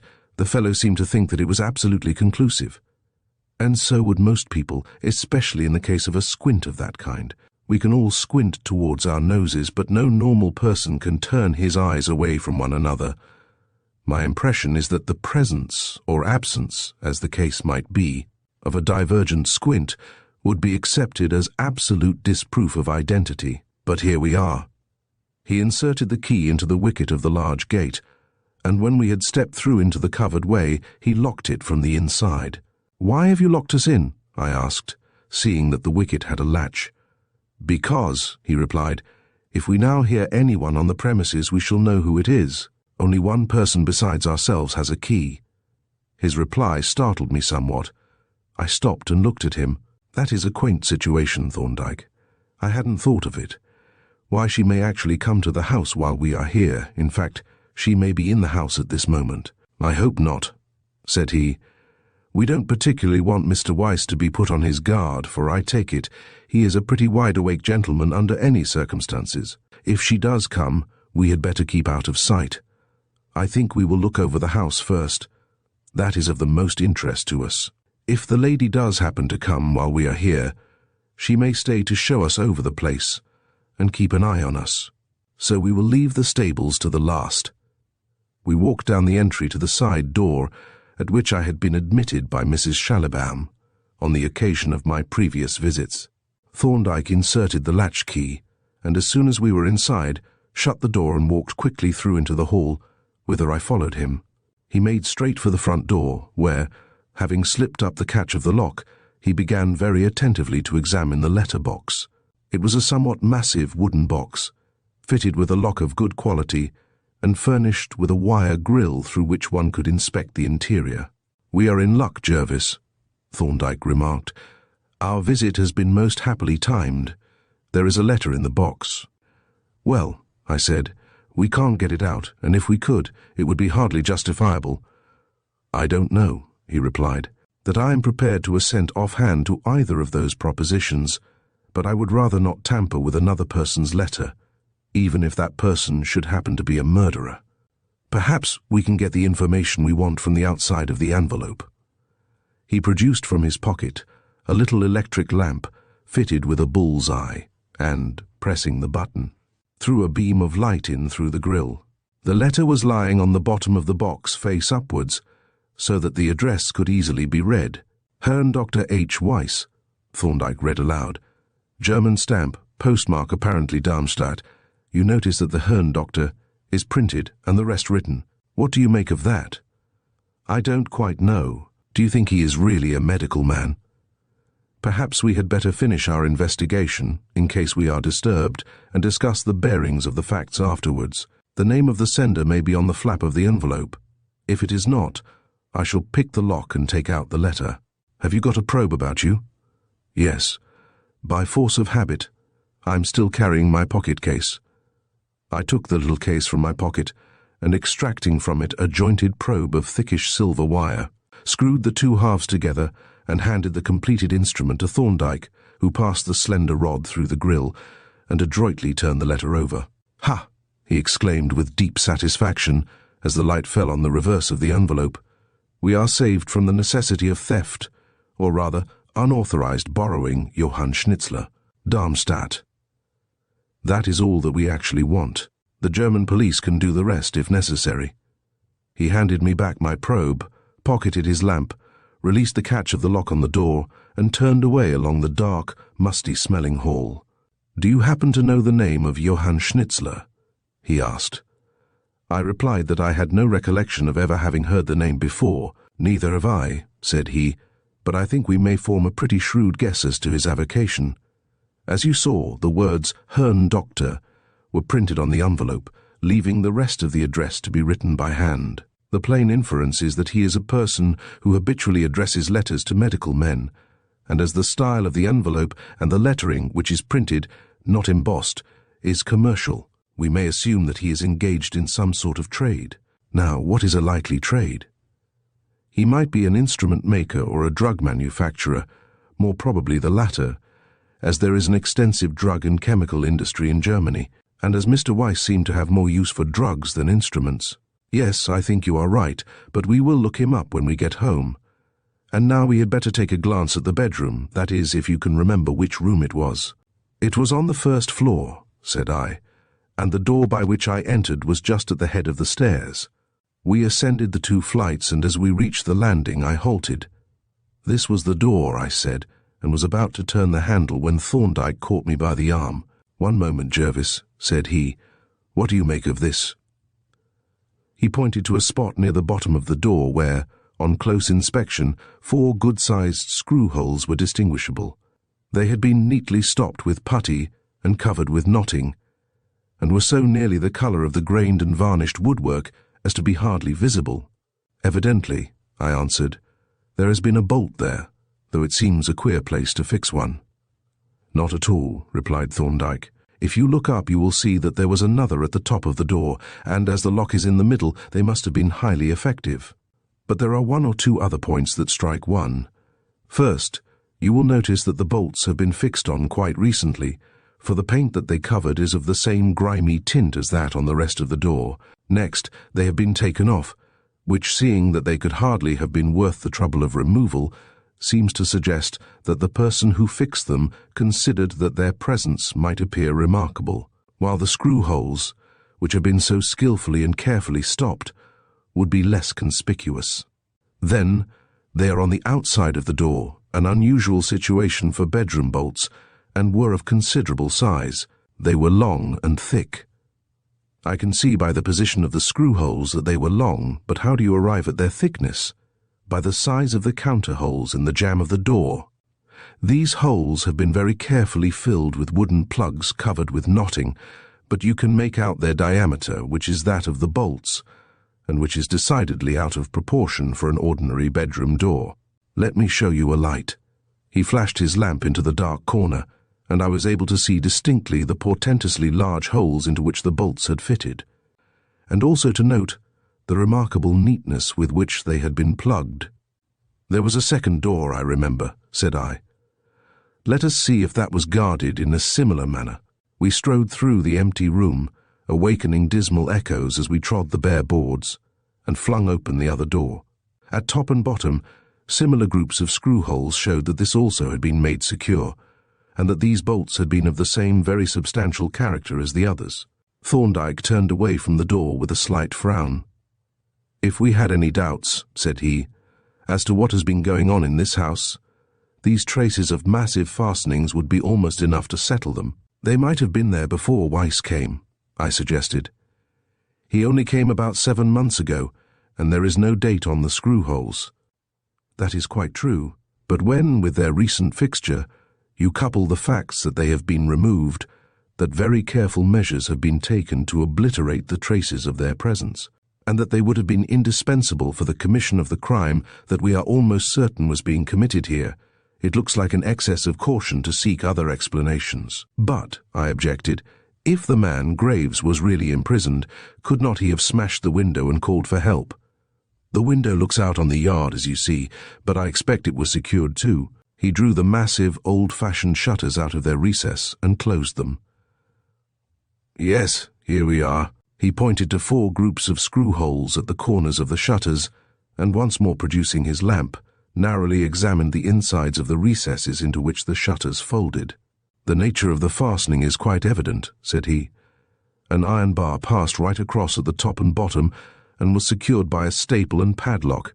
You can see the mark the bar made in the recess when the shutters were folded. When these bars were fixed and padlocked and the bolts were shot, this room was as secure, for a prisoner unprovided with tools, as a cell in Newgate." We looked at one another for a while without speaking, and I fancied that if Mr. H. Weiss could have seen our faces, he might have thought it desirable to seek some retreat even more remote than Hamburg. "It was a diabolical affair, Jervis," Thorndyke said at length, in an ominously quiet and even gentle tone. "A sordid, callous, cold-blooded crime, of a type that is to me utterly unforgivable and incapable of extenuation. Of course, it may have failed. Mr. Graves may even now be alive. I shall make it my very especial business to ascertain whether he is or not, and if he is not, I shall take it to myself as a sacred duty to lay my hand on the man who has compassed his death." I looked at Thorndyke with something akin to awe. In the quiet, unemotional tone of his voice, in his unruffled manner and the stony calm of his face, there was something much more impressive, more fateful, than there could have been in the fiercest threats or the most passionate denunciations. I felt that in those softly spoken words he had pronounced the doom of the fugitive villain. He turned away from the window and glanced round the empty room. It seemed that our discovery of the fastenings had exhausted the information that it had to offer. "It is 1,000 pities," I remarked, "that we were unable to look round before they moved out the furniture. We might have found some clue to the scoundrel's identity."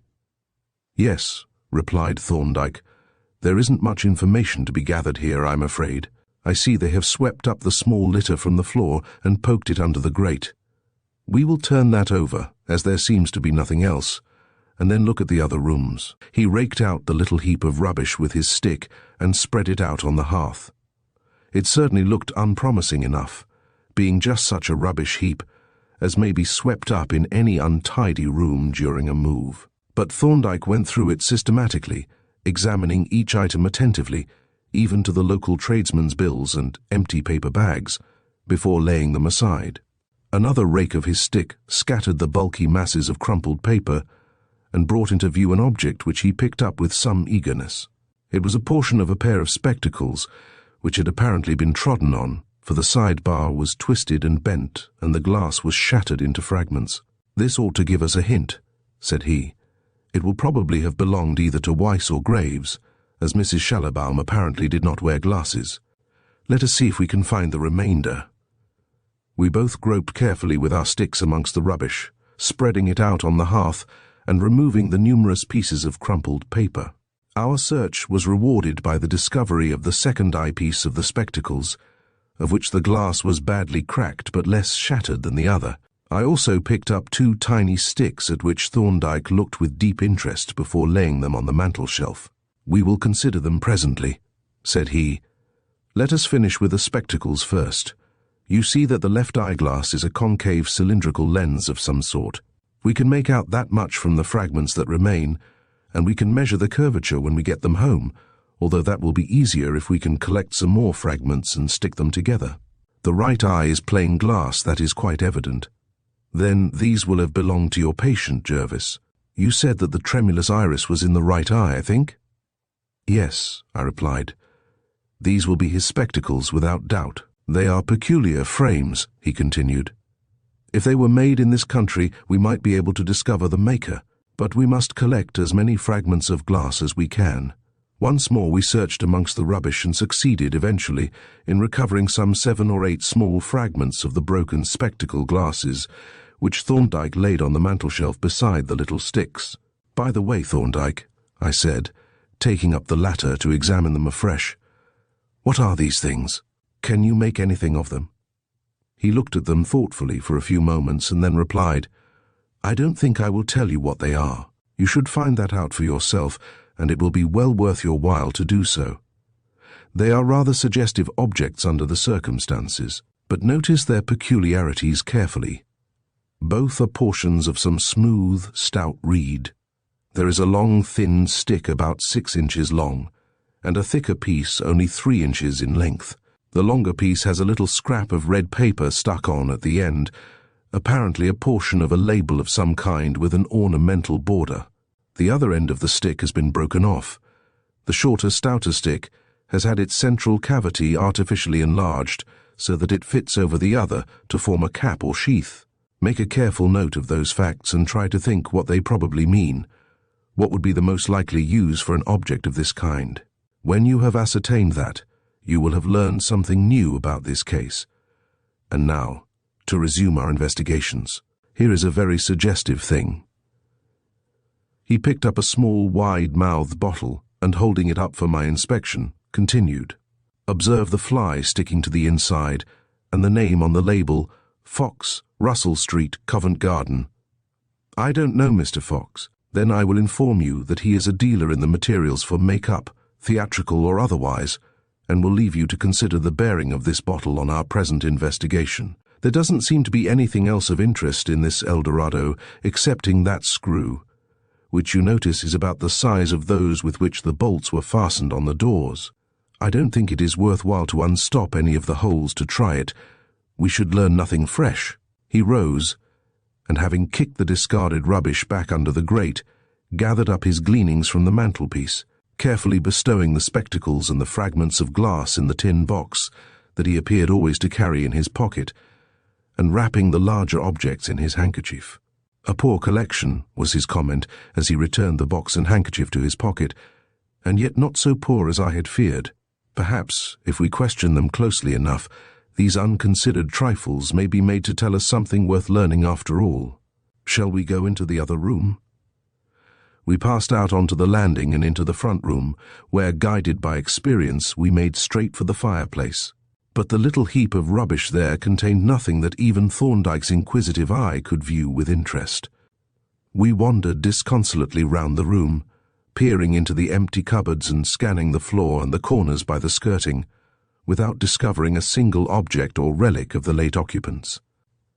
In the course of my perambulations, I halted by the window and was looking down into the street when Thorndyke called to me sharply, "Come away from the window, Jervis. Have you forgotten that Mrs. Schallibaum may be in the neighbourhood at this moment?" As a matter of fact, I had entirely forgotten the matter, nor did it now strike me as anything but the remotest of possibilities. I replied to that effect. "I don't agree with you," Thorndyke rejoined. "We have heard that she comes here to look for letters. Probably she comes every day, or even oftener. There is a good deal at stake, remember, and they cannot feel quite as secure as they would wish. Weiss must have seen what view you took of the case, and must have had some uneasy moments thinking of what you might do. In fact, we may take it that the fear of you drove them out of the neighbourhood, and that they are mighty anxious to get that letter and cut the last link that binds them to this house." "I suppose that is so," I agreed. "And if the lady should happen to pass this way and should see me at the window and recognize me, she would certainly smell a rat." "A rat!" exclaimed Thorndyke. "She would smell a whole pack of foxes, and Mr. H. Weiss would be more on his guard than ever. Let us have a look at the other rooms. There is nothing here." We went up to the next floor and found traces of recent occupation in one room only. The garrets had evidently been unused, and the kitchen and ground floor rooms offered nothing that appeared to Thorndyke worth noting. Then we went out by the side door and down the covered way into the yard at the back. The workshops were fastened with rusty padlocks that looked as if they had not been disturbed for months. The stables were empty and had been tentatively cleaned out. The coach house was vacant and presented no traces of recent use excepting a half-bald spoke brush. We returned up the covered way, and I was about to close the side door, which Thorndyke had left ajar, when he stopped me. "We'll have another look at the hall before we go," said he, and walking softly before me, he made his way to the front door, where, producing his lamp, he threw a beam of light into the letterbox. "Any more letters?" I asked. "Any more," he repeated. "Look for yourself." I stooped and peered through the grille into the lighted interior, and then I uttered an exclamation. The box was empty. Thorndyke regarded me with a grim smile. "We have been caught on the hop, Jervis, I suspect," said he. "It is queer," I replied. "I didn't hear any sound of the opening or closing of the door, did you?"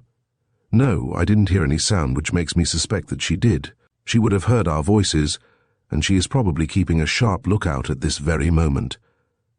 I wonder if she saw you at the window, but whether she did or not, we must go very warily. Neither of us must return to the temple direct, and we had better separate when we have returned the keys, and I will watch you out of sight and see if anyone is following. You, what are you going to do?" "If you don't want me, I shall run over to Kensington and drop in to lunch at the Hornbys. I said I would call as soon as I had an hour or so free." "Very well.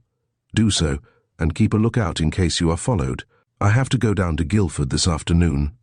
Under the circumstances, I shall not go back home, but send Polton a telegram and take a train at Vauxhall and change at some small station where I can watch the platform. Be as careful as you can. Remember that what you have to avoid is being followed to any place where you are known, and above all, revealing your connection with number 5A, King's Bench Walk." Having thus considered our immediate movements, we emerged together from the wicket and, locking it behind us, walked quickly to the house agent's, where an opportune office boy received the keys without remark. As we came out of the office, I halted irresolutely, and we both looked up and down the lane. "There is no suspicious-looking person in sight at present," Thorndyke said, and then asked, "Which way do you think of going?" "It seems to me," I replied, "that my best plan would be to take a cab or an omnibus so as to get out of the neighbourhood as quickly as possible. If I go through Ravensden Street into Kennington Park Road, I can pick up an omnibus that will take me to the Mansion House, where I can change for Kensington. I shall go on the top, so that I can keep a lookout for any other omnibus or cab that may be following." "Yes," said Thorndyke. "That seems a good plan. I will walk with you and see that you get a fair start." We walked briskly along the lane and through Ravensden Street to the Kennington Park Road. An omnibus was approaching from the south at a steady jog-trot, and we halted at the corner to wait for it. Several people passed us in different directions, but none seemed to take any particular notice of us, though we observed them rather narrowly, especially the women. Then the omnibus crawled up. I sprang on the footboard and ascended to the roof, where I seated myself and surveyed the prospect to the rear. No one else got on the omnibus, which had not stopped, and no cab or other passenger vehicle was in sight. I continued to watch Thorndyke as he stood sentinel at the corner, and noted that no one appeared to be making any effort to overtake the omnibus. Presently my colleague waved his hand to me and turned back towards Vauxhall, and I, having satisfied myself once more that no pursuing cab or hurrying foot passenger was in sight, decided that our precautions had been unnecessary and settled myself in a rather more comfortable position. Chapter 10. The Hunter Hunted. The omnibus of those days was a leisurely vehicle. Its ordinary pace was a rather sluggish trot, and in a thickly populated thoroughfare its speed was further reduced by frequent stoppages. Bearing these facts in mind, I gave an occasional backward glance as we jogged northward, though my attention soon began to wander from the rather remote possibility of pursuit to the incidents of our late exploration. It had not been difficult to see that Thorndyke was very well pleased with the results of our search, but accepting the letter, which undoubtedly opened up a channel for further inquiry and possible identification, I could. not perceive that any of the traces that we had found justified his satisfaction. There were the spectacles, for instance. They were almost certainly the pair worn by Mr. Graves. But what then? It was exceedingly improbable that we should be able to discover the maker of them. And if we were, it was still more improbable that he would be able to give us any information that would help us. Spectacle makers are not usually on confidential terms with their customers. As to the other objects, I could make nothing of them. The little sticks of reed evidently had some use that was known to Thorndyke, and furnished, by inference, some kind of information about Weiss, Graves, or Mrs. Schallibaum. But I had never seen anything like them before, and they conveyed nothing whatever to me. Then the bottle that had seemed so significant to Thorndyke was to me quite uninforming. It did indeed suggest that some member of the household might be connected with the stage, but it gave no hint as to which one. Certainly that person was not Mr. Weiss, whose appearance was as remote from that of an actor as could well be imagined. At any rate, the bottle and its label gave me no more useful hint than it might be worthwhile to call on Mr. Fox and make inquiries, and something told me very emphatically that this was not what it had conveyed to Thorndyke.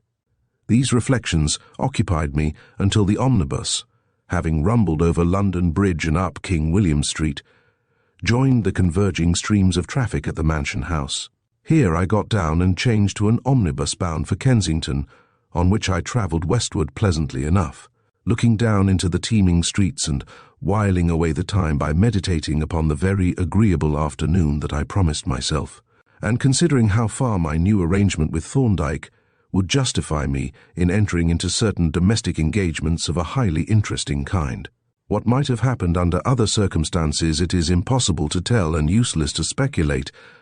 The fact is that my journey ended in a disappointment.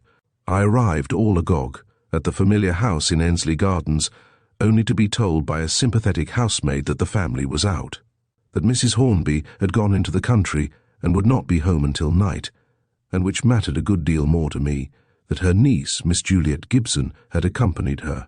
Now a man who drops into lunch without announcing his intention or previously ascertaining those of his friends has no right to quarrel with fate if he finds an empty house. Thus, philosophically, I reflected as I turned away from the house in profound discontent, demanding of the universe in general why Mrs. Hornby need have perversely chosen my first free day to go gadding into the country, and above all, why she must needs spirit away the fair Juliet.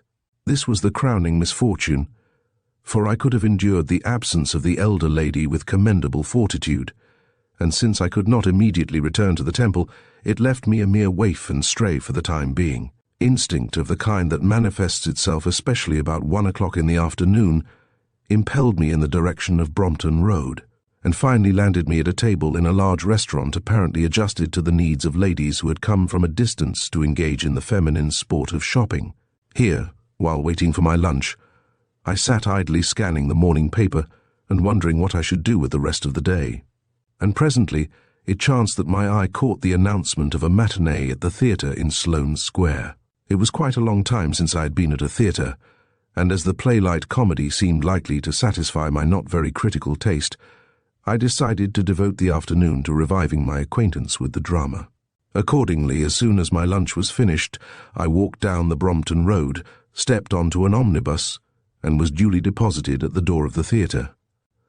A couple of minutes later, I found myself occupying an excellent seat in the second row of the pit, oblivious alike of my recent disappointment and of Thorndyke's words of warning. I am not an enthusiastic playgoer. To dramatic performances I am disposed to assign nothing further than the modest function of furnishing entertainment. I do not go to a theatre to be instructed or to have my moral outlook elevated. But, by way of compensation, I am not difficult to please. To a simple play, adjusted to my primitive taste, I can bring a certain bucolic appreciation that enables me to extract from the performance the maximum of enjoyment.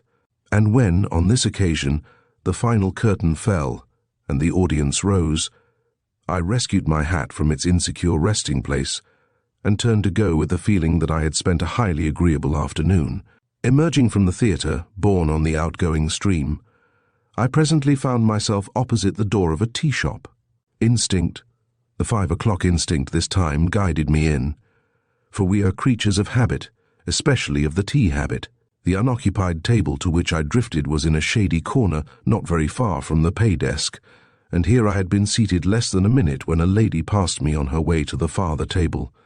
The glimpse that I caught of her as she approached, it was but a glimpse since she passed behind me, showed that she was dressed in black, that she wore a beaded veil and hat. And in addition to the glass of milk and the bun that she carried, she was encumbered by an umbrella and a small basket, apparently containing some kind of needlework. I must confess that I gave her very little attention at the time, being occupied in anxious speculation as to how long it would be before the fact of my presence would impinge on the consciousness of the waitress. The exact time by the clock on the wall was 3 minutes and a quarter, at the expiration of which an anemic young woman sauntered up to the table and bestowed on me a glance of sullen interrogation, as if mutely demanding what the devil I wanted. I humbly requested that I might be provided with a pot of tea, whereupon she turned on her heel, which was a good deal worn down on the off-side, and reported my conduct to a lady behind a marble-topped counter. It seemed the counter lady took a lenient view of the case, for in less than 4 minutes the waitress returned and gloomily deposited on the table before me a teapot, a milk jug, a cup and saucer, a jug of hot water, and a small pool of milk. Then she once more departed in dudgeon. I had just given the tea in the pot a preliminary stir, and was about to pour out the first cup, when I felt someone bump lightly against my chair and heard something rattle on the floor. I turned quickly and perceived the lady, whom I had seen enter, stooping just behind my chair. It seemed that having finished her frugal meal she was on her way out when she had dropped the little basket that I had noticed, hanging from her wrist, which basket had promptly disgorged its entire contents on the floor. Now everyone must have noticed the demon of agility that seems to enter into an inanimate object when it is dropped, and the apparently intelligent malice with which it discovers and rolls into the most inaccessible places. Here was a case in point.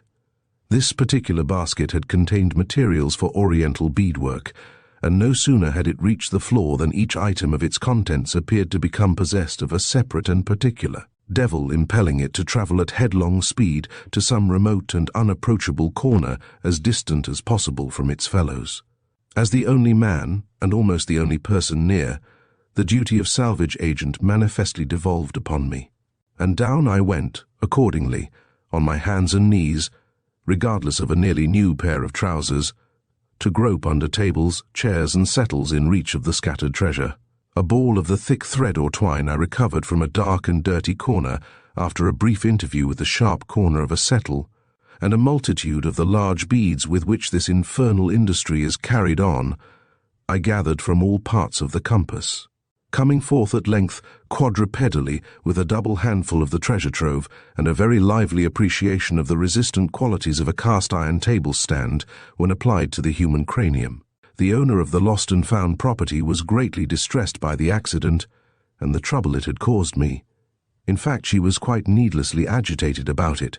The hand which held the basket into which I poured the rescued trash trembled visibly, and the brief glance that I bestowed on her, as she murmured her thanks and apologies, with a very slight foreign accent, showed me that she was excessively pale. That much I could see plainly in spite of the rather dim light in this part of the shop and the beaded veil that covered her face. And I could also see that she was a rather remarkable-looking woman, with a great mass of harsh black hair and very broad black eyebrows that nearly met above her nose and contrasted strikingly with the dead white of her skin. But of course, I did not look at her intently. Having returned her property and received her acknowledgments, I resumed my seat and left her to go on her way. I had once more grasped the handle of the teapot when I made a rather curious discovery. At the bottom of the teacup lay a single lump of sugar. To the majority of persons it would have meant nothing. They would have assumed that they had dropped it in and forgotten it, and would have proceeded to pour out the tea. But it happened that, at this time, I did not take sugar in my tea, whence it followed that the lump had not been put in by me. Assuming, therefore, that it had been carelessly dropped in by the waitress, I turned it out on the table, filled the cup, added the milk, and took a tentative draught to test the temperature. The cup was yet at my lips when I chanced to look into the mirror that faced my table. Of course it reflected the part of the shop that was behind me, including the cashier's desk, at which the owner of the basket now stood paying for her refreshment. Between her and me was a gas chandelier which cast its light on my back but full on her face, and her veil notwithstanding, I could see that she was looking at me steadily, was in fact watching me intently, and with a very curious expression, an expression of expectancy mingled with alarm. But this was not all. As I returned her intent look, which I could do unobserved, since my face, reflected in the mirror, was in deep shadow, I suddenly perceived that that steady gaze engaged her right eye only. The other eye was looking sharply towards her left shoulder. In short, she had a divergent squint of the left eye. I put down my cup with a thrill of amazement and a sudden surging up of suspicion and alarm.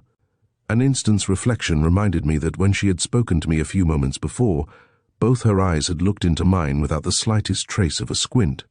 My thoughts flew back to the lump of sugar, to the unguarded milk jug and the draught of tea that I had already swallowed, and hardly knowing what I intended, I started to my feet and turned to confront her. But as I rose, she snatched up her change and darted from the shop. Through the glass door, I saw her spring onto the footboard of a passing hansom and give the driver some direction. I saw the man whip up his horse, and by the time I reached the door, the cab was moving off swiftly towards Sloane Street. I stood irresolute. I had not paid and could not run out of the shop without making a fuss, and my hat and stick were still on the rail opposite my seat. The woman ought to be followed, but I had no fancy for the task. If the tea that I had swallowed was innocuous, no harm was done, and I was rid of my pursuer. So far as I was concerned, the incident was closed. I went back to my seat, and picking up the lump of sugar, which still lay on the table where I had dropped it, put it carefully in my pocket. But my appetite for tea was satisfied for the present. Moreover, it was hardly advisable to stay in the shop, lest some fresh spy should come to see how I fared. Accordingly, I obtained my cheque, handed it in at the cashier's desk, and took my departure. All this time, it will be observed, I had been taking it for granted that the lady in black had followed me from Kensington to this shop, that in fact she was none other than Mrs. Schallibaum. And, indeed, the circumstances had rendered the conclusion inevitable. In the very instant when I'd perceived the displacement of the left eye, complete recognition had come upon me. When I had stood facing the woman, the brief glance at her face had conveyed to me something dimly reminiscent of which I had been but half conscious, and had instantly forgotten. But the sight of that characteristic squint had at once revived and explained it. That the woman was Mrs. Schallibaum, I now felt no doubt whatever. Nevertheless, the whole affair was profoundly mysterious. As to the change in the woman's appearance, there was little in that. The coarse black hair might be her own, dyed, or it might be a wig. The eyebrows were made up. It was a simple enough proceeding, and made still more simple by the beaded veil. But how did she come to be there at all? How did she happen to be made up in this fashion at this particular time? And, above all, how came she to be provided with a lump of what I had little doubt was poisoned sugar? I turned over the events of the day, and the more I considered them, the less comprehensible they appeared. No one had followed the omnibus, either on foot or in a vehicle, as far as I could see, and I had kept a careful look-out, not only at starting but for some considerable time after. Yet, all the time, Mrs. Schallibaum must have been following. But how? If she had known that I was intending to travel by the omnibus, she might have gone to meet it and entered before I did. But she could not have known, and moreover she did not meet the omnibus, for we watched its approach from some considerable distance. I considered whether she might not have been concealed in the house, and overheard me mention my destination to Thorndyke. But this failed to explain the mystery, since I had mentioned no address beyond Kensington. I had indeed mentioned the name of Mrs. Hornby, but the supposition that my friends might be known by name to Mrs. Schallibaum, or even that she might have looked the name up in the directory, presented a probability too remote to be worth entertaining. But if I reached no satisfactory conclusion, my cogitations had one useful effect. They occupied my mind to the exclusion of that unfortunate draught of tea. Not that I had been seriously uneasy after the first shock, The quantity that I had swallowed was not large, the tea being hotter than I cared for, and I remembered that, when I had thrown out the lump of sugar. I had turned the cup upside down on the table, so there could have been nothing solid left in it. And the lump of sugar was in itself reassuring, for it certainly would not have been used in conjunction with any less conspicuous but more incriminating form of poison. That lump of sugar was now in my pocket, reserved for careful examination at my leisure, and I reflected with a faint grin that it would be a little disconcerting if it should turn out to contain nothing but sugar after all. On leaving the tea shop, I walked up Sloane Street with the intention of doing what I ought to have done earlier in the day. I was going to make perfectly sure that no spy was dogging my footsteps. But for my ridiculous confidence, I could have done so quite easily before going to Ensley Gardens. And now, made wiser by a startling experience, I proceeded with systematic care. It was still broad daylight, for the lamps in the tea shop had been rendered necessary only by the faulty construction of the premises and the dullness of the afternoon, and in an open space I could see far enough for complete safety. Arriving at the top of Sloane Street, I crossed Knightsbridge and, entering Hyde Park, struck out towards the Serpentine. Passing along the eastern shore, I entered one of the long paths that lead towards the Marble Arch and strode along it at such a pace as would make it necessary for any pursuer to hurry in order to keep me in sight. Halfway across the great stretch of turf, I halted for a few moments and noted the few people who were coming in my direction. Then I turned sharply to the left and headed straight for the Victoria Gate, but again, halfway, I turned off among a clump of trees and, standing behind the trunk of one of them, took a fresh survey of the people who were moving along the paths. All were at a considerable distance, and none appeared to be coming my way. I now moved cautiously from one tree to another and passed through the wooded region to the south, crossed the Serpentine Bridge at a rapid walk, and hurrying along the south shore left the park by Apsley House. From hence I walked at the same rapid pace along Piccadilly, insinuating myself among the crowd with the skill born of long acquaintance with the London streets, crossed amidst the seething traffic at the Circus, darted up Windmill Street, and began to zigzag amongst the narrow streets and courts of Soho. Crossing the Seven Dials and Drury Lane, I passed through the multitudinous back streets and alleys that then filled the area south of Lincoln's Inn, came out by Newcastle Street, Holywell Street and Half Moon Alley into the Strand, which I crossed immediately, ultimately entering the Temple by Devereux Court. Even then I did not relax my precautions. From one court to another I passed quickly, loitering in those dark entries and unexpected passages that are known to so few but the regular Templars, and coming out into the open only at the last, where the wide passage of King's Bench Walk admits of no evasion. Halfway up the stairs, I stood for some time in the shadow, watching the approaches from the staircase window, and when, at length, I felt satisfied that I had taken every precaution that was possible, I inserted my key and let myself into our chambers. Thorndyke had already arrived, and, as I entered, he rose to greet me with an expression of evident relief. "I am glad to see you, Jervis," he said. "I have been rather anxious about you." "Why?" I asked. "For several reasons. One is that you are the sole danger that threatens these people, as far as they know. Another is that we made a most ridiculous mistake. We overlooked a fact that ought to have struck us instantly. But how have you fared?" "Better than I deserved. That good lady stuck to me like a burr. At least I believe she did." "I have no doubt she did. We have been caught napping finely, Jervis. How?" "We'll go into that presently. Let us hear about your adventures first." I gave him a full account of my movements from the time when we parted to that of my arrival home, omitting no incident that I was able to remember, and, as far as I could, reconstituting my exceedingly devious homeward route. "Your retreat was masterly," he remarked with a broad smile. "I should think that it would have utterly defeated any pursuer, and the only pity is that it was probably wasted on the desert air. Your pursuer had by that time become a fugitive, but you were wise to take these precautions, for of course Weiss might have followed you. But I thought he was in Hamburg." "Did you? You are a very confiding young gentleman for a budding medical jurist. Of course we don't know that he is not, but the fact that he has given Hamburg as his present whereabouts establishes a strong presumption that he is somewhere else. I only hope that he has not located you, and, from what you tell me of your later methods, I fancy that you would have shaken him off even if he had started to follow you from the tea shop. I hope so too, but how did that woman manage to stick to me in that way? What was the mistake we made? Thorndyke laughed grimly. It was a perfectly asinine mistake, Jervis. You started up Kennington Park Road on a leisurely, jog-trotting omnibus, and neither you nor I remembered what there is underneath Kennington Park Road. Underneath, I exclaimed, completely puzzled for the moment. Then, suddenly realizing what he meant, "Of course," I exclaimed. Idiot that I am. You mean the electric railway? Yes. That explains everything. Mrs. Schallibaum must have watched us from some shop and quietly followed us up the lane.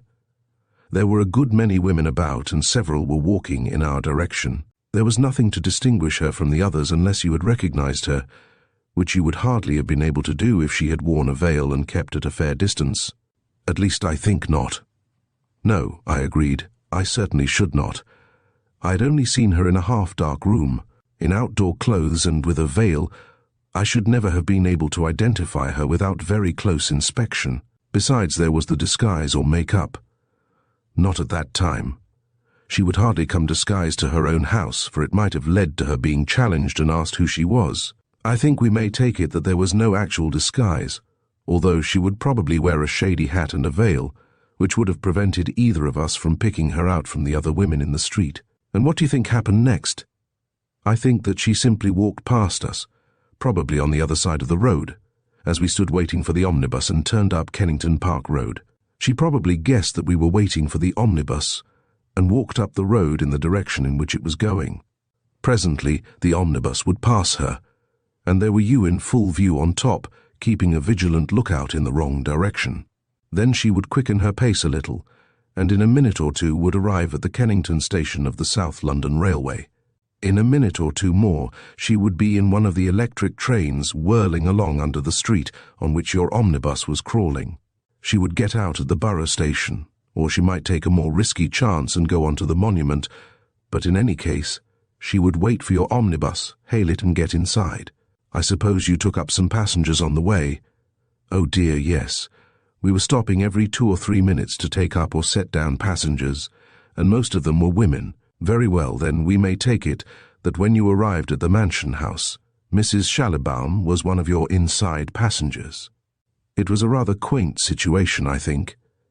Yes, confound her. What a couple of noodles she must have thought us. No doubt, and that is the one consoling feature in the case. She will have taken us for a pair of absolute greenhorns. But to continue, of course she travelled in your omnibus to Kensington. You ought to have gone inside on both occasions, so that you could see everyone who entered and examine the inside passengers. She will have followed you to Ensley Gardens and probably noted the house you went to. Thence she will have followed you to the restaurant and may even have lunched there. It is quite possible, said I. There were 2 rooms and they were filled principally with women. Then she will have followed you to Sloane Street, and as you persisted in riding outside, she could easily take an inside place in your omnibus. As to the theatre, she must have taken it as a veritable gift of the gods, an arrangement made by you for her special convenience. Why? My dear fellow, consider. She had only to follow you in and see you safely into your seat, and there you were, left till called for. She could then go home, make up for her part, draw out a plan of action, with the help, perhaps, of Mr. Weiss, provide herself with the necessary means and appliances, and at the appointed time call and collect you. That is assuming a good deal, I objected. It is assuming, for instance, that she lives within a moderate distance of Sloane Square. Otherwise, it would have been impossible. Exactly. That is why I assume it. You don't suppose that she goes about habitually with lumps of prepared sugar in her pocket, and if not, then she must have got that lump from somewhere.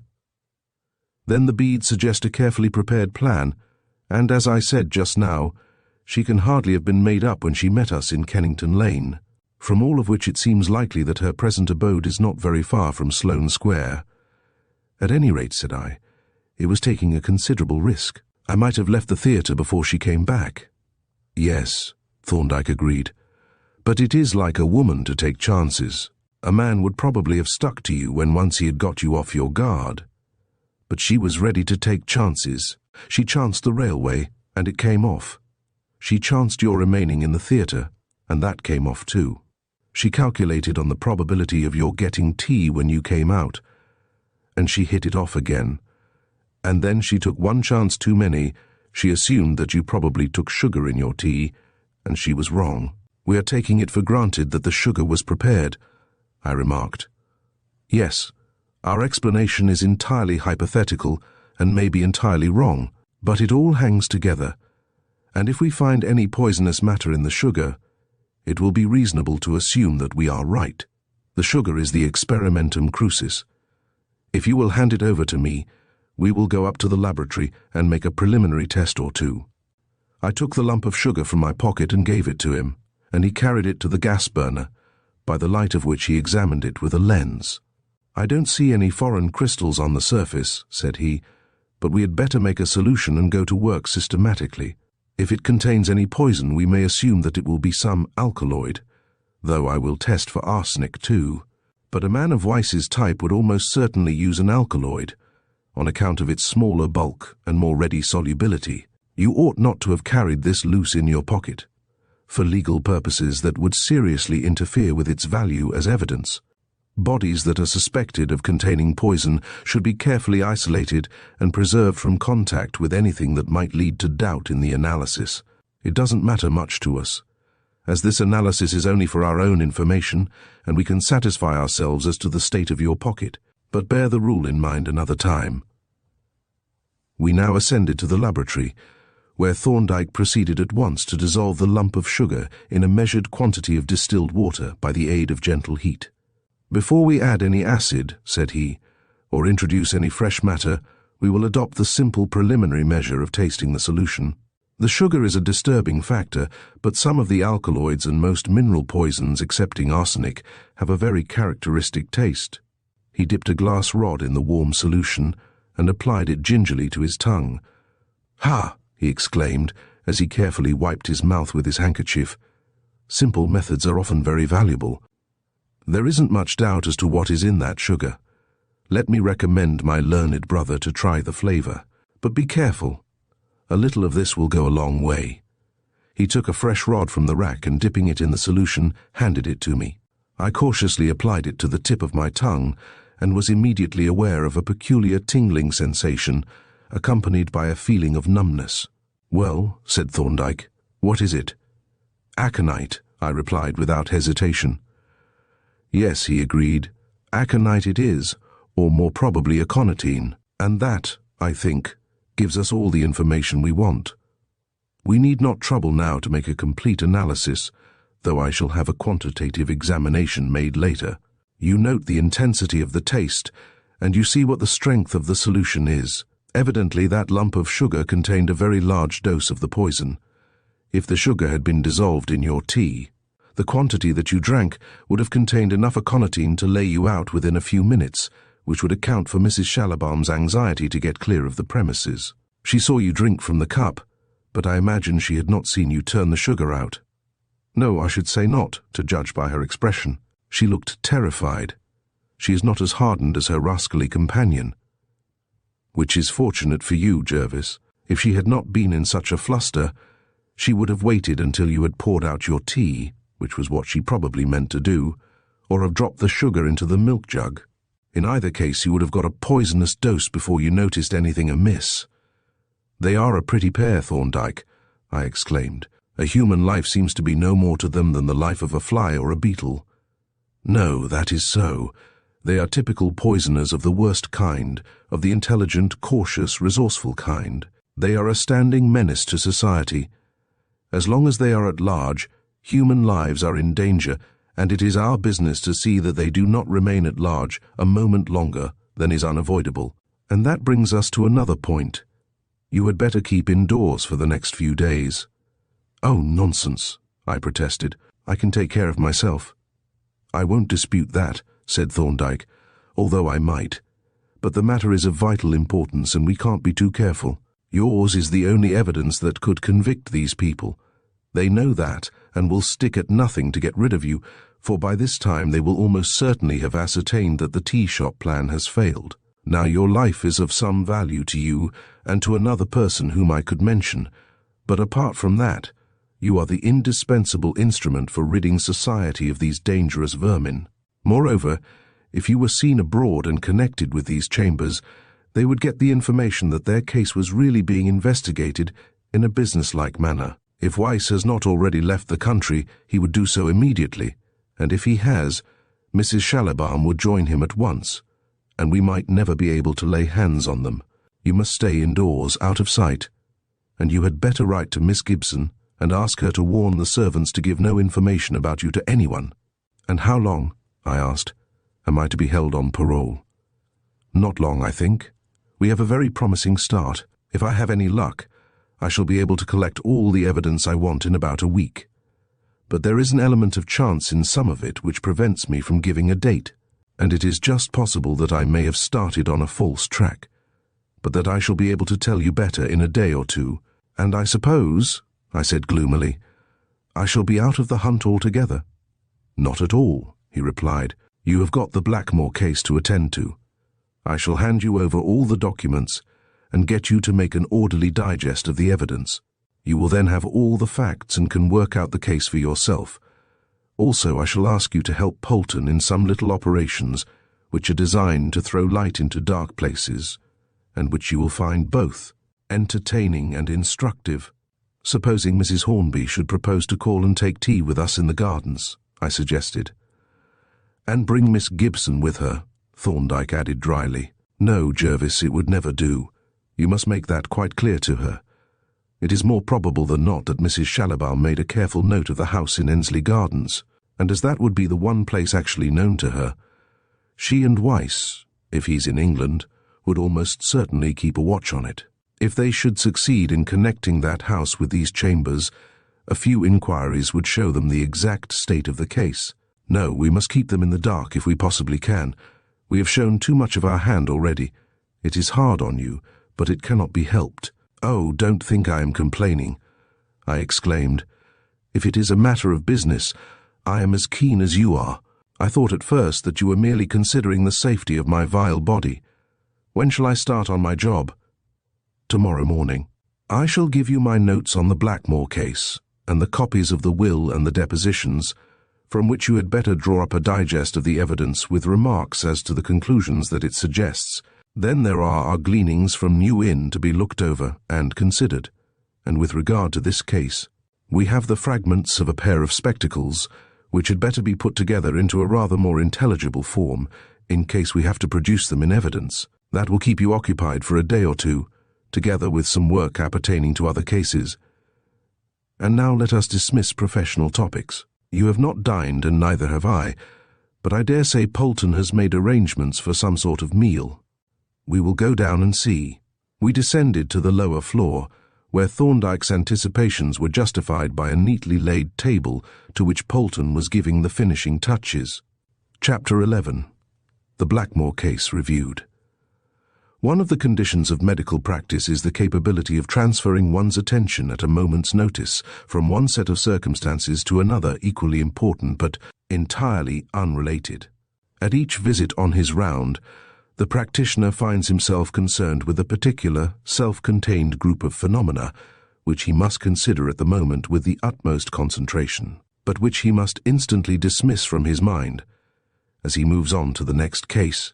It is a difficult habit to acquire, for an important, distressing, or obscure case is apt to take possession of the consciousness and hinder the exercise of attention that succeeding cases demand.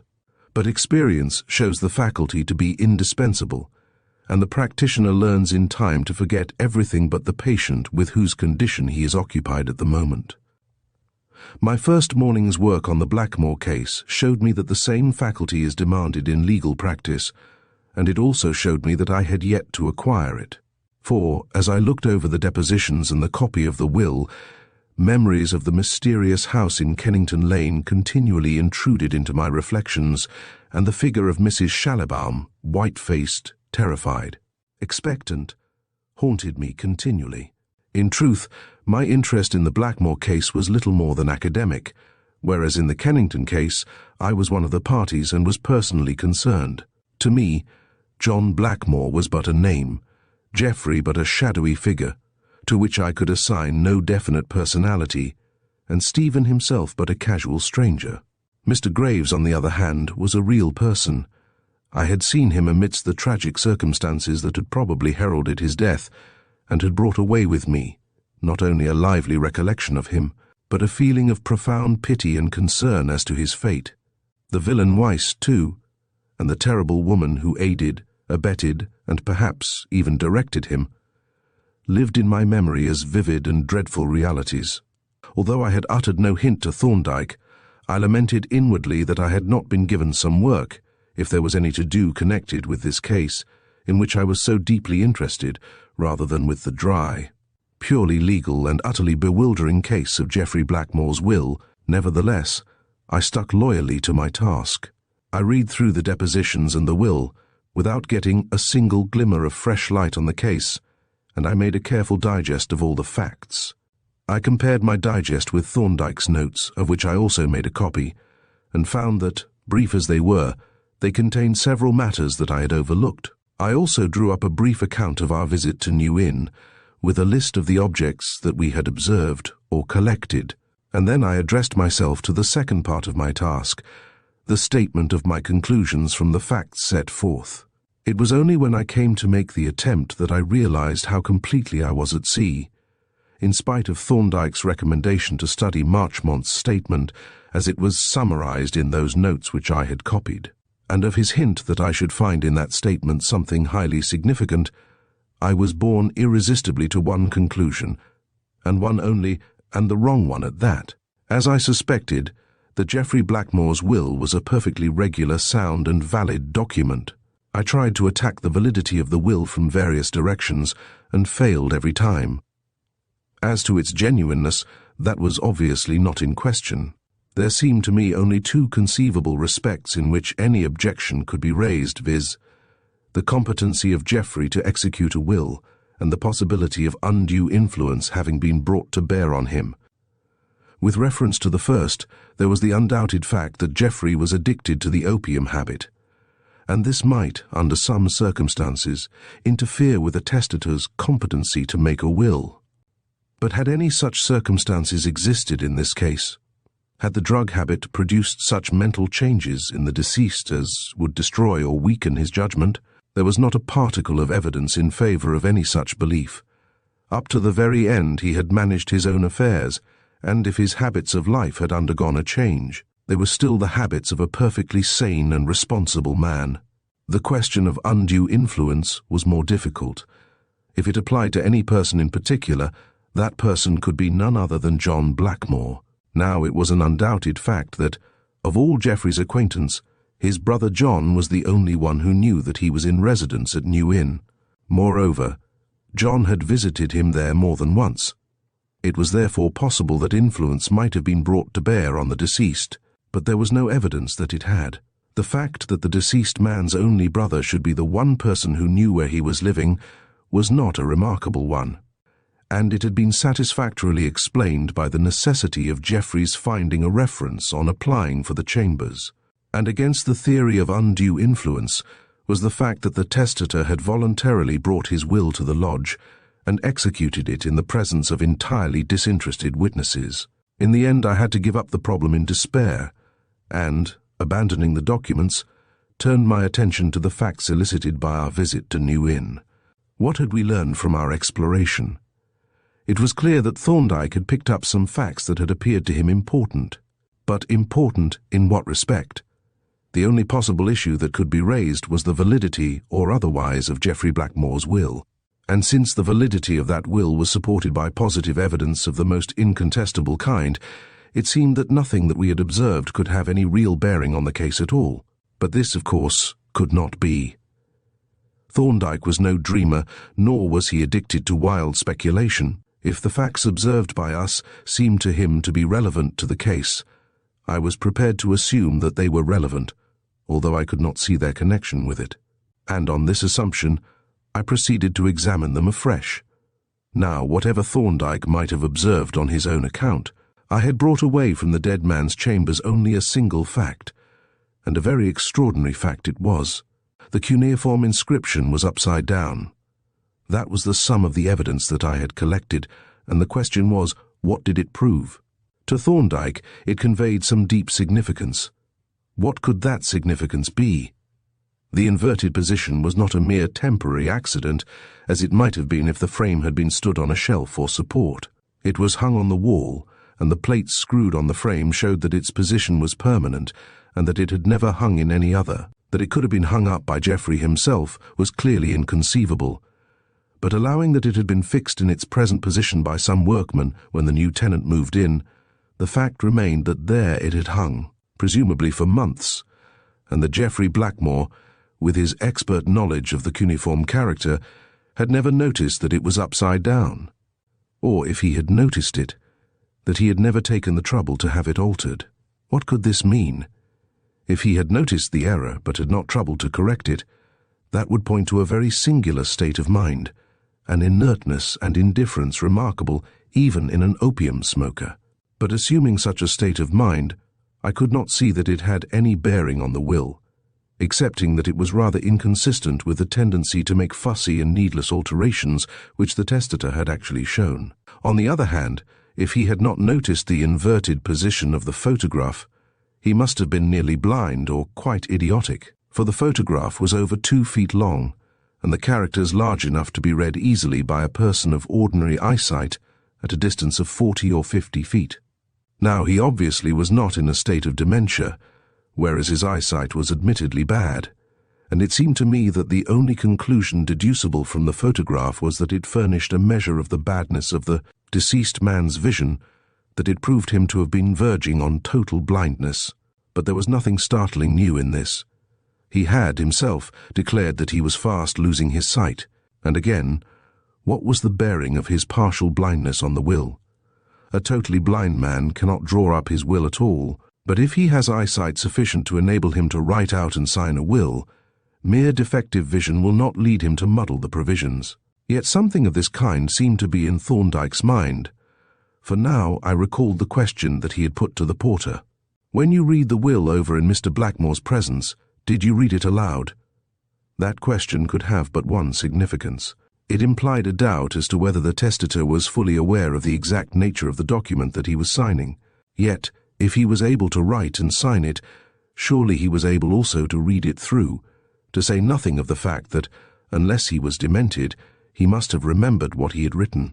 Thus, once more, my reasoning only led me into a blind alley at the end of which was the will, regular and valid and fulfilling all the requirements that the law imposed. Once again I had to confess myself beaten and in full agreement with Mr. Marchmont that there was no case, that there was nothing in dispute. Nevertheless, I carefully fixed in the pocket file that Thorndyke had given me the copy that I had made of his notes, together with the notes on our visit to New Inn, and the few and unsatisfactory conclusions at which I had arrived, and this brought me to the end of my first morning in my new capacity. "And how," Thorndyke asked as we sat at lunch, "has my learned friend progressed? Does he propose that we advise Mr. Marchmont to enter a caveat? I've read all the documents and boiled all the evidence down to a stiff jelly, and I am in a worse fog than ever. There seems to be a slight mixture of metaphors in my learned friend's remarks. But never mind the fog, Jervis. There is a certain virtue in fog. It serves, like a picture frame, to surround the essential with a neutral zone that separates it from the irrelevant." "That is a very profound observation, Thorndyke," I remarked ironically. "I was just thinking so myself," he rejoined, "and if you could contrive to explain what it means." "Oh, but that is unreasonable. When one throws off a subtly philosophic obiter dictum, one looks to the discerning critic to supply the meaning. By the way, I am going to introduce you to the gentle art of photography this afternoon. I am getting the loan of all the cheques that were drawn by Geoffrey Blackmore during his residence at New Inn. There are only 23 of them, all told, and I am going to photograph them. I shouldn't have thought the bank people would have let them go out of their possession. They are not going to. One of the partners, a Mr. Britton, is bringing them here himself, and will be present while the photographs are being taken, so they will not go out of his custody. But, all the same, it is a great concession, and I should not have obtained it but for the fact that I have done a good deal of work for the bank and that Mr. Britton is more or less a personal friend. By the way, how comes it that the checks are at the bank? Why were they not returned to Geoffrey with the passbook in the usual way? I understand from Britton, replied Thorndyke, that all Geoffrey's checks were retained by the bank at his request. When he was travelling, he used to leave his investment securities and other valuable documents in his banker's custody, and, as he has never applied to have them returned, the bankers still have them and are retaining them until the will is proved, when they will, of course, hand over everything to the executors. What is the object of photographing these checks? I asked. There are several objects. First, since a good photograph is practically as good as the original. When we have the photographs, we practically have the checks for reference. Then, since a photograph can be duplicated indefinitely, it is possible to perform experiments on it which involve its destruction, which would, of course, be impossible in the case of original checks. But the ultimate object, I mean. What are you going to prove? You are incorrigible, Jervis, he exclaimed. How should I know what I am going to prove? This is an investigation. If I knew the result beforehand, I shouldn't want to perform the experiment.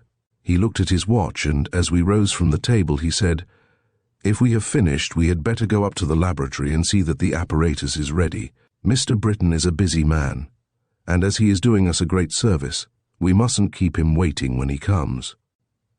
We ascended to the laboratory, where Polton was already busy inspecting the massively built copying camera which, with the long steel guides on which the easel or copy holder travelled, took up the whole length of the room on the side opposite to that occupied by the chemical bench. As I was to be inducted into the photographic art, I looked at it with more attention than I had ever done before. We've made some improvements since you were here last, sir, said Polton, who was delicately lubricating the steel guides. We've fitted these steel runners instead of the black-leaded wooden ones that we used to have, and we've made 2 scales instead of 1. Hallo, that's the downstairs bell. Shall I go, sir? Perhaps you'd better, said Thorndyke. It may not be Mr. Britton, and I don't want to be caught and delayed just now. However, it was Mr. Britton, a breezy, alert-looking middle-aged man, who came in escorted by Polton and shook our hands cordially, having been previously warned of my presence. He carried a small but solid handbag, to which he clung tenaciously up to the very moment when its contents were required for use. So that is the camera, said he, running an inquisitive eye over the instrument. Very fine one, too. I'm a bit of a photographer myself. What is that graduation on the sidebar? Those are the scales, replied Thorndyke, that shows the degree of magnification or reduction. The pointer is fixed to the easel and travels with it, of course, showing the exact size of the photograph. When the pointer is opposite 0, the photograph will be identical in size with the object photographed. When it points to, say, 6, the photograph will be 6 times as long as the object, or magnified 36 times superficially, whereas if the pointer is at 6, the photograph will be 1/6 of the length of the object, or 1/36 superficial. Why are there 2 scales? Mr. Britton asked. There is a separate scale for each of the 2 lenses that we principally use. For great magnification or reduction, a lens of comparatively short focus must be used, but, as a long focus, lens gives a more perfect image. We use one of very long focus 36 inches for copying the same size or for slight magnification or reduction. Are you going to magnify these checks? Mr. Britton asked. Not in the first place, replied Thorndyke. For convenience and speed, I am going to photograph them half-size, so that 6 checks will go on 1 whole plate. Afterwards, we can enlarge from the negatives as much as we like. But we should probably enlarge only the signatures in any case. The precious bag was now opened, and the 23 checks brought out and laid on the bench in a consecutive series in the order of their dates. They were then fixed by tapes, to avoid making pinholes in them, in batches of 6 to small drawing boards, each batch being so arranged that the signatures were towards the middle. The first board was clamped to the easel, the latter was slid along its guides, until the pointer stood at 2 on the long focus scale, and Thorndyke proceeded to focus the camera with the aid of a little microscope that Polton had made for the purpose. When Mr. Britton and I had inspected the exquisitely sharp image on the focusing screen through the microscope, Polton introduced the plate and made the first exposure, carrying the dark slide off to develop the plate while the next batch of checks was being fixed in position. In his photographic technique, as in everything else, Polton followed as closely as he could the methods of his principal and instructor, methods characterized by that unhurried precision that leads to perfect accomplishment. When the first negative was brought forth, dripping, from the dark room, it was without spot or stain, scratch or pinhole, uniform in color, and of exactly the required density. The 6 checks shown on it ridiculously small in appearance, though only reduced to half-length, looked as clear and sharp as fine etchings. Though, to be sure, my opportunity for examining them was rather limited, for Polton was uncommonly careful to keep the wet plate out of reach and so safe from injury. "Well," said Mr. Britton, when, at the end of the séance, he returned his treasures to the bag, "you have now got 23 of our checks, to all intents and purposes. I hope you are not going to make any unlawful use of them.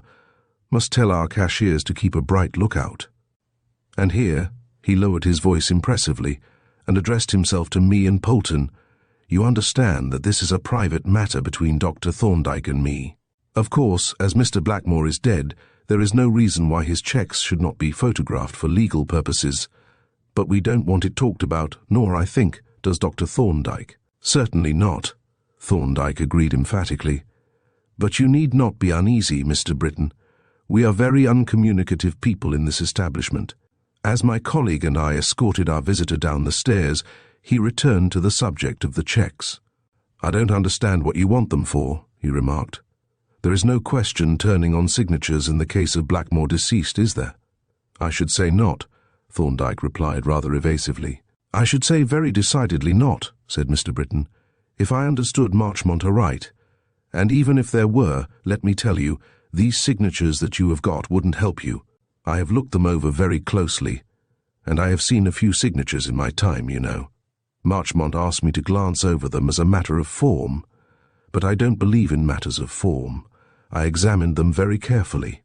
There is an appreciable amount of variation, a very appreciable amount, but under the variation one can trace the personal character, which is what matters. The subtle, indescribable quality that makes it recognizable to the expert eye as Geoffrey Blackmore's writing. You understand me. There is such a quality which remains when the coarser characteristics vary, just as a man may grow old or fat or bald, or may take to drink, and become quite changed. And yet, through it all, he preserves a certain something which makes him recognizable as a member of a particular family. Well, I find that quality in all those signatures, and so will you, if you have had enough experience of handwriting. I thought it best to mention it in case you might be giving yourself unnecessary trouble." "It is very good of you," said Thorndyke, "and I need not say that the information is of great value, coming from such a highly expert source. As a matter of fact, your hint will be of great value to me." He shook hands with Mr. Britton, and as the latter disappeared down the stairs, he turned into the sitting-room and remarked, "There is a very weighty and significant observation, Jervis. I advise you to consider it attentively in all its bearings." "You mean the fact that these signatures are undoubtedly genuine?" "I meant, rather, the very interesting general truth that is contained in Britton's statement, that physiognomy is not a mere matter of facial character. A man carries his personal trademark, not in his face only, but in his nervous system and muscles giving rise to characteristic movements and gait, in his larynx producing an individual voice, and even in his mouth, as shown by individual peculiarities of speech and accent, and the individual nervous system, by means of these characteristic movements, transfers its peculiarities to inanimate objects that are the products of such movements, as we see in pictures, in carving, in musical execution, and in handwriting. No one has ever painted quite like Reynolds or Romney. No one has ever played exactly like Liszt or Paganini. The pictures or the sounds produced by them were, so to speak, an extension of the physiognomy of the artist. And so with handwriting. A particular specimen is the product of a particular set of motor centers in an individual brain. These are very interesting considerations, Thorndyke, I remarked, but I don't quite see their present application. Do you mean them to bear in any special way on the Blackmore case? I think they do bear on it very directly. I thought so while Mr. Britton was making his very illuminating remarks. I don't see how. In fact, I cannot see why you are going into the question of the signatures at all. The signature on the will is admittedly genuine, and that seems to me to dispose of the whole affair. My dear Jervis, said he, you and Marchmont are allowing yourselves to be obsessed by a particular fact. A very striking and weighty fact, I will admit, but still, only an isolated fact. Geoffrey Blackmore executed his will in a regular manner, complying with all the necessary formalities and conditions. In the face of that single circumstance, you and Marchmont would chuck up the sponge, as the old pugilists expressed it. Now that is a great mistake. You should never allow yourself to be bullied and browbeaten by a single fact. But my dear Thorndyke, I protested, this fact seems to be final. It covers all possibilities unless you can suggest any other that would cancel it. I could suggest a dozen, he replied. Let us take an instance. Supposing Geoffrey executed this will for a wager, that he immediately revoked it and made a fresh will, that he placed the latter in the custody of some person and that that person has suppressed it. Surely you do not make this suggestion seriously, I exclaimed. Certainly I do not, he replied with a smile. I merely give it as an instance to show that your final and absolute fact is really only conditional on there being no other fact that cancels it. Do you think he might have made a third will? It is obviously possible. A man who makes 2 wills may make 3 or more, but I may say that I see no present reason for assuming the existence of another will. What I want to impress on you is the necessity of considering all the facts instead of bumping heavily against the most conspicuous one and forgetting all the rest.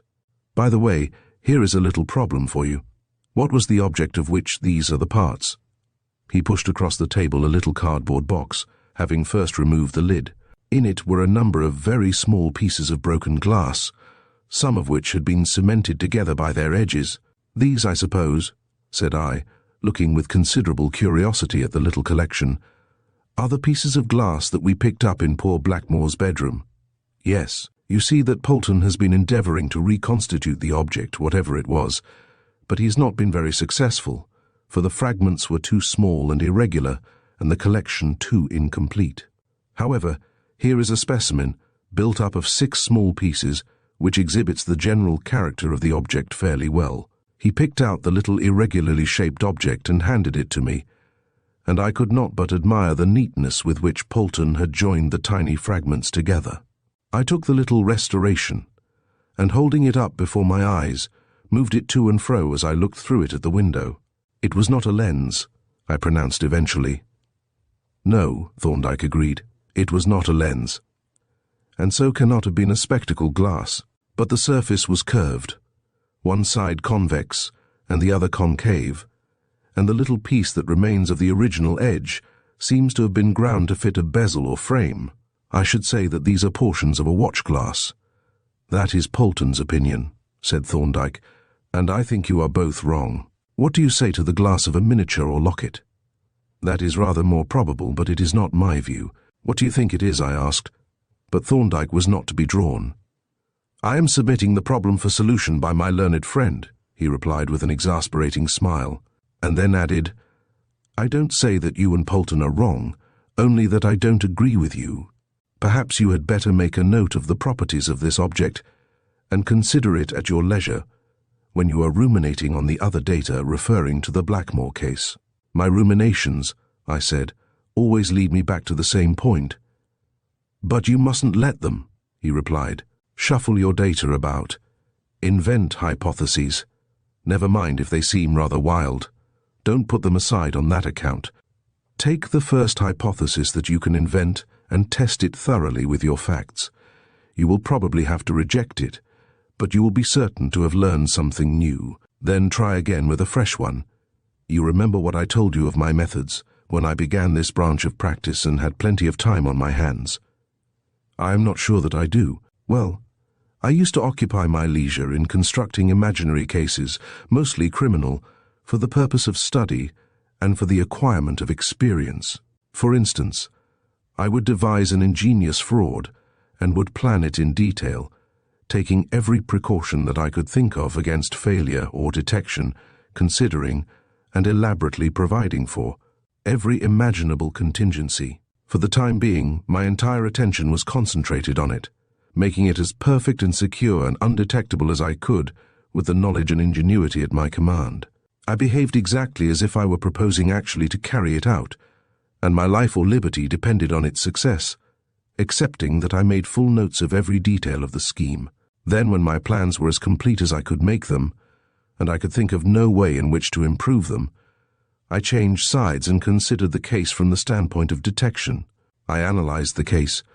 I picked out its inherent and unavoidable weaknesses, and especially I noted the respects in which a fraudulent proceeding of a particular kind differed from the bona fide proceeding that it simulated.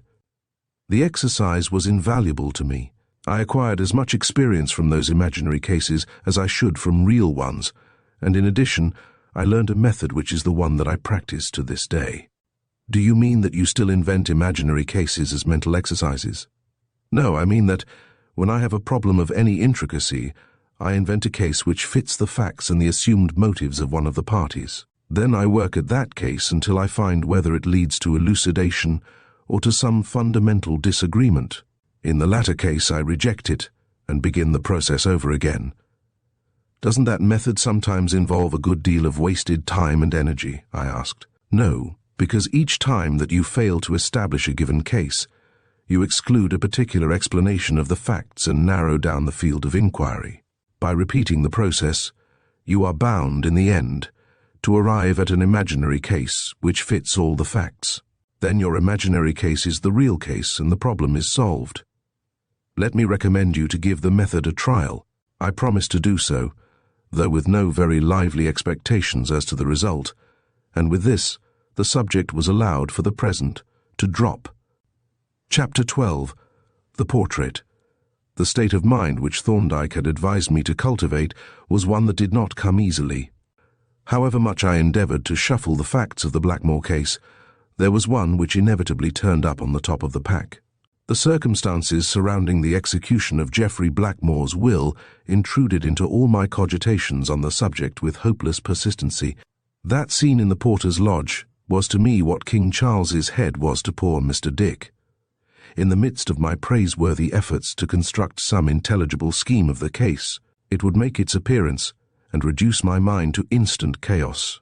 For the next few days, Thorndyke was very much occupied with one or two civil cases, which kept him in court during the whole of the sitting, and when he came home he seemed indisposed to talk on professional topics. Meanwhile, Polton worked steadily at the photographs of the signatures, and, with a view to gaining experience, I assisted him and watched his methods.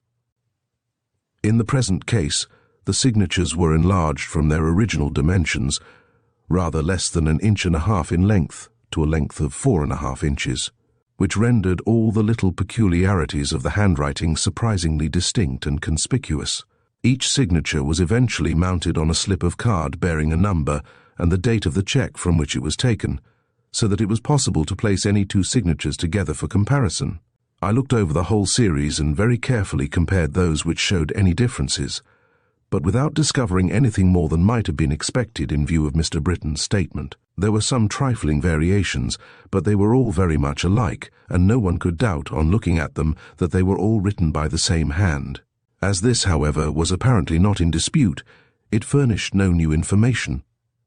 Thorndyke's object, for I felt certain that he had something definite in his mind, must be to test something apart from the genuineness of the signatures. But what could that something be? I dared not ask him, for questions of that kind were anathema, so there was nothing for it but to lie low and see what he would do with the photographs.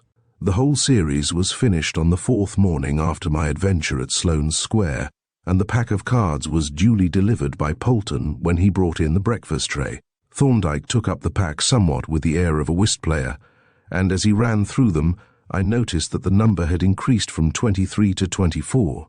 The additional one, Thorndyke explained, is the signature to the first will, which was in Marchmont's possession. I have added it to the collection as it carries us back to an earlier date. The signature of the second will presumably resembles those of the cheques drawn about the same date. But that is not material, or, if it should become so, we could claim to examine the second will. He laid the cards out on the table in the order of their dates, and slowly ran his eye down the series. I watched him closely and ventured presently to ask, "Do you agree with Mr. Britton as to the general identity of character in the whole set of signatures?" "Yes," he replied. "I should certainly have put them down as being all the signatures of one person. The variations are very slight. The later signatures are a little stiffer, a little more shaky and indistinct, and the B's and K's are both appreciably different from those in the earlier ones. But there is another fact which emerges when the whole series is seen together, and it is so striking and significant a fact that I am astonished at its not having been remarked on by Mr. Britton." "Indeed," said I, stooping to examine the photographs with fresh interest. "What is that?" "It is a very simple fact and very obvious, but yet, as I have said, very significant. Look carefully at number 1, which is the signature of the first will, dated 3 years ago, and compare it with number 3, dated the 18th of September last year. They look to me identical," said I, after a careful comparison. "So they do to me," said Thorndyke. "Neither of them shows the change that occurred later. But if you look at number 2, dated the 16th of September, you will see that it is in the later style.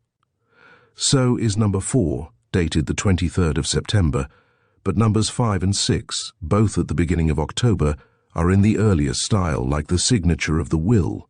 Thereafter all the signatures are in the new style, but if you compare number 2, dated the 16th of September, with number 24, dated the 14th of March of this year, the day of Geoffrey's death, you see that they exhibit no difference. Both are in the later style, but the last shows no greater change than the first. Don't you consider these facts very striking and significant?" I reflected a few moments, trying to make out the deep significance to which Thorndyke was directing my attention, and not succeeding very triumphantly. "You mean," I said, "that the occasional reversions to the earlier form convey some material suggestion?" "Yes, but more than that. What we learn from an inspection of this series is this, that there was a change in the character of the signature, a very slight change, but quite recognizable. Now that change was not gradual or insidious, nor was it progressive. It occurred at a certain definite time.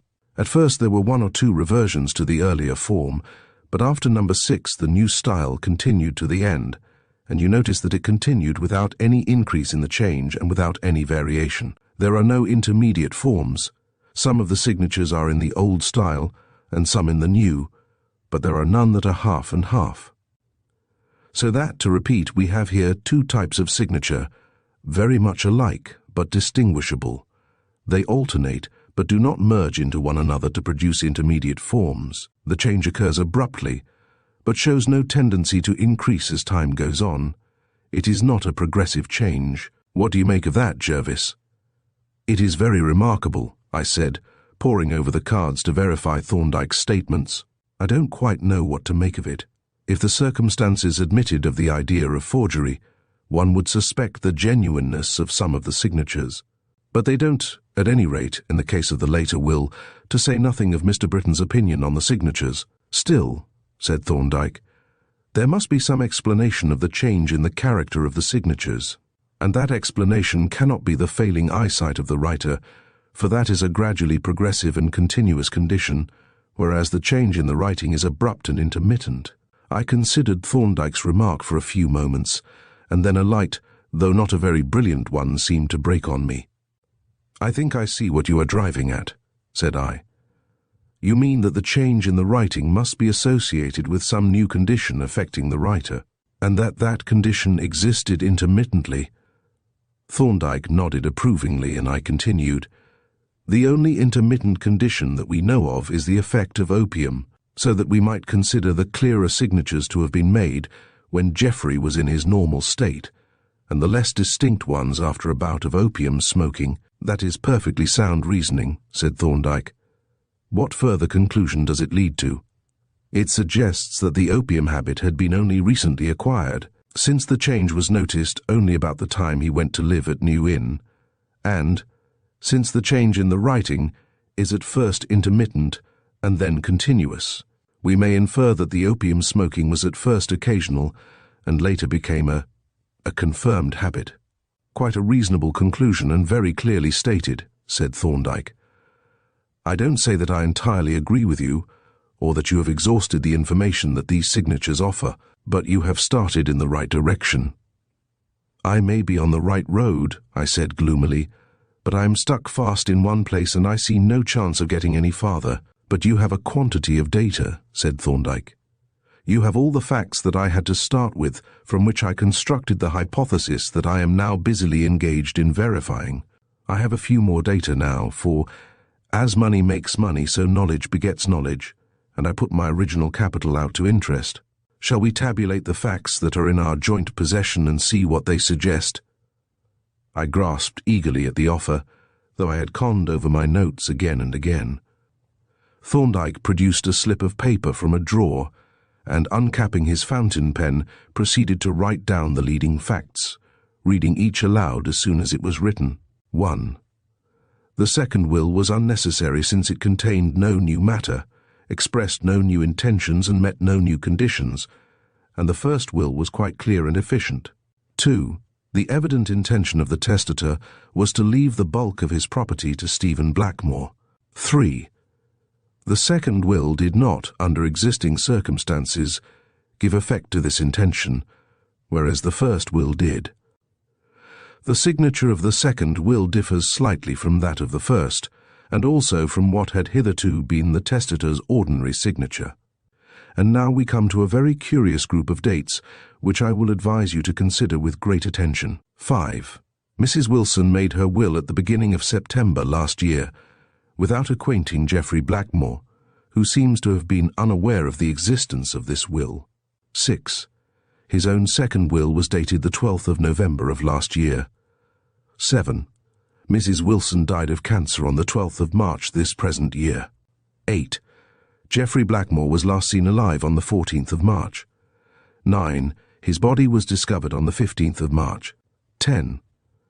The change in the character of his signature began about September last year and became permanent after the middle of October. You will find that collection of facts repay careful study, Jervis, especially when considered in relation to the further data. 11. That we found in Blackmore's chambers a framed inscription of large size, hung upside down, together with what appeared to be the remains of a watch-glass and a box of stearine candles and some other objects. He passed the paper to me, and I pored over it intently, focusing my attention on the various items with all the power of my will. But, struggle as I would, no general conclusion could be made to emerge from the mass of apparently disconnected facts. Well, Thorndyke said presently, after watching with grave interest my unavailing efforts, what do you make of it? Nothing, I exclaimed desperately, slapping the paper down on the table. Of course I can see that there are some queer coincidences, but how do they bear on the case? I understand that you want to upset this will, which we know to have been signed without compulsion or even suggestion in the presence of two respectable men who have sworn to the identity of the document. That is your object, I believe. Certainly it is. Then I am hanged if I see how you are going to do it. Not, I should say, by offering a group of vague coincidences that would muddle any brain but your own. Thorndyke chuckled softly but pursued the subject no farther. Put that paper in your file with your other notes, he said, and think it over at your leisure. And now I want a little help from you. Have you a good memory for faces? Fairly good, I think. Why? Because I have a photograph of a man whom I think you may have met. Just look at it and tell me if you remember the face. He drew a cabinet-size photograph from an envelope that had come by the morning's post and handed it to me. I have certainly seen this face somewhere, said I, taking the portrait over to the window to examine it more thoroughly, but I can't at the moment remember where. Try, said Thorndyke. If you have seen the face before, you should be able to recall the person. I looked intently at the photograph, and the more I looked, the more familiar did the face appear. Suddenly the identity of the man flashed into my mind, and I exclaimed in astonishment, "It can't be that poor creature at Kennington, Mr. Graves?" "I think it can," replied Thorndyke, "and I think it is. But could you swear to the identity in a court of law?" It is my firm conviction that the photograph is that of Mr. Graves. I would swear to that. No man ought to swear to more, said Thorndyke. Identification is always a matter of opinion or belief. The man who will swear unconditionally to identity from memory only is a man whose evidence should be discredited. I think your sworn testimony would be sufficient.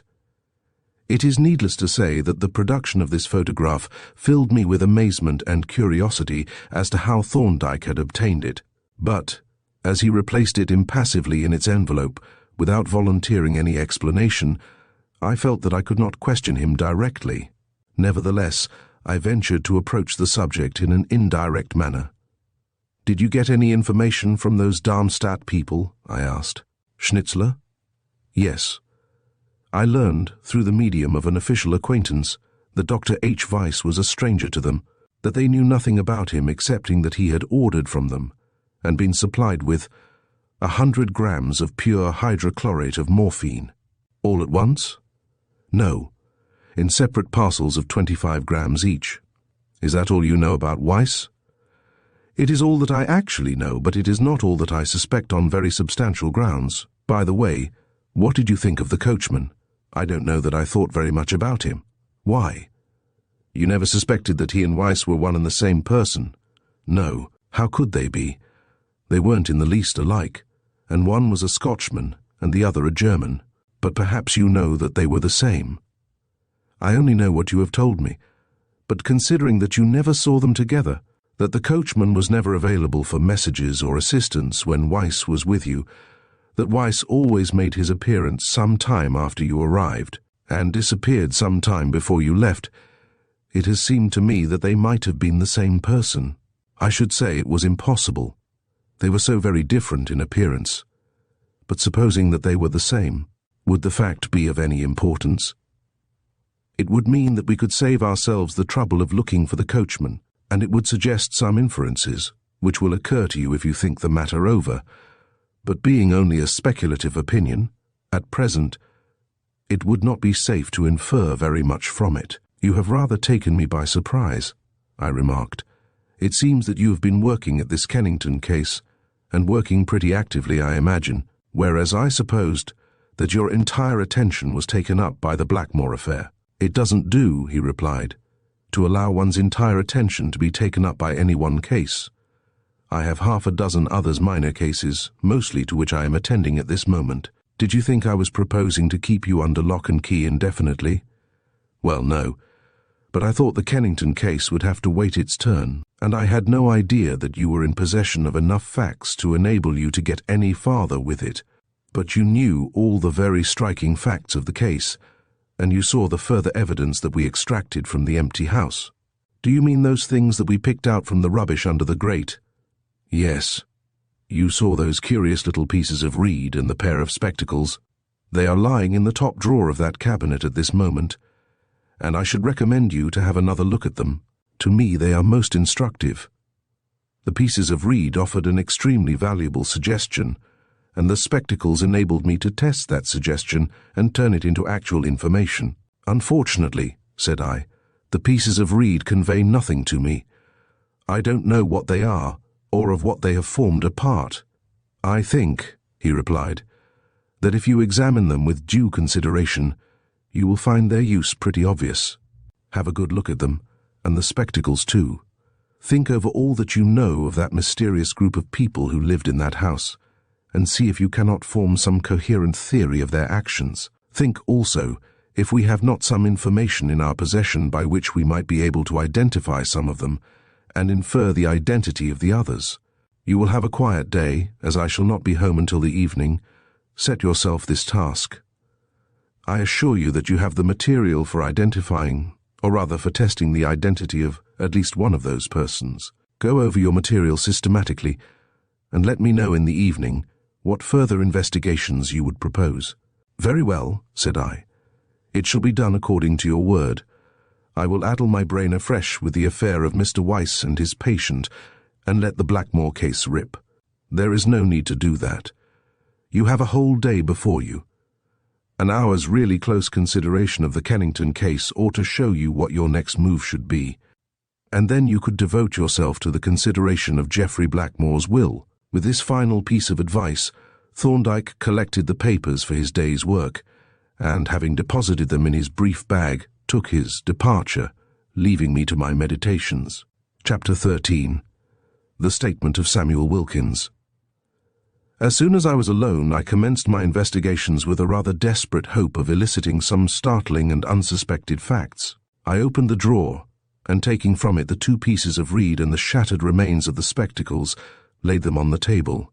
The repairs that Thorndyke had contemplated in the case of the spectacles had not been made. Apparently they had not been necessary. The battered wreck that lay before me, just as we had found it, had evidently furnished the necessary information, for, since Thorndyke was in possession of a portrait of Mr. Graves, it was clear that he had succeeded in identifying him so far as to get into communication with someone who had known him intimately. The circumstance should have been encouraging, but somehow it was not. What was possible to Thorndyke was theoretically possible to me or to anyone else, but the possibility did not realize itself in practice. There was the personal equation. Thorndyke's brain was not an ordinary brain. Facts of which his mind instantly perceived the relation remained to other people unconnected and without meaning. His powers of observation and rapid inference were almost incredible, as I had noticed again and again, and always with undiminished wonder. He seemed to take in everything at a single glance, and in an instant to appreciate the meaning of everything that he had seen. Here was a case in point. I had myself seen all that he had seen, and indeed much more, for I had looked on the very people and witnessed their actions, whereas he had never set eyes on any of them. I had examined the little handful of rubbish that he had gathered up so carefully, and would have flung it back under the grate without a qualm. Not a glimmer of light had I perceived in the cloud of mystery, nor even a hint of the direction in which to seek enlightenment. And yet Thorndyke had, in some incomprehensible manner, contrived to piece together facts that I had probably not even observed, and that so completely that he had already, in these few days, narrowed down the field of inquiry to quite a small area. From these reflections I returned to the objects on the table. The spectacles, as things of which I had some expert knowledge, were not so profound a mystery to me. A pair of spectacles might easily afford good evidence for identification, that I perceived clearly enough. Not a ready-made pair, picked up casually at a shop, but a pair constructed by a skilled optician to remedy a particular defect of vision and to fit a particular face. And such were the spectacles before me. The build of the frames was peculiar. The existence of a cylindrical lens, which I could easily make out from the remaining fragments, showed that one glass had been cut to a prescribed shape and almost certainly ground to a particular formula, and also that the distance between centers must have been carefully secured. Hence these spectacles had an individual character, but it was manifestly impossible to inquire of all the spectacle makers in Europe, for the glasses were not necessarily made in England. As confirmation, the spectacles might be valuable. As a starting point, they were of no use at all. From the spectacles I turned to the pieces of reed. These were what had given Thorndyke his start. Would they give me a leading hint too? I looked at them and wondered what it was that they had told Thorndyke. The little fragment of the red paper label had a dark brown or thin black border ornamented with a fret pattern, and on it I detected a couple of tiny points of gold, like the dust from leaf gilding. But I learned nothing from that. Then the shorter piece of reed was artificially hollowed to fit on the longer piece. Apparently it formed a protective sheath or cap. But what did it protect? Presumably a point or edge of some kind. Could this be a pocket knife of any sort, such as a small stencil knife? No. The material was too fragile for a knife handle. It could not be an etching needle for the same reason, and it was not a surgical appliance. At least it was not like any surgical instrument that was known to me. I turned it over and over and cudgelled my brains, and then I had a brilliant idea. Was it a reed pen of which the point had been broken off? I knew that reed pens were still in use by draftsmen of decorative leanings with an affection for the fat line. Could any of our friends be draftsmen? This seemed the most probable solution of the difficulty, and the more I thought about it, the more likely it seemed. Draftsmen usually sign their work intelligibly, and even when they use a device instead of a signature, their identity is easily traceable. Could it be that Mr. Graves, for instance, was an illustrator, and that Thorndyke had established his identity by looking through the works of all the well-known thick-line draftsmen? This problem occupied me for the rest of the day. My explanation did not seem quite to fit Thorndyke's description of his methods, but I could think of no other. I turned it over during my solitary lunch.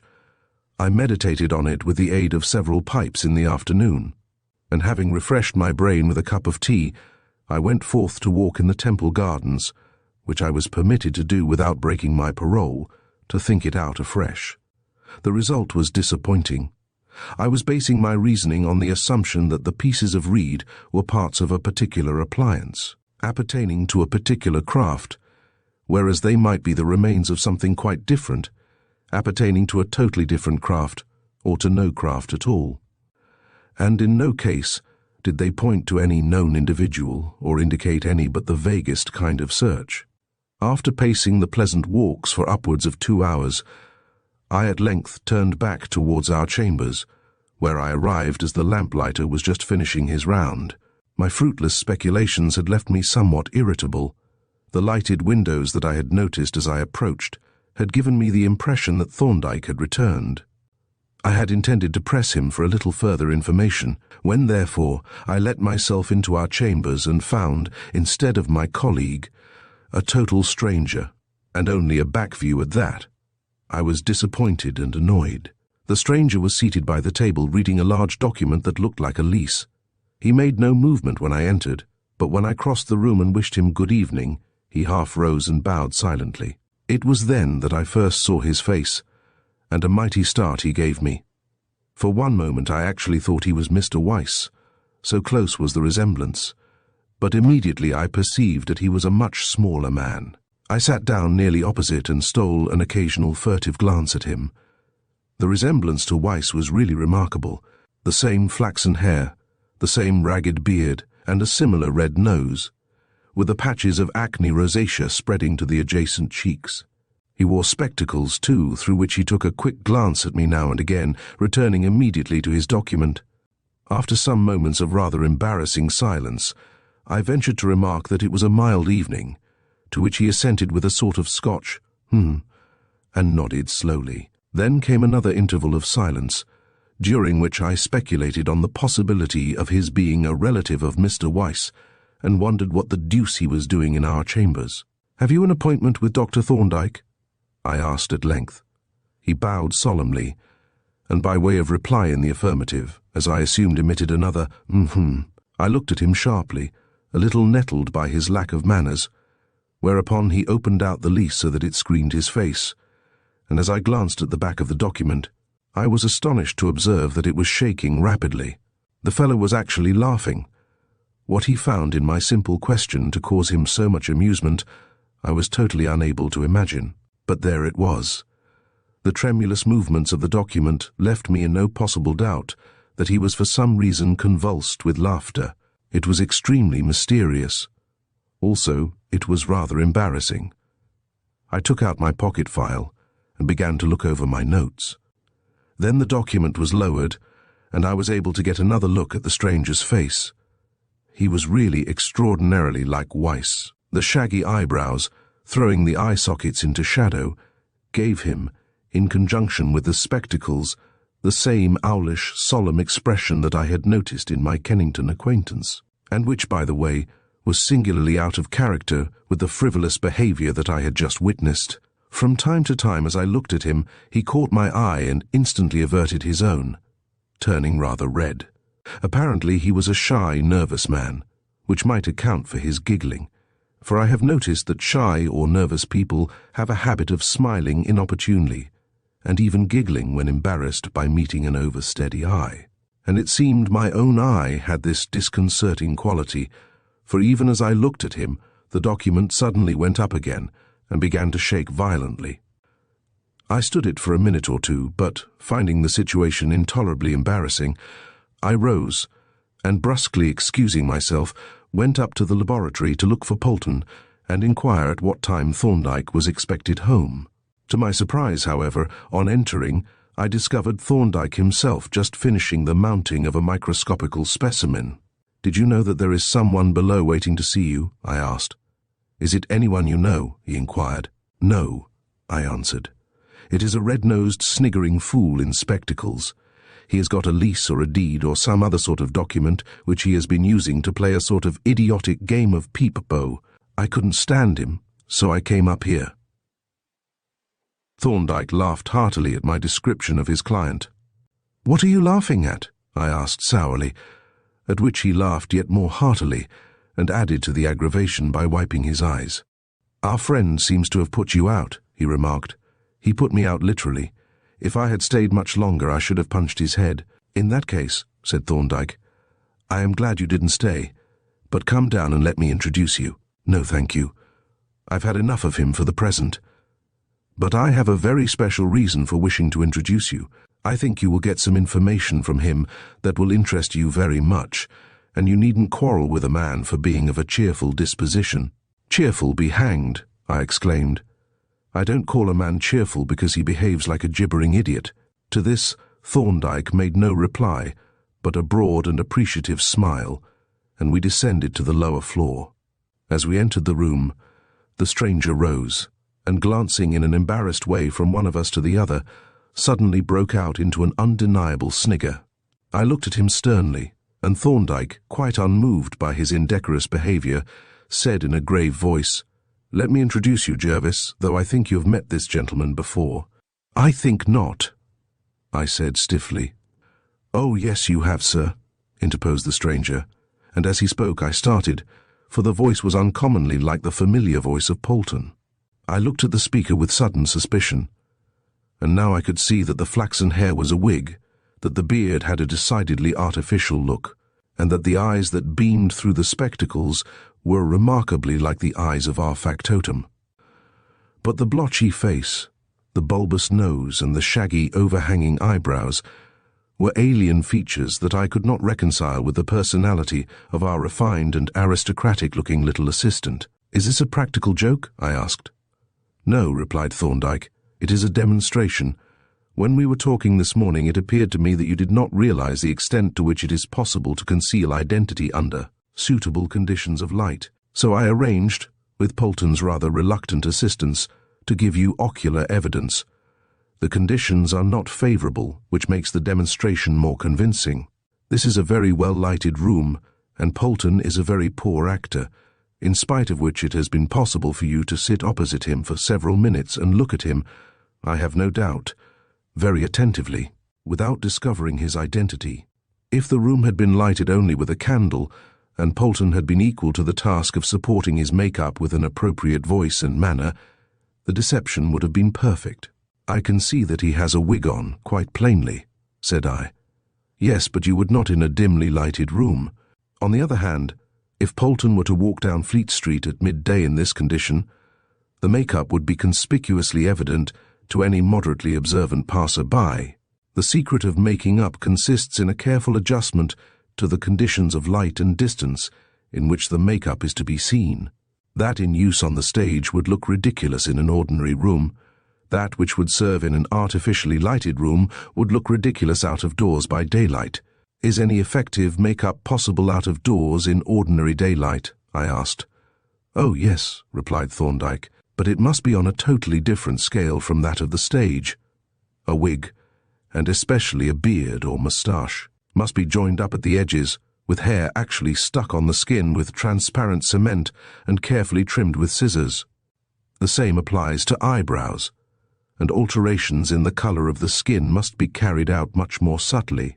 Polton's nose has been built up with a small covering of toupee paste, the pimples on the cheeks produced with little particles of the same material, and the general tinting has been done with grease paint with a very light scumble of powder colour to take off some of the shine. This would be possible in outdoor make-up, but it would have to be done with the greatest care and delicacy, in fact, with what the art critics call reticence. A very little make-up is sufficient, and too much is fatal. You would be surprised to see how little paste is required to alter the shape of the nose and the entire character of the face.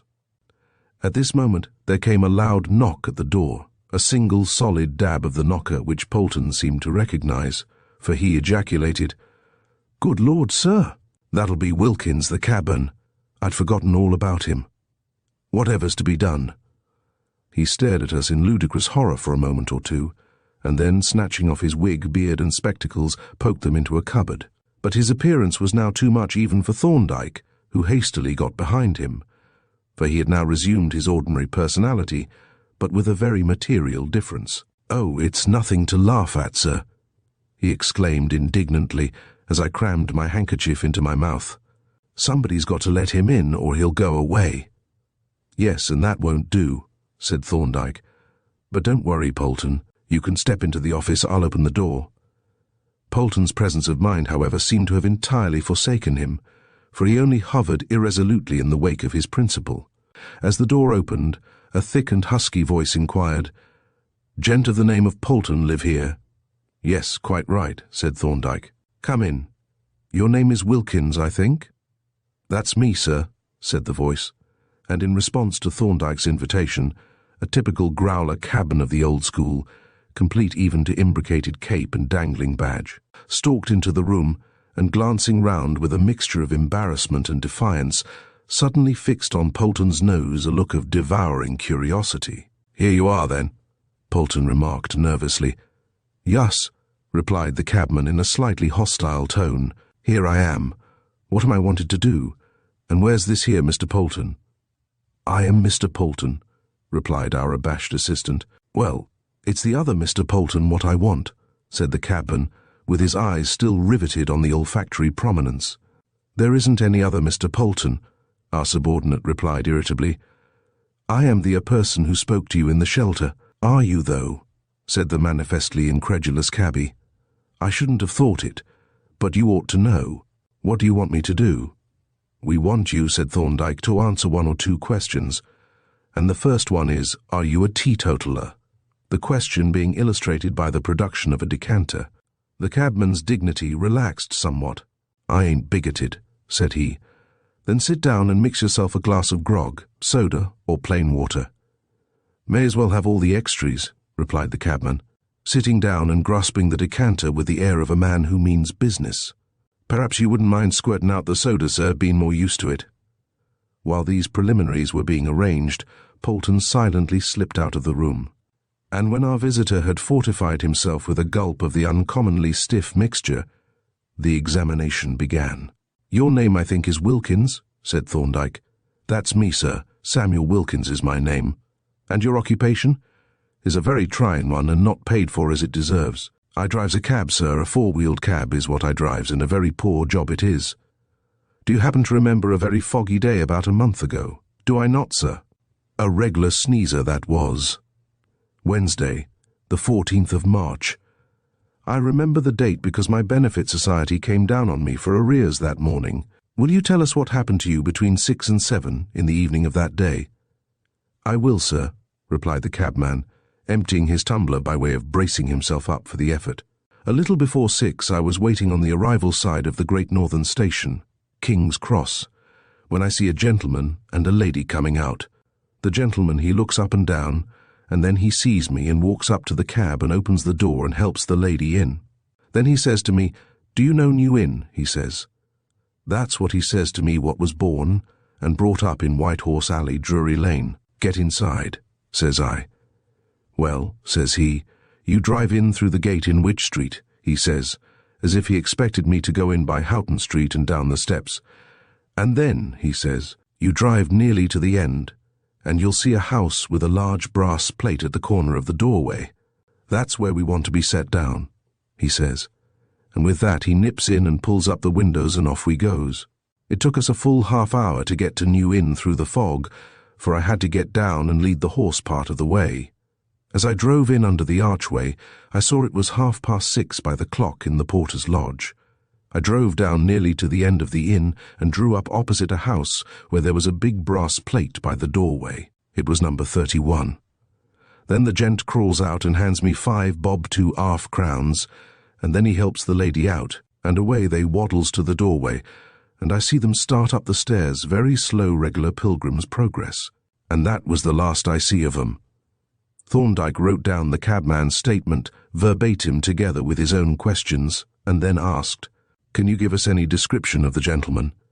"The gent," said Wilkins, "was a very respectable-looking gent, though he did look as if he'd had a drop of something short, and small blame to him on a day like that, but he was all there, and he knew what was the proper fare for a foggy evening, which is more than some of 'em do. He was a elderly gent, about 60, and he wore spectacles, but he didn't seem to be able to see much through 'em. He was a funny un to look at, as round in the back as a turtle, and he walked with his head stuck forward like a goose." "What made you think he had been drinking?" "Well, he wasn't as steady as he might have been on his pins, but he wasn't drunk, you know, only a bit wobbly on the plates." "And the lady, what was she like?" "I couldn't see much of her because her head was wrapped up in a sort of woolen veil, but I should say she wasn't a chicken. Might have been about the same age as the gent, but I couldn't swear to that. She seemed a trifle rickety on the pins too. In fact, they were a rum-looking couple. I watched 'em tottering across the pavement and up the stairs hanging on to each other, him peering through his blinkers and she trying to see through her veil, and I thought it was a jolly good job they'd got a nice sound cab and a steady driver to bring 'em safe home." "How was the lady dressed?" "Can't rightly say, not being a hexpert. Her head was done up in this here veil like a puddin' in a cloth, and she had a small hat on. She had a dark brown mantle with a fringe of beads round it, and a black dress, and I noticed when she got into the cab at the station that one of her stockings looked like the bellows of a concertina. That's all I can tell you." Thorndyke wrote down the last answer, and having read the entire statement aloud, handed the pen to our visitor. "If that is all correct," he said, "I will ask you to sign your name at the bottom." "Do you want me to swear a affidavit that it's all true?" asked Wilkins. "No, thank you," replied Thorndyke. "We may have to call you to give evidence in court, and then you'll be sworn, and you'll also be paid for your attendance. For the present, I want you to keep your own counsel and say nothing to anybody about having been here. We have to make some other inquiries, and we don't want the affair talked about." "I see, sir," said Wilkins, as he laboriously traced his signature at the foot of the statement. "You don't want the other parties for to ogle your lay. All right, sir, you can depend on me. I'm fly, I am." "Thank you, Wilkins," said Thorndyke. "And now what are we to give you for your trouble in coming here?" "I'll leave the fare to you, sir. You know what the information's worth, but I should think half a thick un wouldn't hurt you." Thorndyke laid on the table a couple of sovereigns, at the sight of which the cabman's eyes glistened. "We have your address, Wilkins," said he. "If we want you as a witness, we shall let you know, and if not, there will be another £2 for you at the end of a fortnight, provided you have not let this little interview leak out." Wilkins gathered up the spoils gleefully. "You can trust me, sir," said he, "for to keep my mouth shut.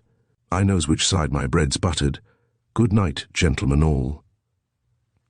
With this comprehensive salute, he moved towards the door and let himself out. "Well, Jervis, what do you think of it?" Thorndyke asked, as the cabman's footsteps faded away in a creaky diminuendo. "I don't know what to think. This woman is a new factor in the case, and I don't know how to place her." "Not entirely new," said Thorndyke. "You have not forgotten those beads that we found in Geoffrey's bedroom, have you?" "No, I had not forgotten them, but I did not see that they told us much, excepting that some woman had apparently been in his bedroom at some time. That, I think, is all that they did tell us. But now they tell us that a particular woman was in his bedroom at a particular time, which is a good deal more significant. Yes, it almost looks as if she must have been there when he made away with himself. It does, very much. By the way, you were right about the colours of those beads, and also about the way they were used. As to their use, that was a mere guess, but it has turned out to be correct. It was well that we found the beads, for small as is the amount of information they give, it is still enough to carry us a stage further." "How so?" "I mean that the cabman's evidence tells us only that this woman entered the house. The beads tell us that she was in the bedroom, which, as you say, seems to connect her to some extent with Geoffrey's death. Not necessarily, of course. It is only a suggestion, but a rather strong suggestion under the peculiar circumstances." "Even so," said I, "this new fact seems to me so far from clearing up the mystery, only to add to it a fresh element of still deeper mystery. The porter's evidence at the inquest could leave no doubt that Geoffrey contemplated suicide, and his preparations pointedly suggest this particular night as the time selected by him for doing away with himself. Is not that so? Certainly. The porter's evidence was very clear on that point. Then I don't see where this woman comes in. It is obvious that her presence at the inn, and especially in the bedroom, on this occasion and in these strange, secret circumstances, has a rather sinister look, but yet I do not see in what way she could have been connected with the tragedy. Perhaps, after all, she has nothing to do with it. You remember that Geoffrey went to the lodge about 8 o'clock to pay his rent and chatted for some time with the porter. That looks as if the lady had already left. Yes, said Thorndyke. But, on the other hand, Geoffrey's remarks to the porter with reference to the cab do not quite agree with the account that we've just heard from Wilkins, which suggests, as does Wilkins's account generally, some secrecy as to the lady's visit to his chambers. Do you know who the woman was? I asked. No, I don't know, he replied. I have a rather strong suspicion that I can identify her, but I am waiting for some further facts. Is your suspicion founded on some new matter that you have discovered, or is it deducible from facts that are known to me? I think, he replied, that you know practically all that I know, although I have, in one instance, turned a very strong suspicion into a certainty by further inquiries. But I think you ought to be able to form some idea as to who this lady probably was. But no woman has been mentioned in the case at all. No, but I think you should be able to give this lady a name notwithstanding. Should I? Then I begin to suspect that I am not cut out for medico-legal practice, for I don't see the faintest glimmer of a suggestion. Thorndyke smiled benevolently. Don't be discouraged, Jervis, said he. I expect that when you first began to go round the wards, you doubted whether you were cut out for medical practice. I did. For special work, one needs special knowledge and an acquired faculty for making use of it. What does a second-year student make of a small thoracic aneurysm? He knows the anatomy of the chest. He begins to know the normal heart sounds and areas of dullness, but he cannot yet fit his various items of knowledge together. Then comes the experienced physician, and perhaps makes a complete diagnosis without any examination at all, merely from hearing the patient speak or cough. He has the same facts as the student, but he has acquired the faculty of instantly connecting an abnormality of function with its correlated anatomical change. It is a matter of experience, and, with your previous training, you will soon acquire the faculty. Try to observe everything, let nothing escape you, and try constantly to find some connection between facts and events that seem to be unconnected. That is my advice to you, and with that we will put away the Blackmore case for the present and consider our day's work at an end. Chapter 14. Thorndyke lays the mine. The information supplied by Mr. Samuel Wilkins, so far from dispelling the cloud of mystery that hung over the Blackmore case, only enveloped it in deeper obscurity. So far as I was concerned, the new problem that Thorndyke offered for solution was a tougher one than any of the others. He proposed that I should identify and give a name to this mysterious woman. But how could I? No woman, excepting Mrs. Wilson, had been mentioned in connection with the case. This new dramatis persona had appeared suddenly from nowhere and straightway vanished without leaving a trace, excepting the 2 or 3 beads that we had picked up in Geoffrey's room. Nor was it in the least clear what part, if any, she had played in the tragedy. The facts still pointed as plainly to suicide as before her appearance. Geoffrey's repeated hints as to his intentions, and the very significant preparations that he had made, were enough to negative any idea of foul play. And yet the woman's presence in the chambers at that time, the secret manner of her arrival, and her precautions against recognition, strongly suggested some kind of complicity in the dreadful event that followed. But what complicity is possible in the case of suicide? The woman might have furnished him with the syringe and the poison, but it would not have been necessary for her to go to his chambers for that purpose. Vague ideas of persuasion and hypnotic suggestion floated through my brain, but the explanations did not fit the case, and the hypnotic suggestion of crime is not very convincing to the medical mind. Then I thought of blackmail in connection with some disgraceful secret, but though this was a more hopeful suggestion, It was not very probable, considering Geoffrey's age and character, and all these speculations failed to throw the faintest light on the main question: who was this woman? A couple of days passed, during which Thorndyke made no further reference to the case. He was, most of the time, away from home, though how he was engaged I had no idea. What was rather more unusual was that Polton seemed to have deserted the laboratory and taken to outdoor pursuits. I assumed that he had seized the opportunity of leaving me in charge, and I dimly surmised that he was acting as Thorndyke's private inquiry agent, as he seemed to have done in the case of Samuel Wilkins.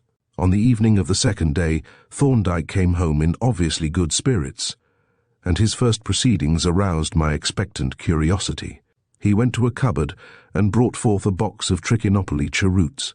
Now the Trichinopoly cheroot was Thorndyke's one dissipation, to be enjoyed only on rare and specially festive occasions, which, in practice, meant those occasions on which he had scored some important point or solved some unusually tough problem.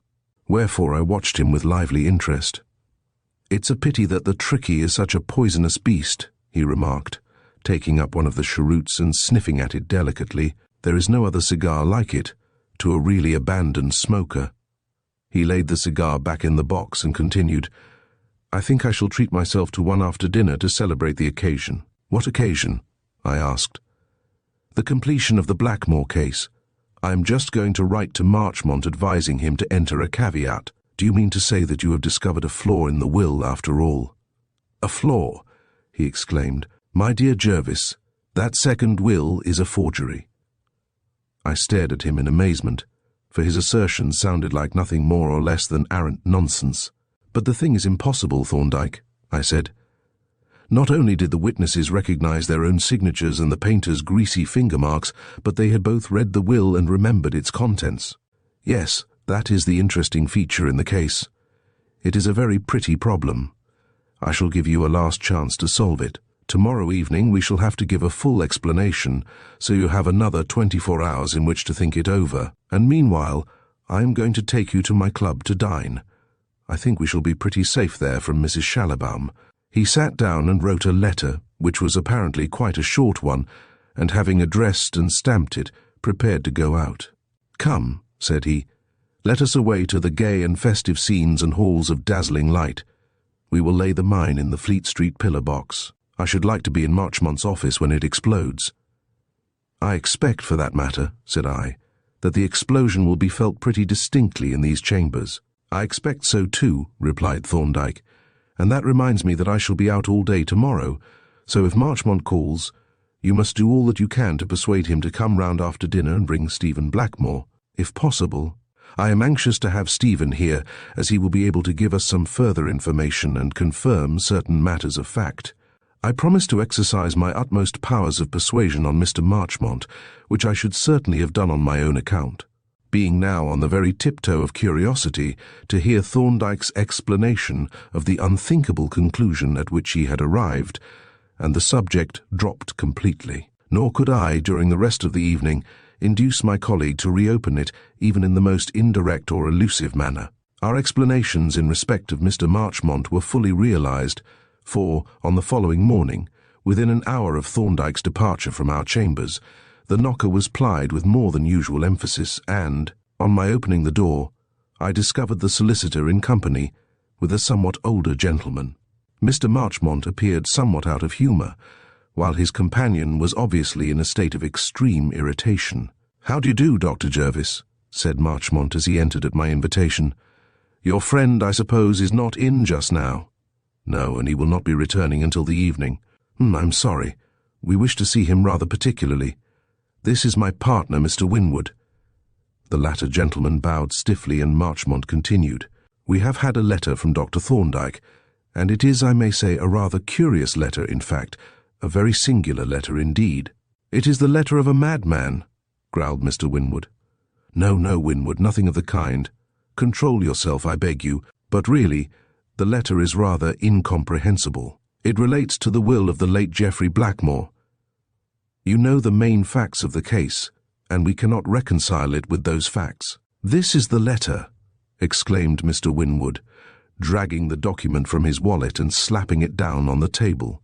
If you are acquainted with the case, sir, just read that, and let us hear what you think." I took up the letter and read aloud, "Geoffrey Blackmore, Dexy D. Dear Mr. Marchmont, I have gone into this case with great care, and have now no doubt that the second will is a forgery. Criminal proceedings will, I think, be inevitable, but meanwhile it would be wise to enter a caveat. If you could look in at my chambers tomorrow evening, we could talk the case over, and I should be glad if you could bring Mr. Stephen Blackmore, whose personal knowledge of the events and the parties concerned would be of great assistance in clearing up obscure details. I am, yours sincerely, John Evelyn Thorndyke, C.F. Marchmont, Esquire." "Well," exclaimed Mr. Winwood, glaring ferociously at me, "what do you think of the learned counsel's opinion?"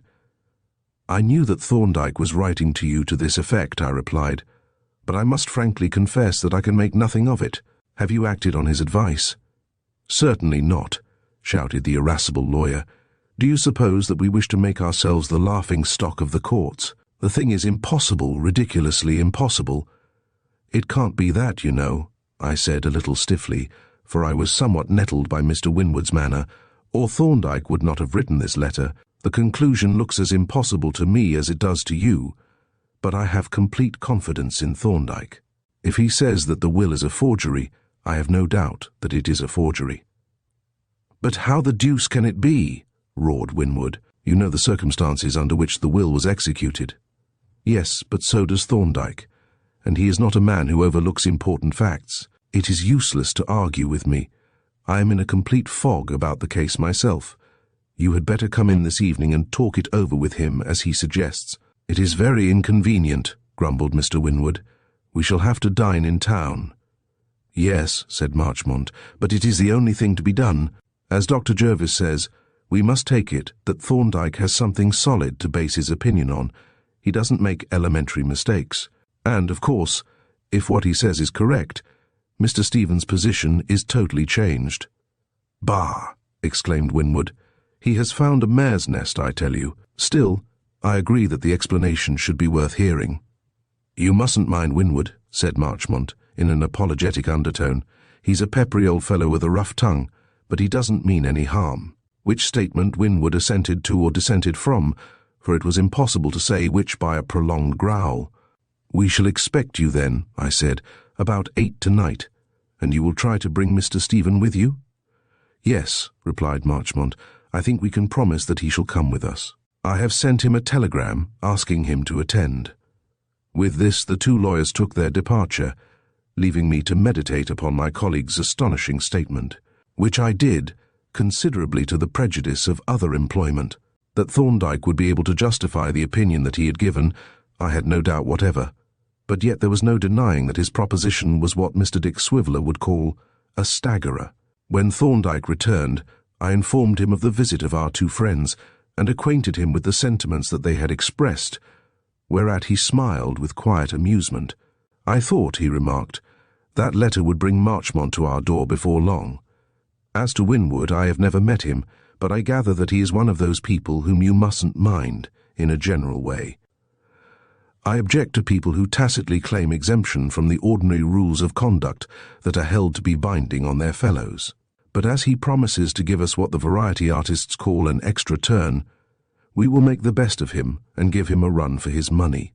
Here Thorndyke smiled mischievously. I understood the meaning of that smile later in the evening and asked, "What do you think of the affair yourself?" "I have given it up," I answered. "To my paralyzed brain, the Blackmore case is like an endless algebraical problem propounded by an insane mathematician." Thorndyke laughed at my comparison, which I flatter myself was a rather apt one. "Come and dine," said he, "and let us crack a bottle, that our hearts may not turn to water under the frown of the disdainful Winwood. I think the Old Bell in Holborn will meet our present requirements better than the club. There is something jovial and roistering about an ancient tavern, but we must keep a sharp lookout for Mrs. Schallibaum." Thereupon we set forth, and after a week's close imprisonment, I once more looked upon the friendly London streets, the cheerfully lighted shop windows, and the multitudes of companionable strangers who moved unceasingly along the pavements. Chapter 15. Thorndyke explodes the mine. We had not been back in our chambers more than a few minutes when the little brass knocker on the inner door rattled out its summons. Thorndyke himself opened the door, and finding our 3 expected visitors on the threshold, he admitted them and closed the oak. "We have accepted your invitation, you see," said Marchmont, whose manner was now a little flurried and uneasy. "This is my partner, Mr. Winwood. You haven't met before, I think. Well, we thought we should like to hear some further particulars from you, as we could not quite understand your letter. My conclusion, I suppose," said Thorndyke, "was a little unexpected." "It was more than that, sir," exclaimed Winwood. "It was absolutely irreconcilable, either with the facts of the case or with common physical possibilities. At the first glance," Thorndyke agreed, "it would probably have that appearance." "It has that appearance still to me," said Winwood, growing suddenly red and wrathful, "and I may say that I speak as a solicitor who was practicing in the law when you were an infant in arms. You tell us, sir, that this will is a forgery, this will, which was executed in broad daylight in the presence of 2 unimpeachable witnesses who have sworn not only to their signatures and the contents of the document, but to their very finger marks on the paper. Are those finger marks forgeries too? Have you examined and tested them?" "I have not," replied Thorndyke. "The fact is they are of no interest to me, as I am not disputing the witnesses' signatures." At this, Mr. Winwood fairly danced with irritation. "Marchmont," he exclaimed fiercely, "you know this good gentleman, I believe. Tell me, is he addicted to practical jokes?" "Now, my dear Winwood," groaned Marchmont, "I pray you, I beg you to control yourself, no doubt." "But confound it," roared Winwood. "You have yourself heard him say that the will is a forgery, but that he doesn't dispute the signatures, which," concluded Winwood, banging his fist down on the table, "is damned nonsense." "May I suggest," interposed Stephen Blackmore, "that we came here to receive Dr. Thorndyke's explanation of his letter? Perhaps it would be better to postpone any comments until we have heard it." "Undoubtedly, undoubtedly," said Marchmont. "Let me entreat you, Winwood, to listen patiently and refrain from interruption until we have heard our learned friend's exposition of the case." "Oh, very well," Winwood replied sulkily. "I'll say no more." He sank into a chair with the manner of a man who shuts himself up and turns the key, and so remained accepting when the internal pressure approached bursting point, throughout the subsequent proceedings silent, stony and impassive, like a seated statue of obstinacy. "I take it," said Marchmont, "that you have some new facts that are not in our possession." "Yes," replied Thorndyke, "we have some new facts, and we have made some new use of the old ones. But how shall I lay the case before you? Shall I state my theory of the sequence of events and furnish the verification afterwards? Or shall I retrace the actual course of my investigations and give you the facts in the order in which I obtained them myself, with the inferences from them?" "I almost think," said Mr. Marchmont, "that it would be better if you would put us in possession of the new facts. Then, if the conclusions that follow from them are not sufficiently obvious, we could hear the argument. What do you say, Winwood?" Mr. Winwood roused himself for an instant, barked out the one-word "facts," and shut himself up again with a snap. "You would like to have the new facts by themselves?" said Thorndyke. "If you please. The facts only in the first place, at any rate." "Very well," said Thorndyke, and here I caught his eye with a mischievous twinkle in it that I understood perfectly, for I had most of the facts myself and realized how much these 2 lawyers were likely to extract from them. Winwood was going to have a run for his money, as Thorndyke had promised. My colleague, having placed on the table by his side a small cardboard box and the sheets of notes from his file, glanced quickly at Mr. Winwood and began, "The first important new facts came into my possession on the day on which you introduced the case to me. In the evening, after you left, I availed myself of Mr. Stephen's kind invitation to look over his uncle's chambers in New Inn. I wished to do so in order to ascertain, if possible, what had been the habits of the deceased during his residence there. When I arrived with Dr. Jervis, Mr. Stephen was in the chambers, and I learned from him that his uncle was an Oriental scholar of some position, and that he had a very thorough acquaintance with the cuneiform writing. Now, while I was talking with Mr. Stephen, I made a very curious discovery. On the wall over the fireplace hung a large framed photograph of an ancient Persian inscription in the cuneiform character, and that photograph was upside down. "Upside down," exclaimed Stephen. "But that is really very odd indeed," agreed Thorndyke, "and very suggestive. The way in which it came to be inverted is pretty obvious and also rather suggestive." The photograph had evidently been in the frame some years, but had apparently never been hung up before. "It had not," said Stephen, "though I don't know how you arrived at the fact. It used to stand on the mantelpiece in his old rooms in Jermyn Street." "Well," continued Thorndyke, "the frame maker had pasted his label on the back of the frame, and as this label hung the right way up, it appeared as if the person who fixed the photograph on the wall had adopted it as a guide." "It is very extraordinary," said Stephen. "I should have thought the person who hung it would have asked Uncle Geoffrey which was the right way up, and I can't imagine how on earth it could have hung all those months without his noticing it. He must have been practically blind." Here Marchmont, who had been thinking hard, with knitted brows, suddenly brightened up. "I see your point," said he. "You mean that if Geoffrey was as blind as that, it would have been possible for some person to substitute a false will, which he might sign without noticing the substitution. That wouldn't make the will a forgery," growled Winwood. "If Geoffrey signed it, it was Geoffrey's will. You could contest it if you could prove the fraud. But he said, 'This is my will,' and the two witnesses read it and have identified it." "Did they read it aloud?" asked Stephen. "No, they did not," replied Thorndyke. "Can you prove substitution?" asked Marchmont. "I haven't asserted it," answered Thorndyke. "My position is that the will is a forgery." "But it is not," said Winwood. "We won't argue it now," said Thorndyke. "I ask you to note the fact that the inscription was upside down. I also observed on the walls of the chambers some valuable Japanese colour prints on which were recent damp spots. I noted that the sitting room had a gas stove, and that the kitchen contained practically no stores or remains of food, and hardly any traces of even the simplest cooking. In the bedroom I found a large box that had contained a considerable stock of hard stearine candles, 6 to the pound, and that was now nearly empty. I examined the clothing of the deceased. On the soles of the boots I observed dried mud, which was unlike that on my own and Jervis's boots, from the gravelly square of the inn. I noted a crease on each leg of the deceased man's trousers, as if they had been turned up halfway to the knee, and in the waistcoat pocket I found the stump of a Contango pencil. On the floor of the bedroom I found a portion of an oval glass somewhat like that of a watch or locket, but ground at the edge to a double bevel. Dr. Jervis and I also found 1 or 2 beads and a bugle, all of dark brown glass.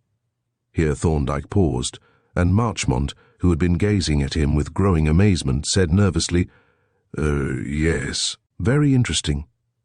These observations of yours are all the observations that I made at New Inn." The two lawyers looked at one another, and Stephen Blackmore stared fixedly at a spot on the hearth-rug. Then Mr. Winwood's face contorted itself into a sour, lopsided smile.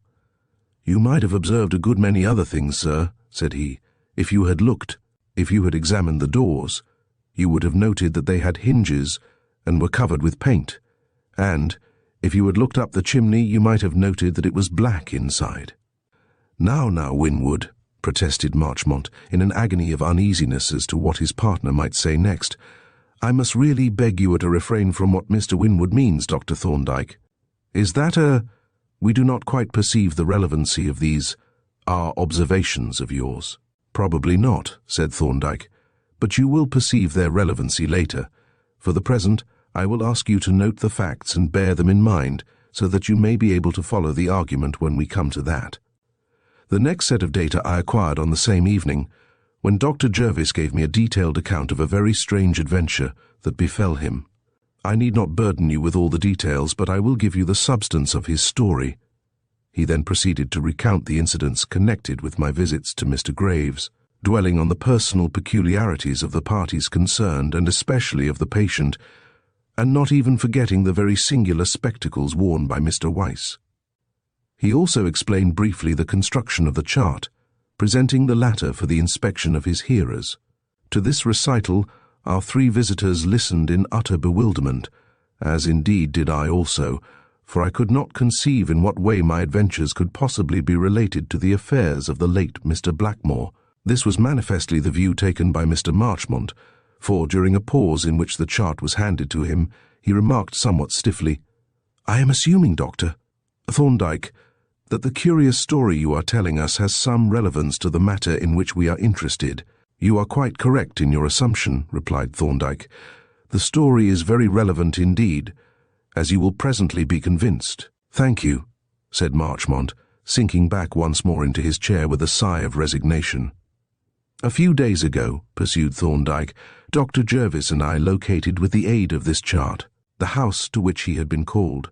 We found that the late tenant had left somewhat hurriedly and that the house was to let, and as no other kind of investigation was possible, we obtained the keys and made an exploration of the premises."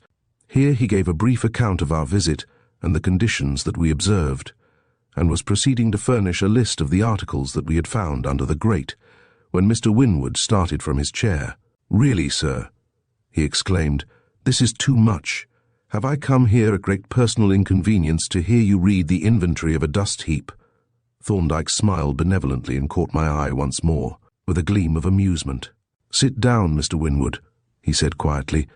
"You came here to learn the facts of the case, and I am giving them to you. Please don't interrupt needlessly and waste time." Winwood stared at him ferociously for several seconds. Then, somewhat disconcerted by the unruffled calm of his manner, he uttered a snort of defiance, sat down heavily, and shut himself up again.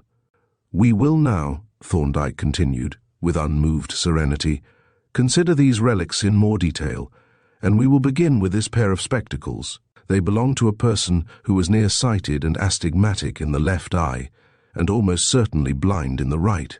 Such a description agrees entirely with Dr. Jervis's account of the sick man." He paused for the moment, and then, as no one made any comment, proceeded. "We next come to these little pieces of reed, which you, Mr. Stephen, will probably recognize as the remains of a Japanese brush, such as is used for writing in Chinese ink, or for making small drawings." Again he paused, as though expecting some remark from his listeners, but no one spoke, and he continued, "Then there is this bottle with the theatrical wig-maker's label on it, which once contained cement such as is used for fixing on false beards, moustaches, or eyebrows." He paused once more, and looked round expectantly at his audience, none of whom, however, volunteered any remark. "Do none of these objects that I have described and shown you seem to have any significance for us?" he asked, in a tone of some surprise. "They convey nothing to me," said Mr. Marchmont, glancing at his partner, who shook his head like a restive horse. "Nor to you, Mr. Stephen?" "No," replied Stephen. "Under the existing circumstances, they convey no reasonable suggestion to me." Thorndyke hesitated as if he were half inclined to say something more.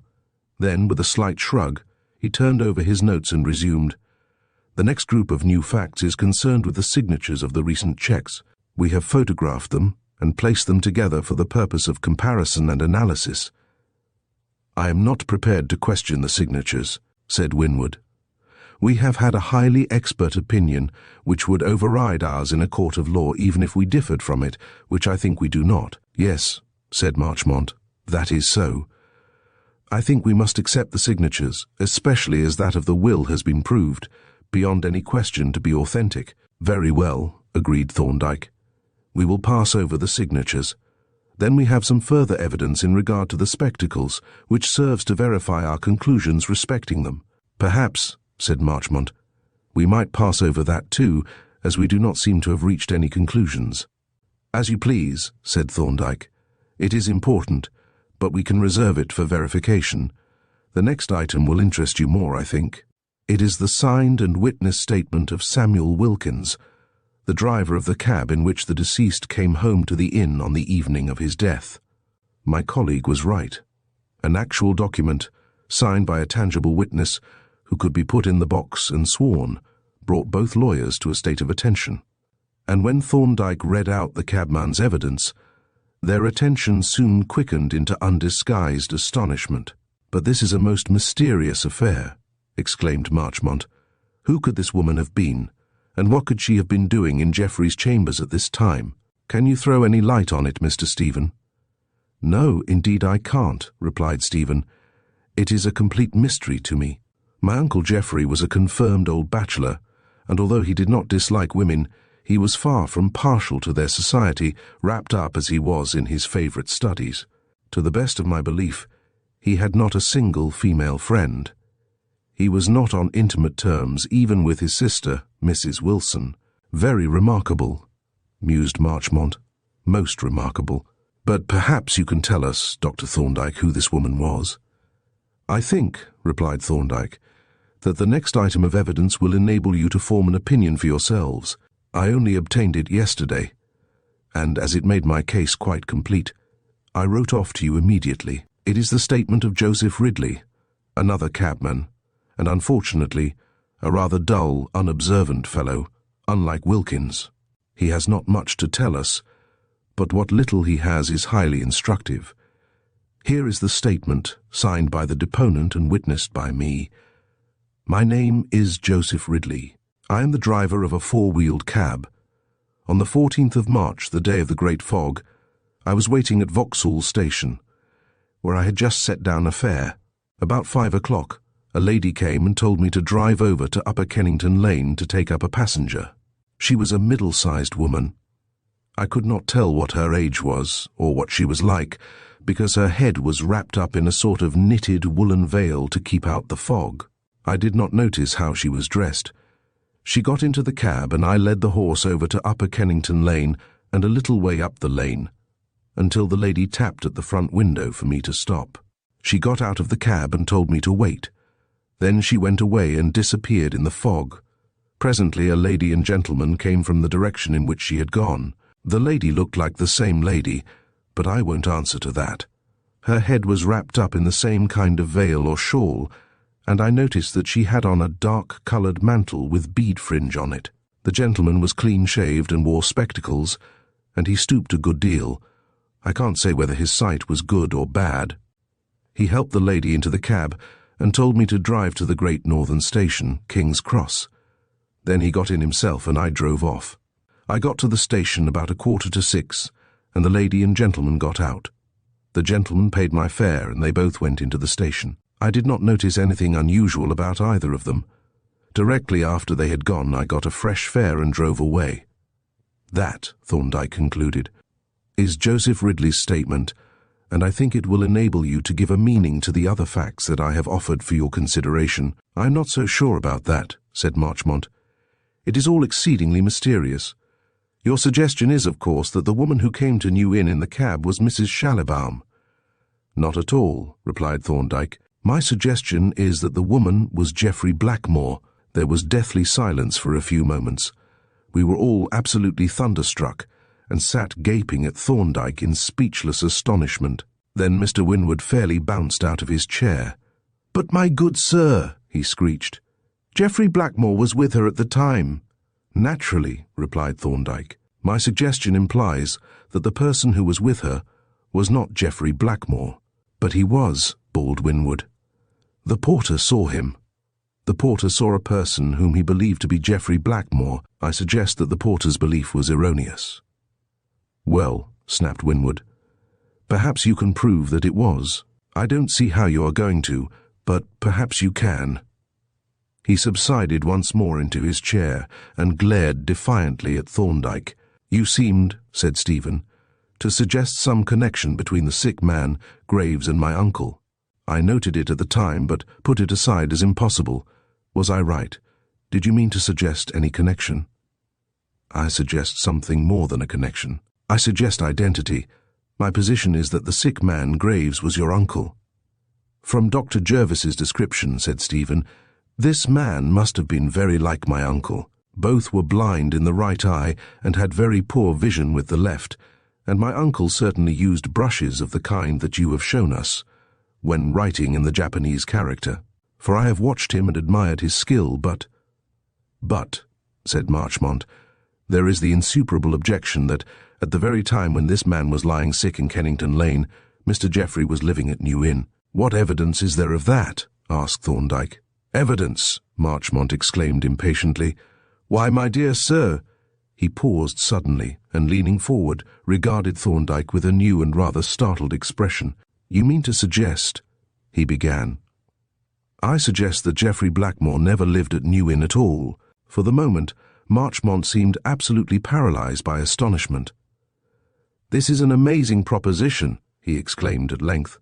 "Yet the thing is certainly not impossible, for, now that you recall the fact, I realize that no one who had known him previously, excepting his brother, John, ever saw him at the inn. The question of identity was never raised." "Excepting," said Mr. Winwood, "in regard to the body, which was certainly that of Geoffrey Blackmore." Yes, of course," said Marchmont. "I had forgotten that for the moment. The body was identified beyond doubt.